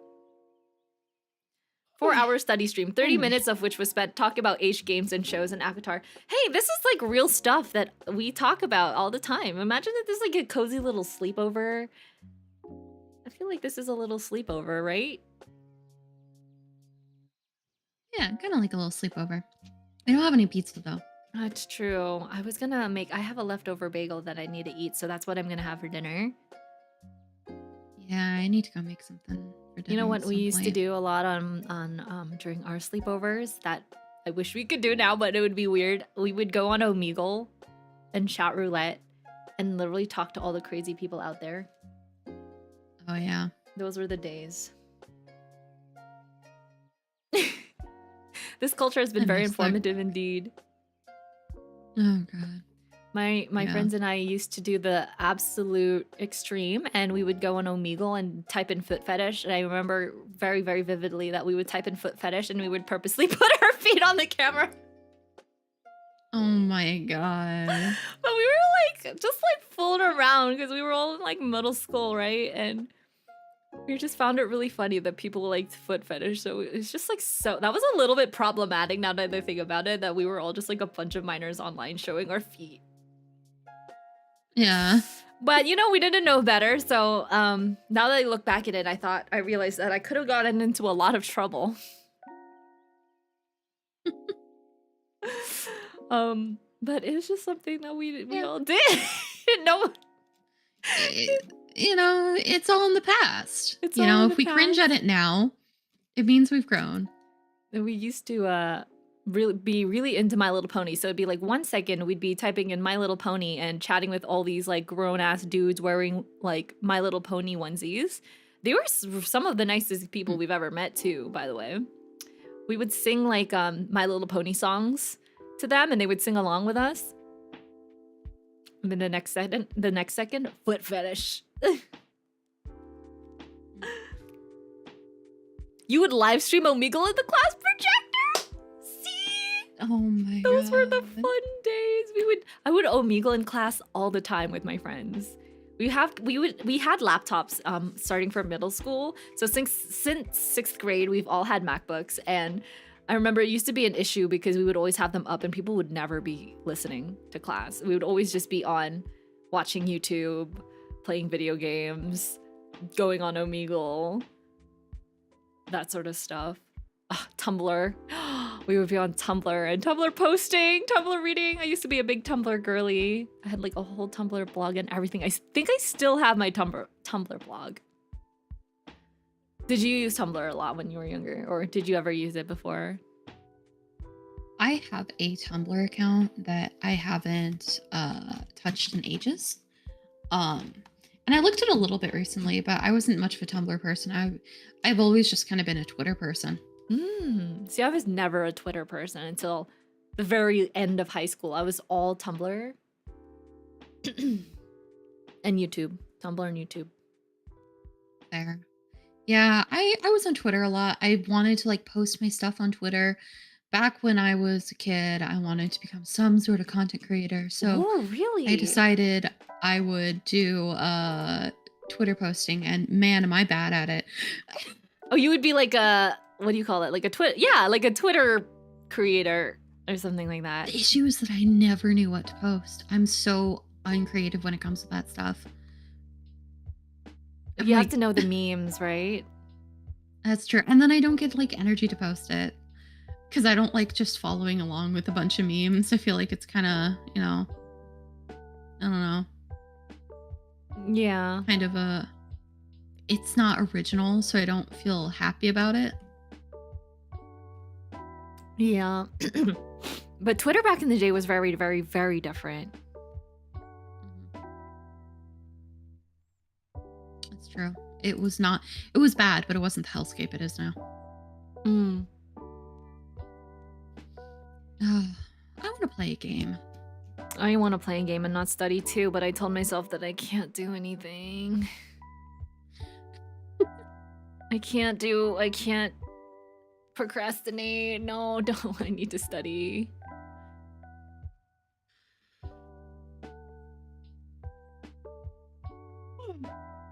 Pardon me. Let's study. Yeah, you go study. I'll go play Skyrim. Okay, go play Skyrim. I'm gonna play Skyrim while I talk to you.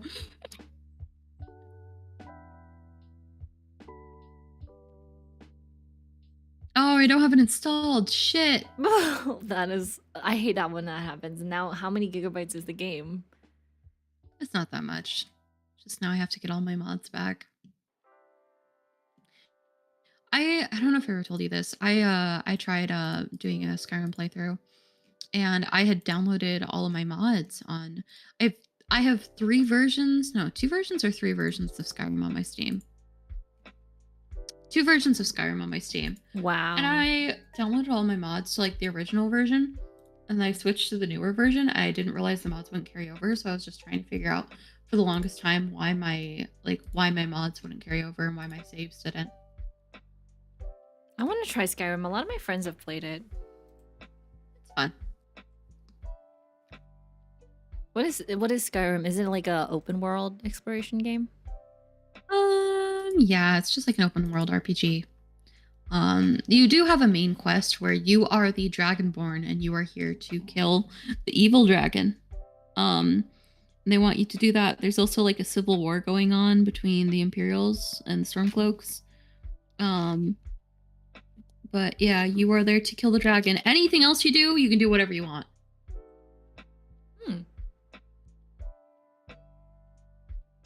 It's either this or League, and I decided I feel like I like myself today.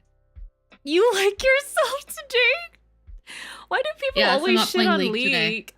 So I don't play League that much. I only watch because my little brother plays a lot. But I'm like, why do people always shit on League like that? It's just because it is a raging game. It's a self-destructive game, essentially. Like, you only play that game if you want to self-destruct, right?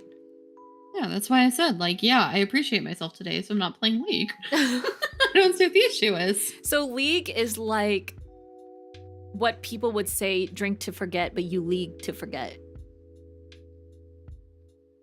in that way. No, you league to remember, unfortunately. Oh, okay. You league I've been to working. drink to end. You league to remember to Yeah. drink to forget. Yeah, exactly. That's so funny. Yeah, I've been working on a commission. I should On and I off should throughout play this entire League. time. I'll play League with you, and it won't be stressful. Trust me. I can make League a very relaxing experience for everybody. Would you like to watch me play some very calming League of Legends? We'll do some League of Legends ASMR.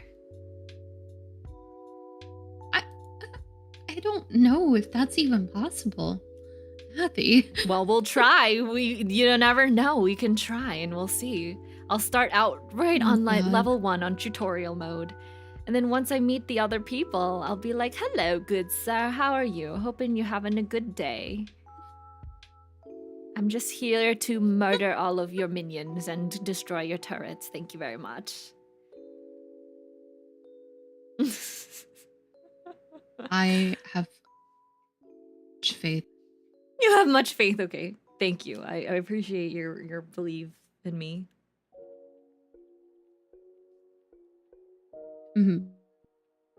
Yes, I will get into it just for the jokes. Just for the jokes. I'm hungry now. I kind of want to go eat something, actually. Okay. I'm probably gonna hop out. It's been a good amount of time, and I'm hungry. I should go cook myself something. Please go get some rest. I didn't get to go to the store today, unfortunately. Well, it's like you've been here for a really long time. I don't want to force you to stay. It's all right. Yeah, I want to go hang out and rest a little bit. I'm just a little tired. Please do. It's 2 a.m. You know what? At this point, I'm going to kick out. I'm going to kick you out right now so you can get some rest. Go get some rest. I don't go to bed until like 5. Oh goodness. Okay, well you have a good almost 2/3 hours to go eat and relax and do what you need to do. Okay. Thank you, Athy. You have a good night. Bye, Leg. Have a good night. Goodbye, chat. Get some good sleep. Bye-bye. Ah, she's so sweet. We literally spent like the last 3.5 hours chatting. Wasn't that so fun? Isn't that so fun? So everybody, if you have not followed Leg on on Twitter too. I think she streams mostly on Twitch. So Milky, if you can post her link again, because I swear I lost it. But yes, please follow. There we go, Linktree. Yes, please follow her on Twitch, YouTube, Twitter, and all those fun things as well. Perfect. How are you guys doing? I'm sorry if the stream has been dragging on for a long time, but I've been having a lot of fun just chatting with Leg and chatting with you guys. And then we had some really interesting conversations about culture, about some very cultured topics. Yeah, just chilling. You just finished your homework and you're gonna head out? Wow, good job, Gaines. Gaines. Thank you so much for joining. You just woke up to go to work. Glad to see you still streaming. Oh yeah, I barely put a dent in anything today. I think it was mostly just chatting and socializing. But I'm not upset about it at all. I honestly really like chatting with friends like that. It's very refreshing and yeah, it's just more interesting than sitting down and reading and being silent. It's just so the reason why I like do this with you guys is because it feels so lonely sometimes when I'm studying on my own. So that's why I like to hold these study streams so that it doesn't feel like I'm by myself when I'm doing it. Yeah. Oh, you're starting to see the end of the tunnel of your comic. Good luck on your comic. That sounds so fun and so interesting. I really hope you get to post it someday so we could all see it. Yeah. All right, we're talking about HIV right now. I'm trying to read about it, but there's just so many words. All right, also, you know what? I didn't get to take much of a break, although chatting has been a break for me. I'm gonna start using... Let's see, how much more of this do I have? Okay, I don't have that much more. I only have like 1, 2, 3 pages. So I'm going to power through. And then after that, I'm gonna end stream. And yeah, I'm gonna call it a night. So let's power through these last few pages. We can do this, guys.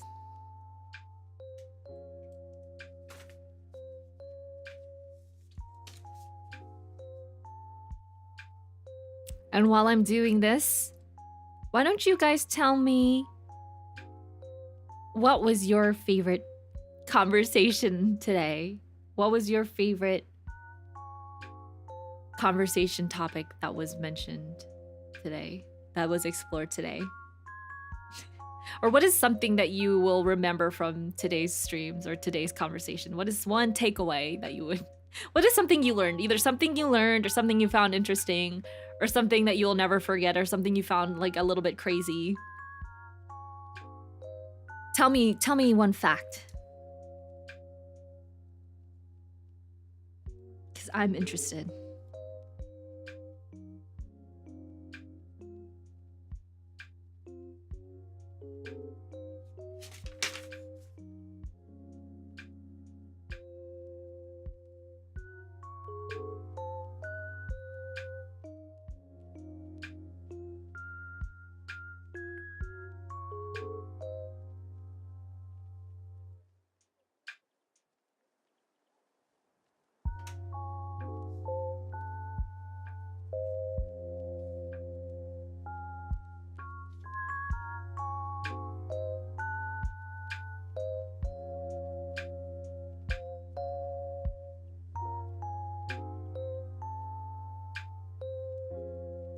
You learned a new way to perform a vasectomy? That's not how you perform a vasectomy! Jeez. It's just rearranging where the pee hole is. Randomly bringing up Owie House brought up some old memories, and then the Akutar chat. Something testicular torsion. These into monsters. I mean, who isn't? Slendy Man, my husbando, and Pyramid Head. Those are my two that I keep in my books. The explicit age topic. There's no such... explicit is not a good word to describe it. There's no such thing as being explicit with the age topic. Alright? At this point, the lines have been blurred. Me talking about my work and then also talk about age topic, I feel like for me, in my brain, there is no divide. Because I talk about such crazy things all the time. Me talking about things like that are just... It's completely normal. Exactly, it's cultured, it's not explicit. Bensang has the right idea. Pyramid Head, understandable. Exactly. A Wong remembers the hypospadias. Perfect. See? You guys learned something very important today. No, it's okay. Explicit... I understand what you mean. It was very explicit, but it could be more explicit is what I'm trying to say. That was baby. That was just baby stuff. That was just baby stuff. And it makes me happy that people are on the same boat, you know what I mean?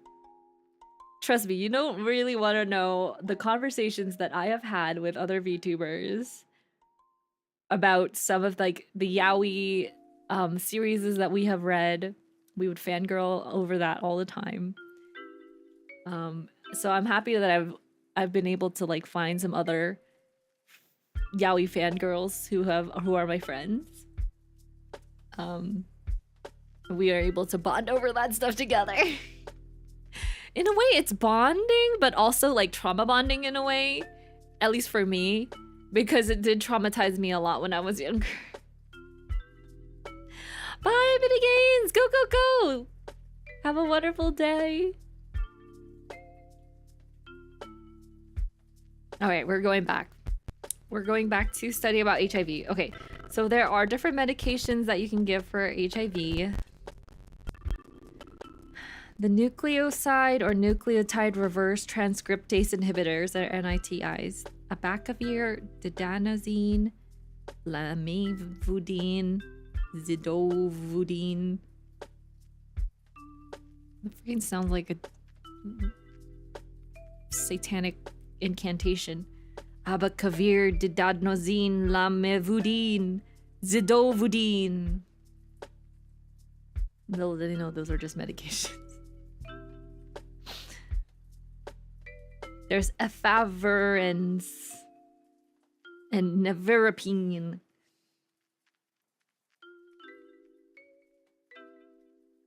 And then there's atazanavir, nelfanavir, ritonavir. What am I studying? I turn it to this every time. I'm studying for a pediatric nursing exam.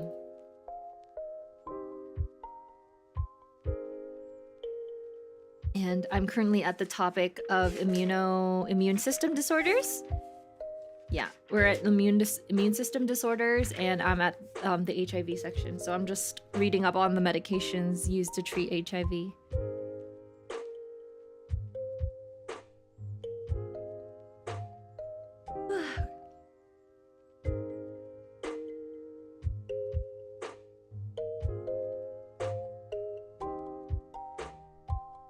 Let me just say thank you to Leg before I go.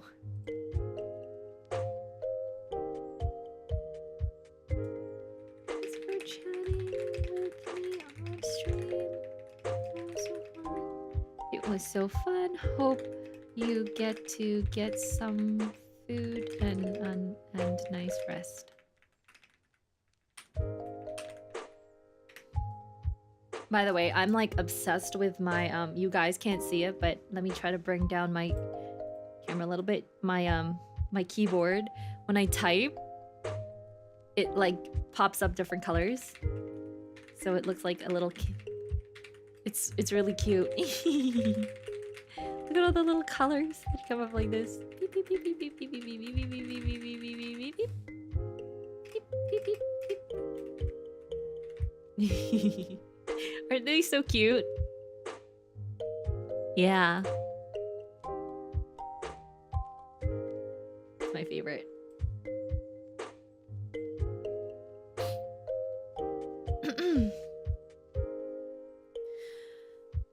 Okay, let's get through this. Minimizing the risk of HIV transmission. Clarify misconceptions on modes of transmission. Observe for signs of infection. Adhere to medication regimen. Avoid mixing the ill child secretions with the rest of the families. Use proper precautions.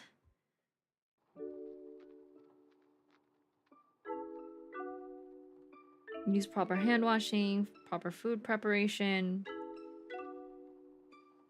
Teach adolescents about safe sex, promote optimal well-being, and proper nutrition. Okay. Every time I go to my doctor, it's so funny. This one time I went to the, like a random PCP just because I needed like a doctor's note. Or like I just needed a general checkup to get like, to get cleared to start working. And then all of a sudden, like these, I can't tell if they were like doctors or NPs, but they kept asking me, they're like, can we take a moment to like, talk to you about HIV? And I was like, but I'm not like active. And they're like, are you sure you're not? And I'm like, no. And then they thought I was lying. They're like, can we just talk to you a little bit about HIV prevention? And I was like, sure, I already know everything, but you know what? I'll humor you once. So I sat there, and for literally the next 30 minutes, they kept talking to me about HIV. All the stuff that I already knew about, by the way. And they were mostly just be like, practice safe sex. And I'm like, okay, I already know this. And then these are the ways you can practice safe sex. I'm like, what do you... I'm already in my 20s, hello? You don't think I know these things? Anyways, they were very concerned that I was not going to be compliant. And I told them, I'm not pregnant. They're like, are you sure you're not pregnant? I'm like, I'm not pregnant. Do you want to take a test? I feel like some doctors don't believe that I'm not pregnant or that I've never done it. And then I'm just like, hello? I have like physical proof here. It's just so weird. What is so hard to believe? Anyways, I'm a little offended by them. When they ask me, okay, so are you sure you've never done it before? Like, are you sure? Are you sure you're not lying to me just because you don't want to get in trouble? And I can feel their judgment radiating towards me. Did they at least give me a free condom? No. I have no use for that crap. I can get free condoms at work. Wait, can I? No, I can't. You're right, I can't. Well, you know, I used to work as an RA. So there, I used to be that one person to restock the condom bin in like the dorms. That was just one of my tasks. Every day or every week, I don't even know. I guess every day I would go and make sure that the condoms were restocked. And every day they were almost empty. Every single day, that thing was almost empty. So, doctors be like, it's a mystery. It's a mystery. Are you saying that I can't get some? Well, I can. I just haven't tried. That's what I'm trying to tell them, okay? A condom bucket? You know what our the little condom dispenser looked like? It looked like a bird feeder. It was like this little wooden house looking structure that they stuck to the wall with like a clear thing. There's just like a little slot at the bottom so that you could just like take them out one by one, and then you would fill it up at the top and it would like slowly go down. So it would literally look like a wooden bird feeder, except that you would just get condoms out there. And I was thinking to myself, oh my god, feed the birds. Tuppence a bag. Tuppence a bag. Feed them, horny birds. Yes, we do not want any STIs being spread throughout the dorm today. Or any day. Meanwhile, your dorm had no condom bucket. I think your dorm RAs would just rather pretend it didn't happen. Lol, no! We need to get that in. We need to get those in order. Alright, so now we're going to talk about severe combined immunodeficiency disorder. It's a group of congenital primary immunodeficiency disorders that are usually characterized by a severe defect in the T or B lymphocyte systems. Hello, Slimekin! Hello! Welcome to stream!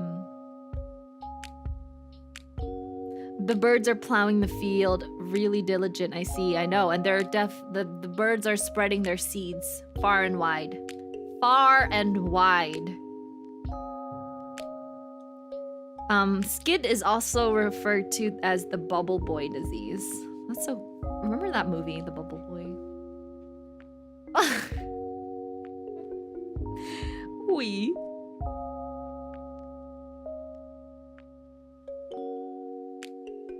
So, SCID may be either autosomal recessive or X-linked.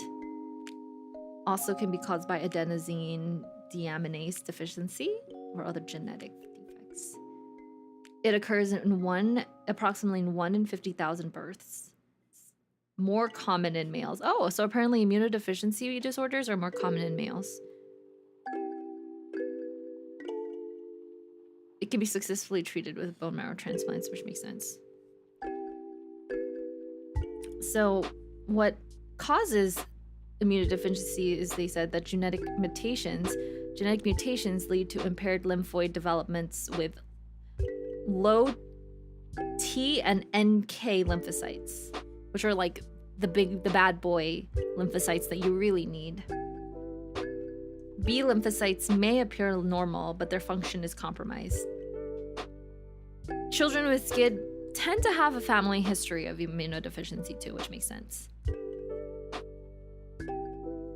So, you know, signs and symptoms are very common. It's like they get a lot of infections, they get ear infections easily, sinus infections easily, they get oral thrush or pneumonias and meningitis really easily, or have recurrent diarrhea.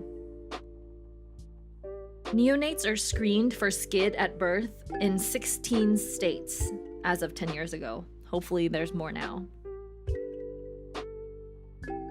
So hopefully like more states have this screening for babies. Oh yeah, that's pretty much it for severe combined immunodeficiency disorder. I remember taking care of a lot of kids with this who ended up coming in during COVID, like peak COVID time. We had so many little kids with immunodeficiency disorders who just could not fight COVID on their own. So we were giving them like every single day, they were just continuously on these IVIG, these immunoglobulin infusions, just to give them a little bit of an immune system to help fight the COVID. But it was just really bad. They wouldn't be able to fight it off on their own. You have to be very, very careful. They essentially had like 0 white blood cells in their body. Real bubble disease. Oh, Germwise Fearless, thank you so much for watching. You've been lurking since your online class was taking a break. Good luck on the rest of your class. Thank you for lurking. All right, next we have juvenile idiopathic rheumatoid arthritis, or JIA. Is also autoimmune inflammatory disorder. It's one of the more common chronic diseases in children. I have also seen this a lot in kids.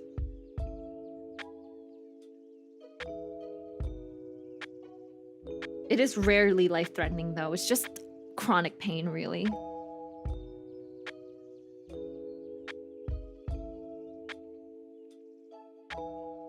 So they get oligoarthritis. It involves a few joints, usually less than 5. Or polyarthritis, which involves 5 or more joints. Cause is unknown, as with most autoimmune disorders, but infectious and genetic origins have been implicated. So the synovial joints are usually involved. That's like knees and all of like your fingers and things. What are synovial joints? So synovial joints are the most common type of joint in the body. They're responsible for most of the body's movement. Anything that has like synovial fluid around it, essentially. Shoulders, hips. Oh no.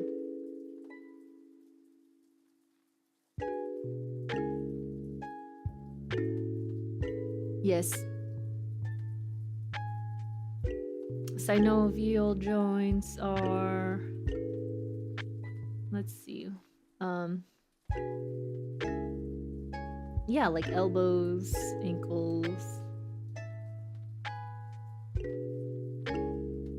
So there's the elbow. Well, there's a bunch. There are 6 different types of synovial joints anyways. Anywhere that can cause inflammation, essentially. Because usually the inflammation is inside like the synovial fluid. It's like why people in arthritis have like swollen joints. So it makes sense. Inflammatory response is activated. Kinin and prostaglandin are released, increasing blood vessel permeability and attracting leukocytes and lymphocytes to the synovial membrane, which is why it causes swelling. Neutrophils and macrophages eat the immune complexes. So when they eat these immune complexes, they release these enzymes which damage the joints ultimately. And because of that, the synovial fluid becomes, or the synovial area becomes inflamed and excessive fluid is produced.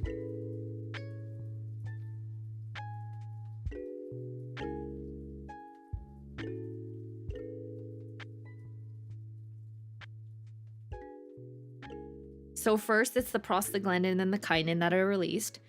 Then the blood vessel permeability increases, so that means more of these leukocytes and lymphocytes go to the synovial membrane.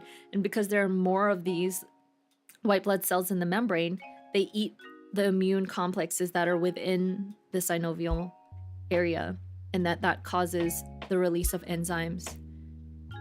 So essentially it's your body like falsely telling your immune system, aka your white blood cells, to go to the joints and attack them, to attack the immune complexes in the joints.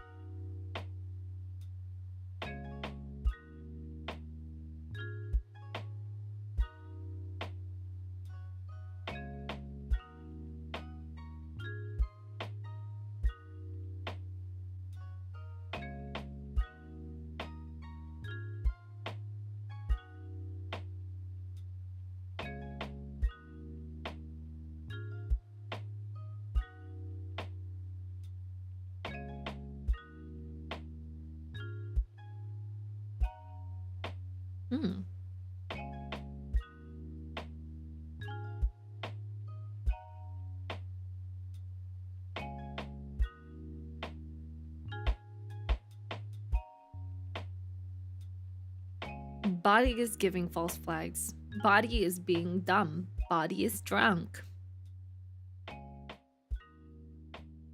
Or absent-minded in a way. So steroids are like the first type of medication we give because steroids obviously suppress the immune system, right? But they neither cure nor prevent long-term complications, and they have multiple adverse effects, obviously, like weight gain and mood swings. And they only really use them to rare life-threatening complications. Immunosuppressants are reserved for children who do not respond to conventional therapy, but yeah. The type of medications that they usually give for the juvenile arthritis are really just pain control medications like, well, ibuprofen and naproxen. We can also use heat packs and things like that. Avoid overexercising the painful joints. Use preventative schedule for medication administration, which means to take pain medications before the pain starts to flare. So take them around the clock.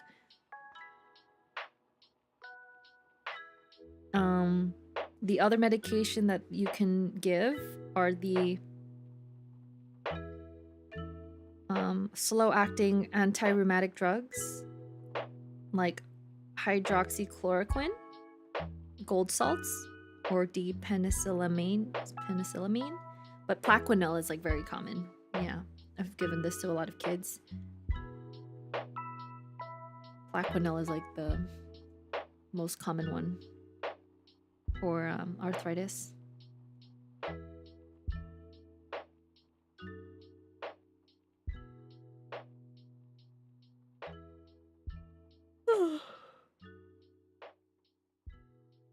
Aspirin is also used. That's an NSAID.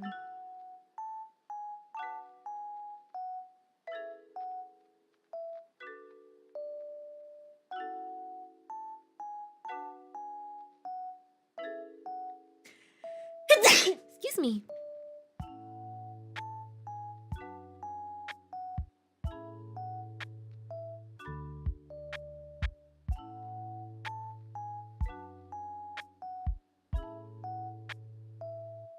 You have to be careful with the hydroxychloroquine though, because it can cause retinal deposits. If you don't treat them, they can go blind.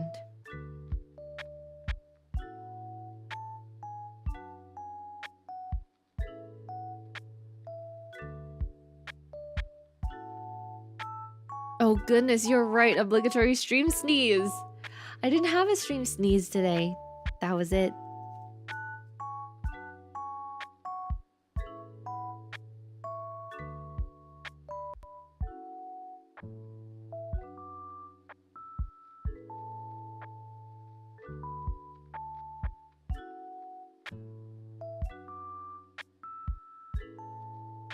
Okay, now we're talking about allergies.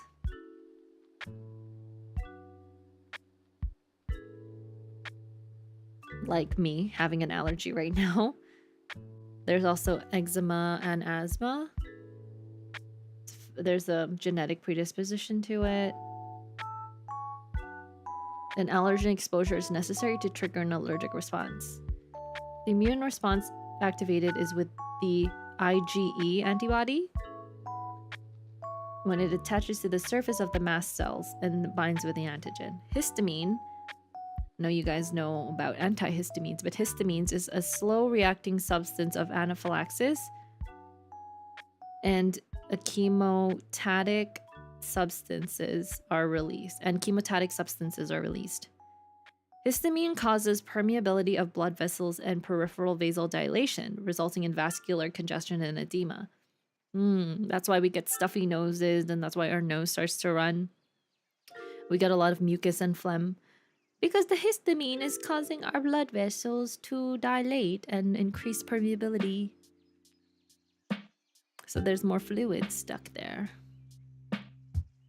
And then you get a blocked nose. Like I feel right now.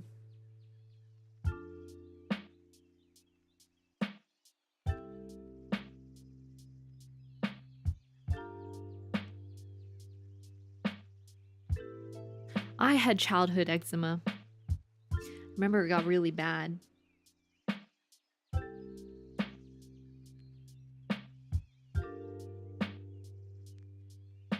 I had it mostly in my AC area, in the creases. It was really, really, really itchy to the point that like it would bleed, and it was so painful.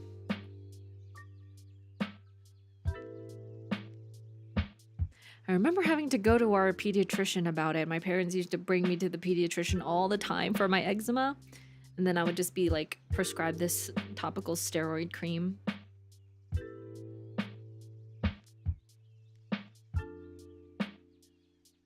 Did any of you guys ever experience eczema before? It's like a flare up kind of thing. So I don't have eczema anymore. I think it was just something I had as a kid, but sometimes I would. Sometimes now I don't have eczema, but I do have like contact dermatitis. Like sometime last year, I had like this really, really bad flare up on my stomach.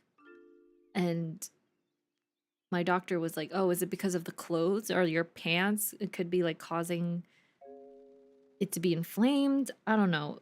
It went away on its own after some cream, but I don't think it was my clothes or my washing detergent. I don't think it was any of that. Eczema? Eczema is like this rash that like very, very itchy and dry, scaly rash that you get on your body. It gets really red. And they usually are like these dry, scaly patches that show up around your body. Yeah.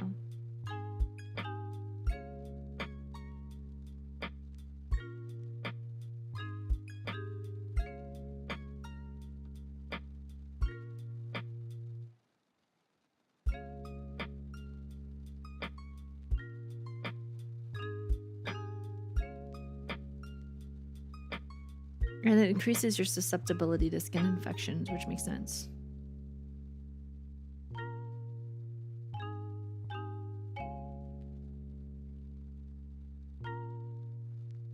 Are you still taking steroids? No. It was just a steroid cream, but I would only use it during flare-ups. Yeah. So eczema is not from a trigger, like a contact trigger. Eczema is an autoimmune. They're both autoimmune, but like, actually no, contact dermatitis is more so just a reaction. But like eczema is the autoimmune reaction, and there's no thing that triggers it. I mean, there are things that can trigger eczema, like stress. But some people are just more susceptible to it than others, and they show up in random places around your body. So it could be like anywhere on your body. But it has like very similar manifestations to contact dermatitis. It's similar because like essentially the skin itself becomes like itchy and red and inflamed. the problem is it just doesn't go away on its own, and you usually have to take steroids to like reduce the flare-ups, whereas contact dermatitis is like usually it's something that is caused by a reaction to something, like you touched some like poison ivy is contact dermatitis essentially. When you get when you touch something you're allergic to, like some people are allergic to fabric softeners, or some people are allergic to like cotton. That sort of stuff causes contact dermatitis. It's just like contact dermatitis is just like the most basic term meaning rash, like a contact rash, because dermatitis just means inflammation of the skin, because itis is inflammation, right? And derma means skin. So it can mean a slew of things. Eczema is a type of dermatitis. It is an inflammation of the skin, but it in itself has a autoimmune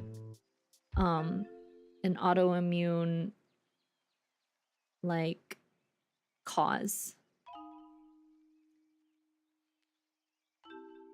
Usually it's contact dermatitis is if they started something new, like if they usually it's in like places with like clothing, or if they touch something, it's like they have to figure it out. Like the doctors will have to ask a lot of questions and monitor. If the contact dermatitis doesn't go away, it could be eczema. And also like the way that it looks is a little different too. Like eczema has like a very specific look, whereas contact dermatitis can just be like redness and itchiness. Eczema is like scaly, like your skin is peeling off. It can have like discoloration of the skin. Like they're very thick. Like literally just search up a kid who has eczema and you will see it. I have like a friend who still has eczema now, and like her skin is so thick that sometimes she has like extra creases in her hands, or like extra creases in her eyelids because she gets eczema around the eyes. And it feels so bad. Like she literally has like really, really red eyes that looks like her skin is peeling off when she gets flare up of eczema around the eyes. And you thinking to yourself, okay, what could have, if it was contact dermatitis, what the heck could have been around the eyes, right? Nothing. She doesn't wear any glasses or anything like that. It's just straight up eczema that just flares up around her eyes and makes her look like a little red panda. It's so sad. But yeah.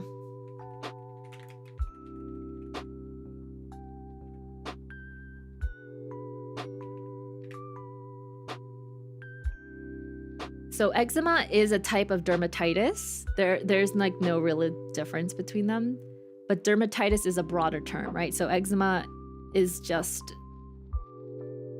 it's like within the subset of dermatitis. Contact dermatitis means, like I said, you need contact. Yeah. The thing that people compare eczema to is the atopic dermatitis. Atopic dermatitis is actually a type of eczema.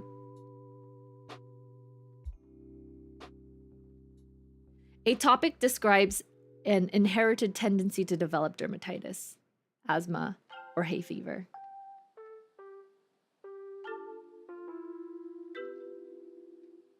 Yeah. I think eczema is basically atopic dermatitis. Oh, there's 7 different types of eczema. Wow, we're all gonna learn now.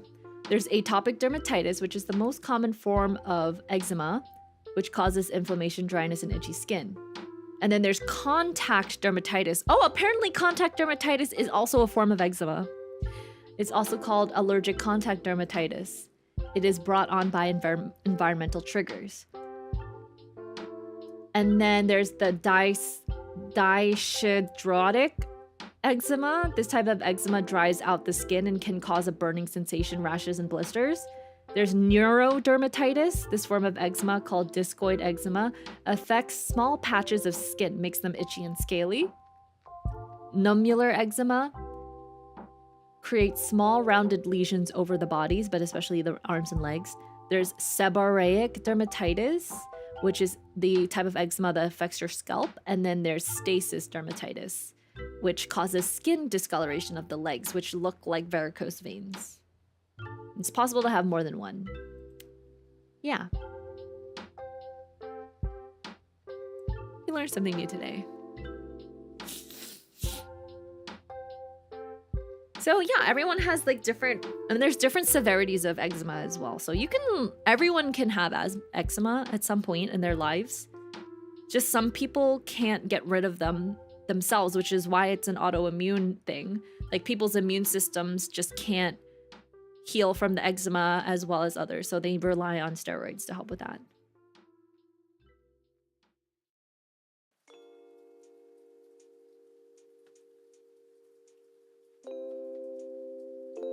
Mm-hmm.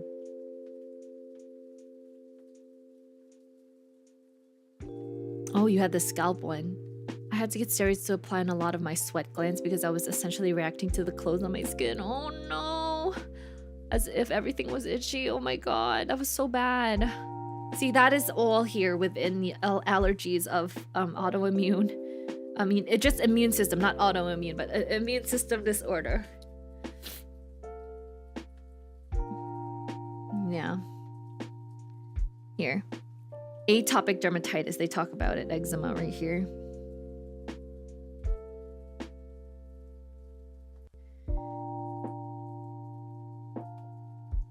There can be weeping, oozing, crusting, scaling. Babies can have them, it's very common. Childhood eczema. Dry, hyperpigmented areas. Lichenification, thickened skin with accentuated creases. Keratosis pilaris, follicular hyperkeratosis.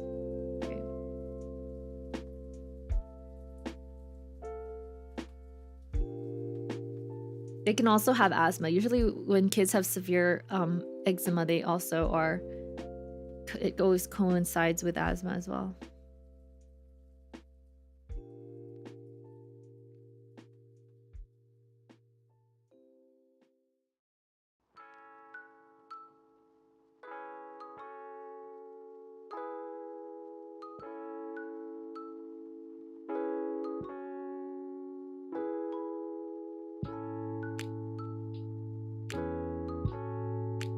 It was quite bad when you were teaching in elementary school. Oh no! I hope you have it under control now. I'm wondering if I should change jobs. Seems like my facial eczema drastically improved the moment I went on sabbatical. Yeah, maybe it was stress-induced. Maybe it was. Like I'm saying. A lot of illnesses and diseases can be prevented or reduced with a healthy diet and a healthy lifestyle, you know?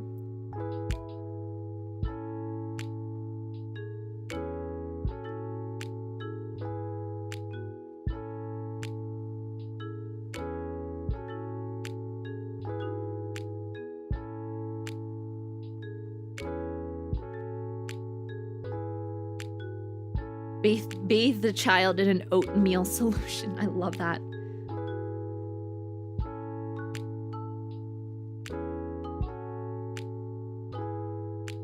Use elbow restraints if scratching is difficult to prevent. Funnily enough, we actually have elbow restraints in the hospital for kids. They're really cute looking. They have little like animal prints on them, but they're like these soft restraints that you put in kind of like throughout their arm just to prevent them from bending their arm. It's almost like an arm board. Yeah, basically it's like one large arm board. It just prevent them from bending their elbows because sometimes they can pull like their lines or their tubes. We also have like these restraint mittens. They're so cute. They look like little boxing gloves, but you put them on little babies and little kids that try to pull out their like life supporting tubes and lines and equipment. But the ones that we had in our hospital have like little animals on them. It's like yellow with little animals on them. But it technically is a restraint because you have one version where it's just the mitten, and then you have the version where it's the mitten with the rope, the line that you can tie to the rails of the bed so that they don't thrash around. We actually had to do that for one kid who was notorious for pulling out his breathing tube. And even after restraining him in mittens and everything like that, he still managed to decannulate himself, which means to remove his breathing tube in his neck multiple times. And one time he almost died from it, so it was kind of scary. All right, we're almost done. Had a student telling me that his mom bathed him in oatmeal. I mean, with all of these oatmeal-based cleansers nowadays, with like Aveeno brands and things like that, people are just, you know, they want to prevent their kids' skin from reacting to all these harsh chemicals. So oatmeal things are actually very helpful. I have like an eczema cream that I use when I used to have this flare up, and part of the ingredients is actually like this oatmeal variant derivative that was inside the cream. I also bathe my little worm dog in oatmeal shampoo because he has itchy skin as well, so oatmeal shampoo works really well with dogs too, with worm dogs. Yeah.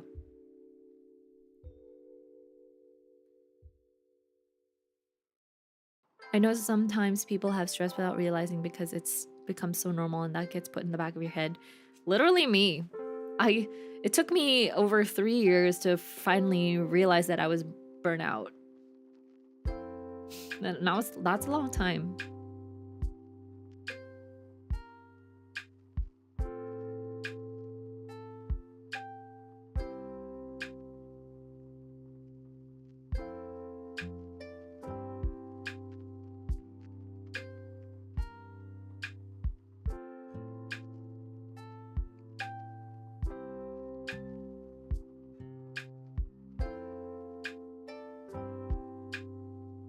Yeah, it says here you should vacuum your home frequently. I never vacuum my home. It's probably why I have so many freaking allergies. Wet mop or wet dust regularly. Oof.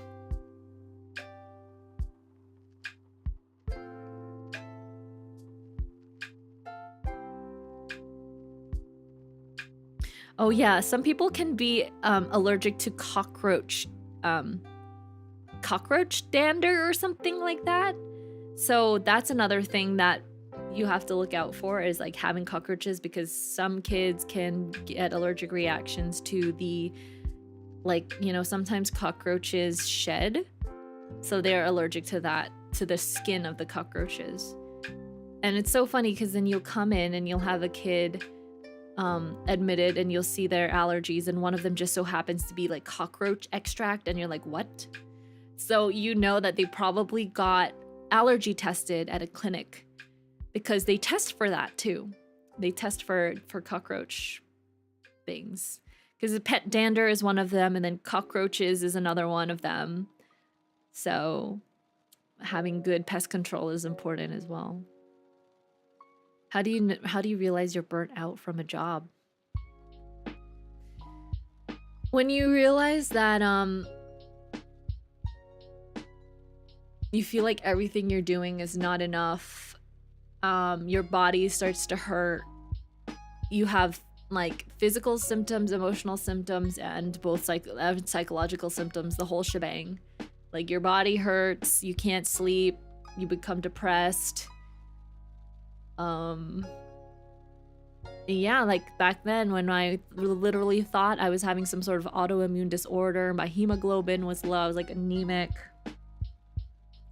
All because I was just stressed.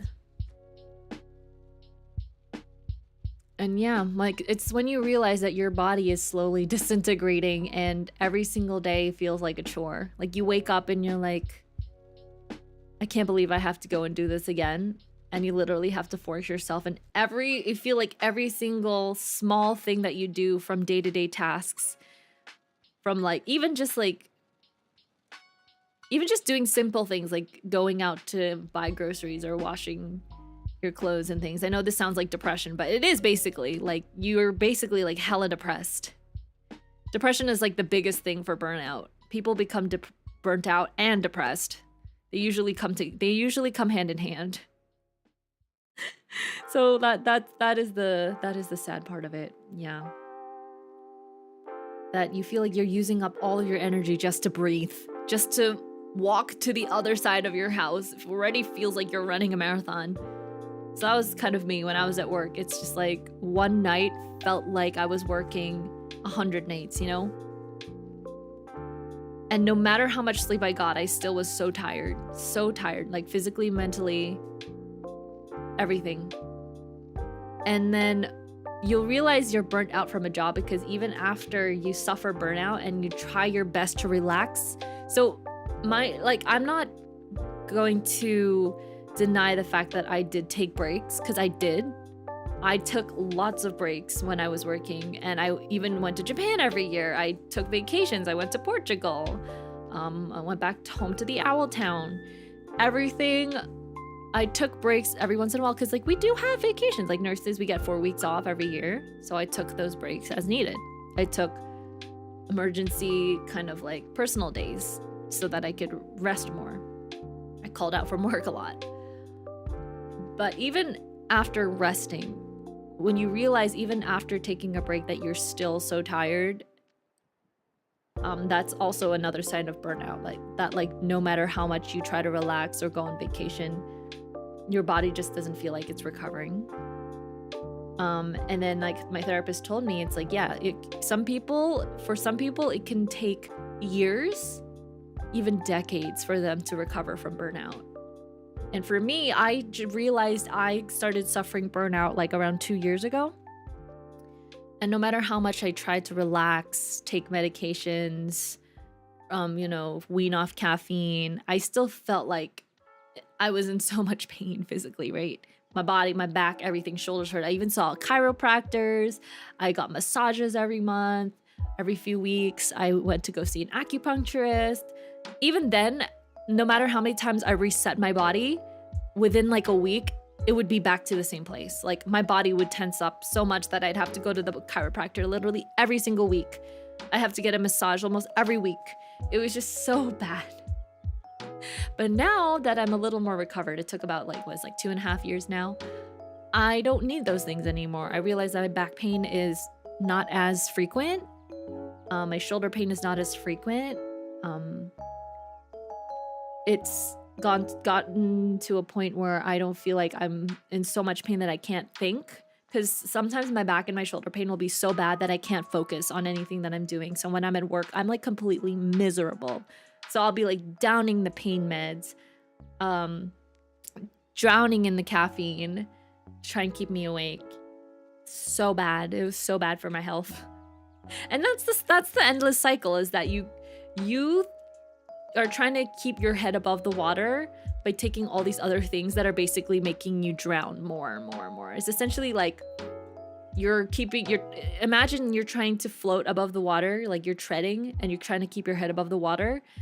But the only way you can survive, or the only way that you can keep yourself above water, is if you like swallow these, I don't know, stones. Like the only thing that's giving you energy to float, to keep kicking, are these massive heavy stones. But every time you ingest the stone, you just feel like you're getting heavier and heavier. It'll help you temporarily, but those stones start to build up, and then essentially you sink to the bottom and you drown. So that is like the metaphor that I feel of, that I can describe of like getting yourself burnt out, is feeling like you're treading water and that you have to eat stones to survive. And eventually, after you finish eating too many stones, you drown. And those stones are your coping mechanisms that are not good coping mechanisms, right? Yeah. It's true, right? I hope you guys agree with that. There are other metaphors you could use. Little stones. Or instead of stones, like imagine you're taking like a sedative to help you forget. But then if you help, the sedatives also cause you to stop moving, so then you just drown. You sedate yourself. All right, let's do these study questions and then we'll... I'm gonna go get some food.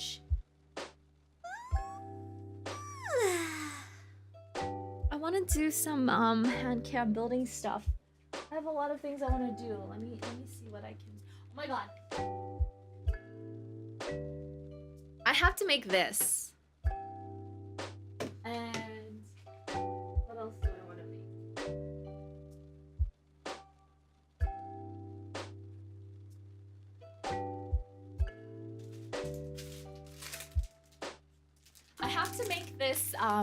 this blue curry.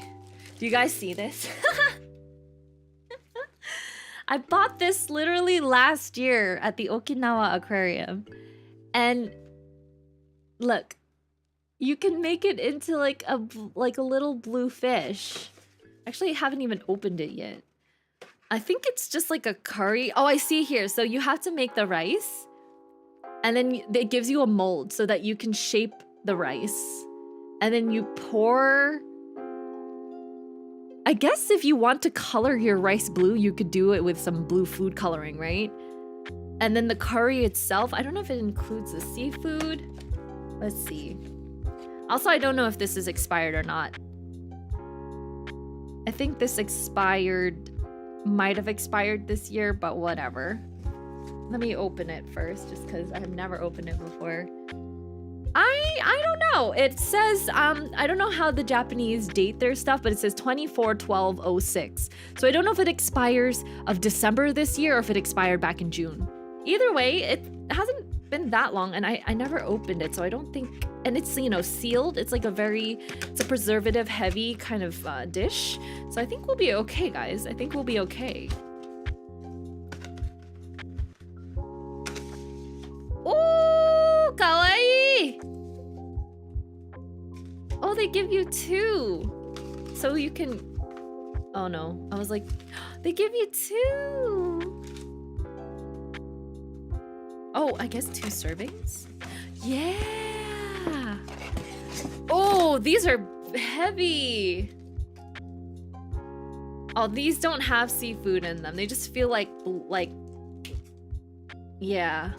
So is it, you think day, month, year, or you mean year, month, date, or year, day, month? Is it? It doesn't tell you.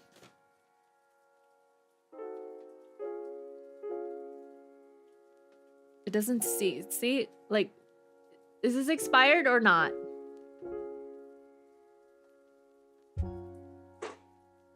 JP mostly does day, month, year, as far as I know. So this expired in 2006. On 24th of December, 2006. So maybe it is year, day, and then month. Oh. Year, month, day. Okay, so this expires in December. So we're safe. Perfect. All right, we're safe, guys. We can make our blue curry. We'll make this blue curry, okay? Sometime this week. You know what? I could even make it now. It'd be so funny. I don't know if I even have white rice. We can make it now. It's not that hard. And then we have these things that I want to make as well. These probably will take a little longer just because these require a lot of precision work. But I have this mini kochuri. And essentially you're creating like a little candy store. It's so freaking cute. I saw this in Japan and I really had to get it. It has a little cat and everything. And then also, I haven't made my choco banana store yet. I have to make my choco banana store. This is too cute not to make. Look at all those little bananas! Yo, choco banana! So cute. So we're gonna do those. I also somehow have a Pokemon Rowlet nano block that I have not even started to make yet. And I need to make my Rowlet because I have all my Detective Conan nano blocks that I've already done. Oh yeah, it's not that bad. It's a small one. Those bananas look very yob. No, they look very nom nom nob because they're nom nom nommy. So we're gonna make that sometime. So we'll do lots of fun crafts. I do love crafting streams. Those are kind of my guilty pleasures. Yeah. Block Rowlet! Yeah. The blue curry looks and sound very sus. Well, I'll do the taste test for you so you guys don't have to worry. All right, let's do these study questions. Go.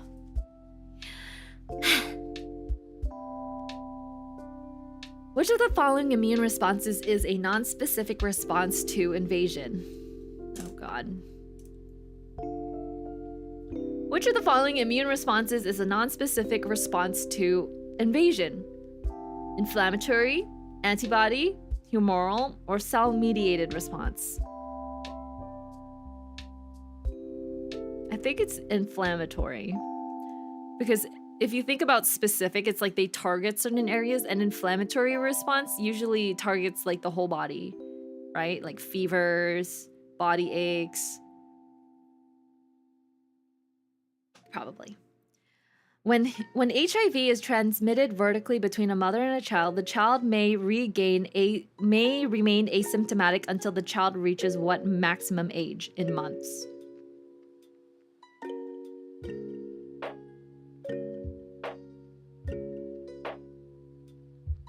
I don't know. I didn't read that far.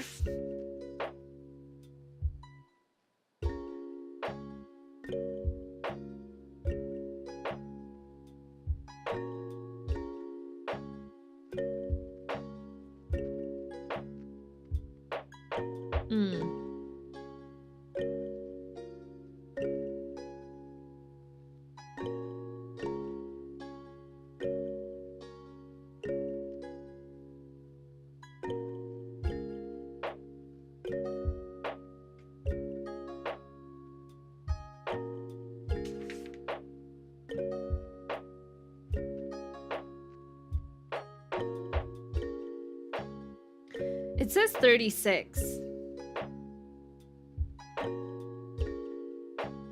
It says 1 to 3 years of age.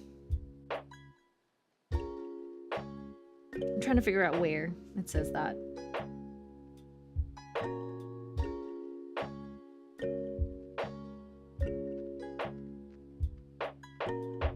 Yeah.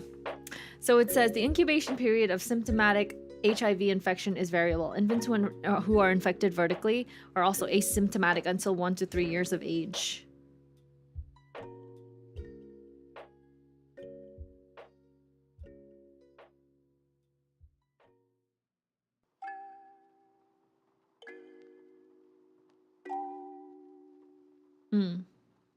Okay, good to know. I don't know where it actually says this, but I don't see it anywhere. All right, they juked me. How am I supposed to know that?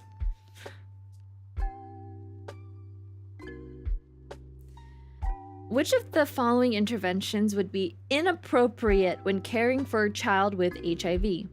Offering large amounts of fruits and vegetables, encouraging the child to perform at an optimal level, teaching the family about disease transmission, or using good hand washing before handling the child. Offering a large amount of fruits and vegetables sounds very suspicious. It's because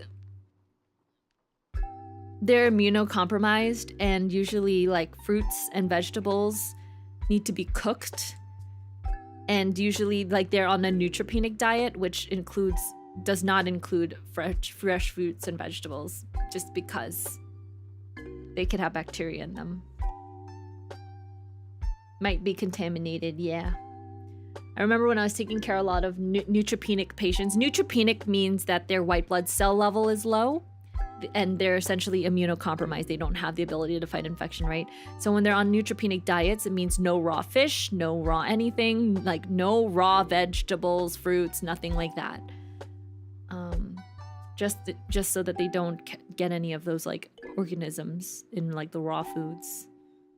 Right, the broccoli, just offering large amount of broccoli to the child, which they will most likely refuse. Yeah. Okay, number 4. Which of the following would the nurse include in the care plan for a child with the juvenile idiopathic arthritis? Administration of the corticosteroid to decrease joint damage. Prevention of contractures by keeping extremities in a flexed position. Rigorous range of motion exercises with effective joints. Application of heat to minimize pain and stiffness.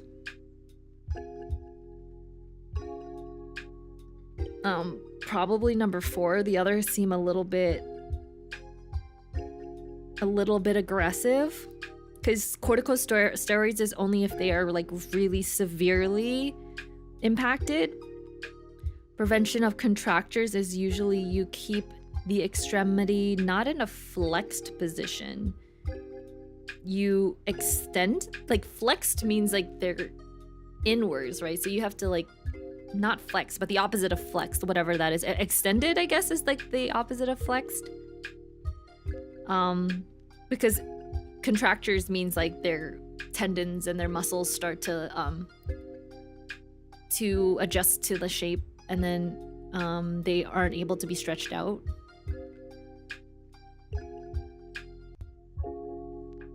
And then vigorous, why would, okay, just the fact that they use the word vigorous already is not a good connotation, so I'm just gonna search, what are contractures? Contractures is a fixed tightening of muscle, tendons, ligaments, or skins. Okay, it's a fixed tightening, good to know. So we will apply heat.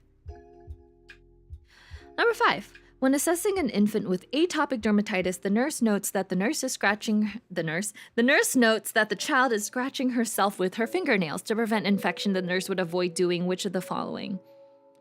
Covering the child's hands, administering an antipyretic, using elbow restraints, or keeping the skin as dry as possible. 4, because in eczema, their skin is already dry, so you're trying to keep their skin as moist as possible by putting on the lotions. That's why. All right.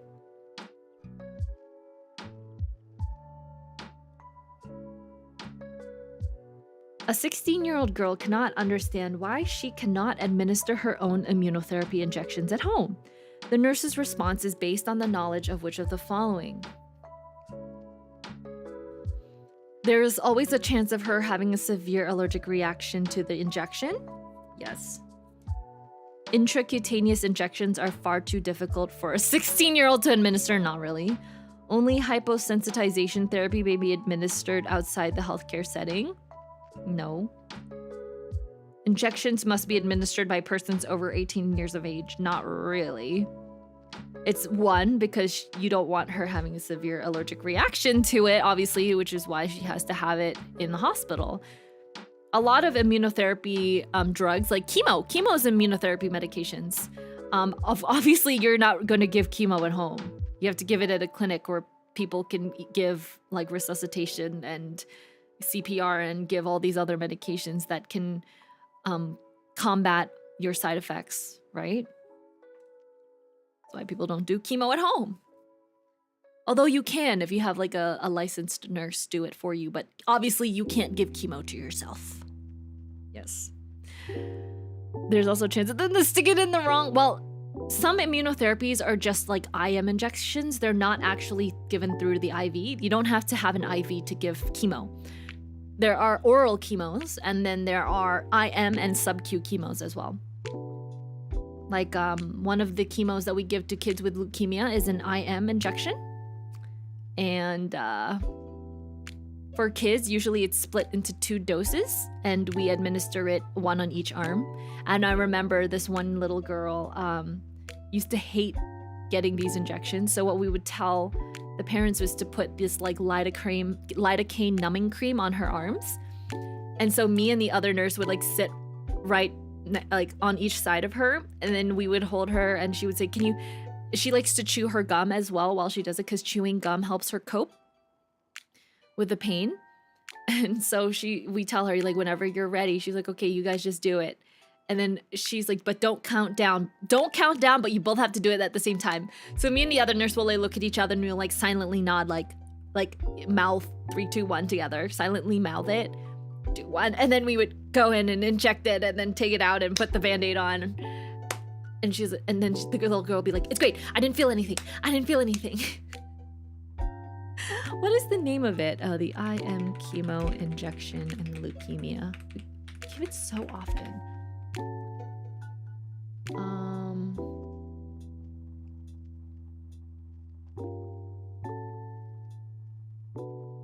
Injection name. Let me see. Oh, that's what it was. Asparaginase. Asparaginase. This is the one that we gave IM. Yeah, that good stuff. Let me see. Most kids have acute lymphoblastic leukemia. Yep, asparaginase, Erwina, chrysanthememi. Wow, look at all of these names I recognize, like blinatumomab. I gave a lot of, we call it blina, but you have to not get mixed up with the blincyto, because there's blinatumomab and there's blincyto, which are, oh no, blincyto is the name of blinatumomab. Actually, they're the same. Blina, there's calasparginase, Jace. So the reason why we gave their chemo IM is because some kids are allergic to certain versions of the asparaginase. So the ones that we gave IM is like a compound version of it. It's still the same type of drug, just like a different formula, I guess. And they react better to those kind of chemos. I remember now. I remember they were like very specific. Obviously dexamethasone, which is steroid. Cytarabine, we gave a lot as well. That one is like, we gave IV, clofarabine. Mercaptopurine is usually in a pill, but they would do for maintenance therapy. We also gave, oh yeah, so it was it was peg asparagase or the regular asparaginase. There's two of them. Rituximab, vincristine is a big one too. Vincristine is like the big ones. Oh no, yes, it was Rylaze, that the brand name of the IM injection. That's what it was. It was Rylaze. I remember every time they would split it into two, and we had to give it to all the little kitties, and it was just one on each side. Rylaze, that's the name. I'm glad I remembered it. I just remember that one little girl so vividly because she had a very specific way for us to give the Rylaze.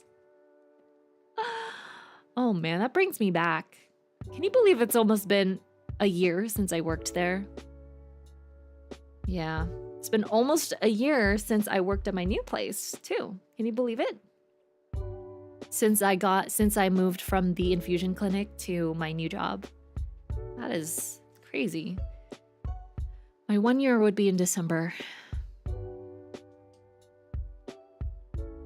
Helps distract her. Also another reason why you have trouble counting if you're doing something painful or having something bitter in your mouth, right? She always had to chew gum whenever we would flush her port because she tasted the salt. Yeah, that too. Sweetest little girl. She was the one that I actually introduced cells at work. I had a little red blood cell keychain of the character from Cells at Work, and she would always come by me, and I put the little red blood cell in front of me on my desk, and she'd be like, "What is that?" And then I told her that it was a TV show about the red blood cells and white blood cells in the body, and that if she was interested, she should watch it because she could learn a lot about how the cells work in her body, since she herself is going through a cancer of the blood. And she was very smart, so I don't think she really needed to watch something like that, but she was still also just like interested. I told her parents that it was like the Japanese version of Osmosis Jones, and then the parents nodded in approval. They're like, yeah, or like the Magic School Bus. I told her it kind of has like Magic School Bus vibes, where they shrink down really small and they go into your body, and each kind of part of your body is like a different character. It's really cute. Told her, Cells at Work, go watch it. Japanese Osmosis Jones. Yeah, basically.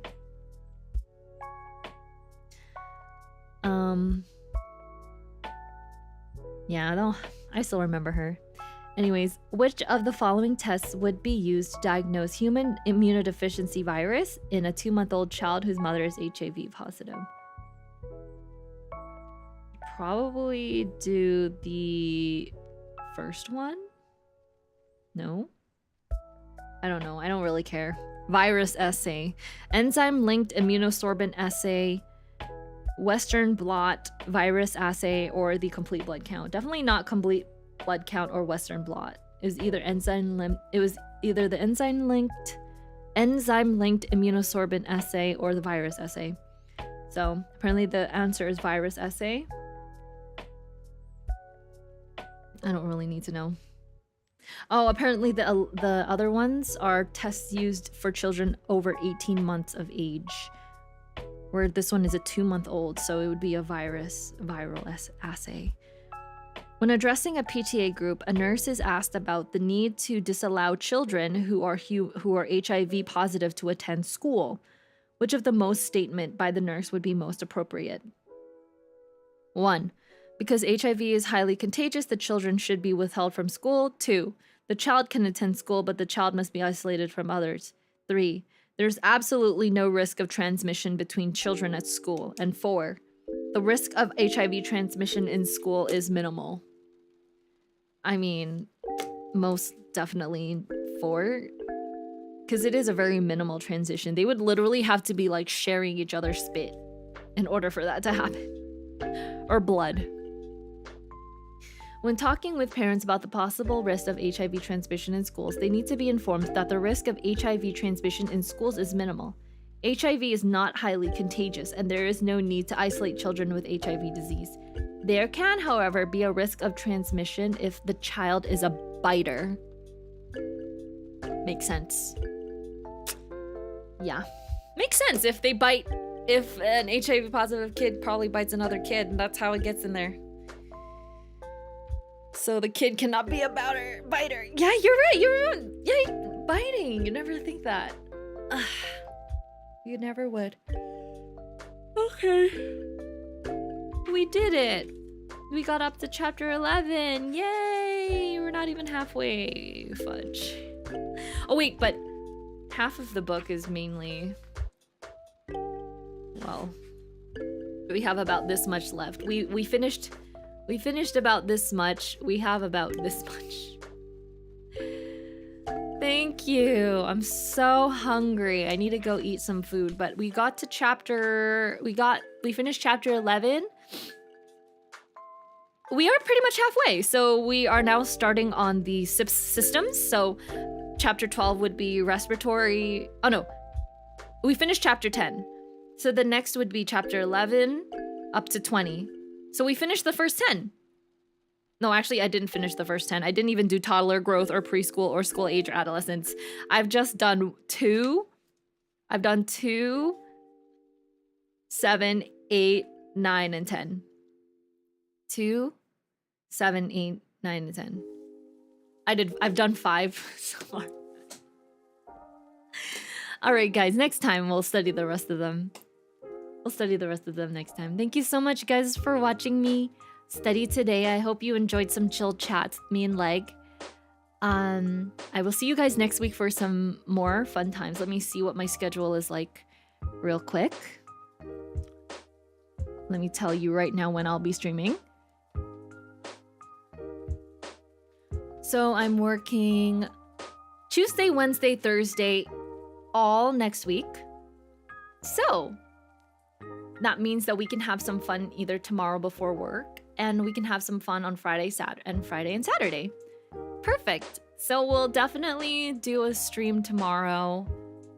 Maybe not today since it is my rest day, but I'll try to do a stream before work on Tuesday afternoon, and then on Friday night and maybe Saturday night as well. All right, guys. That means I'll be streaming on the 1st, 4th, and the 5th. Either the 1st, 4th, and the 5th, or the 1st, 5th, and the 6th. So definitely expect some streams this weekend. So much new cursed knowledge. Well, I'm glad. You all can be as cursed as me now. I have tainted all of the pill owls. Thank you again to all of the Clinic Owl members who renewed their memberships. Welcome back to this October term of Clinic Owl shenanigans.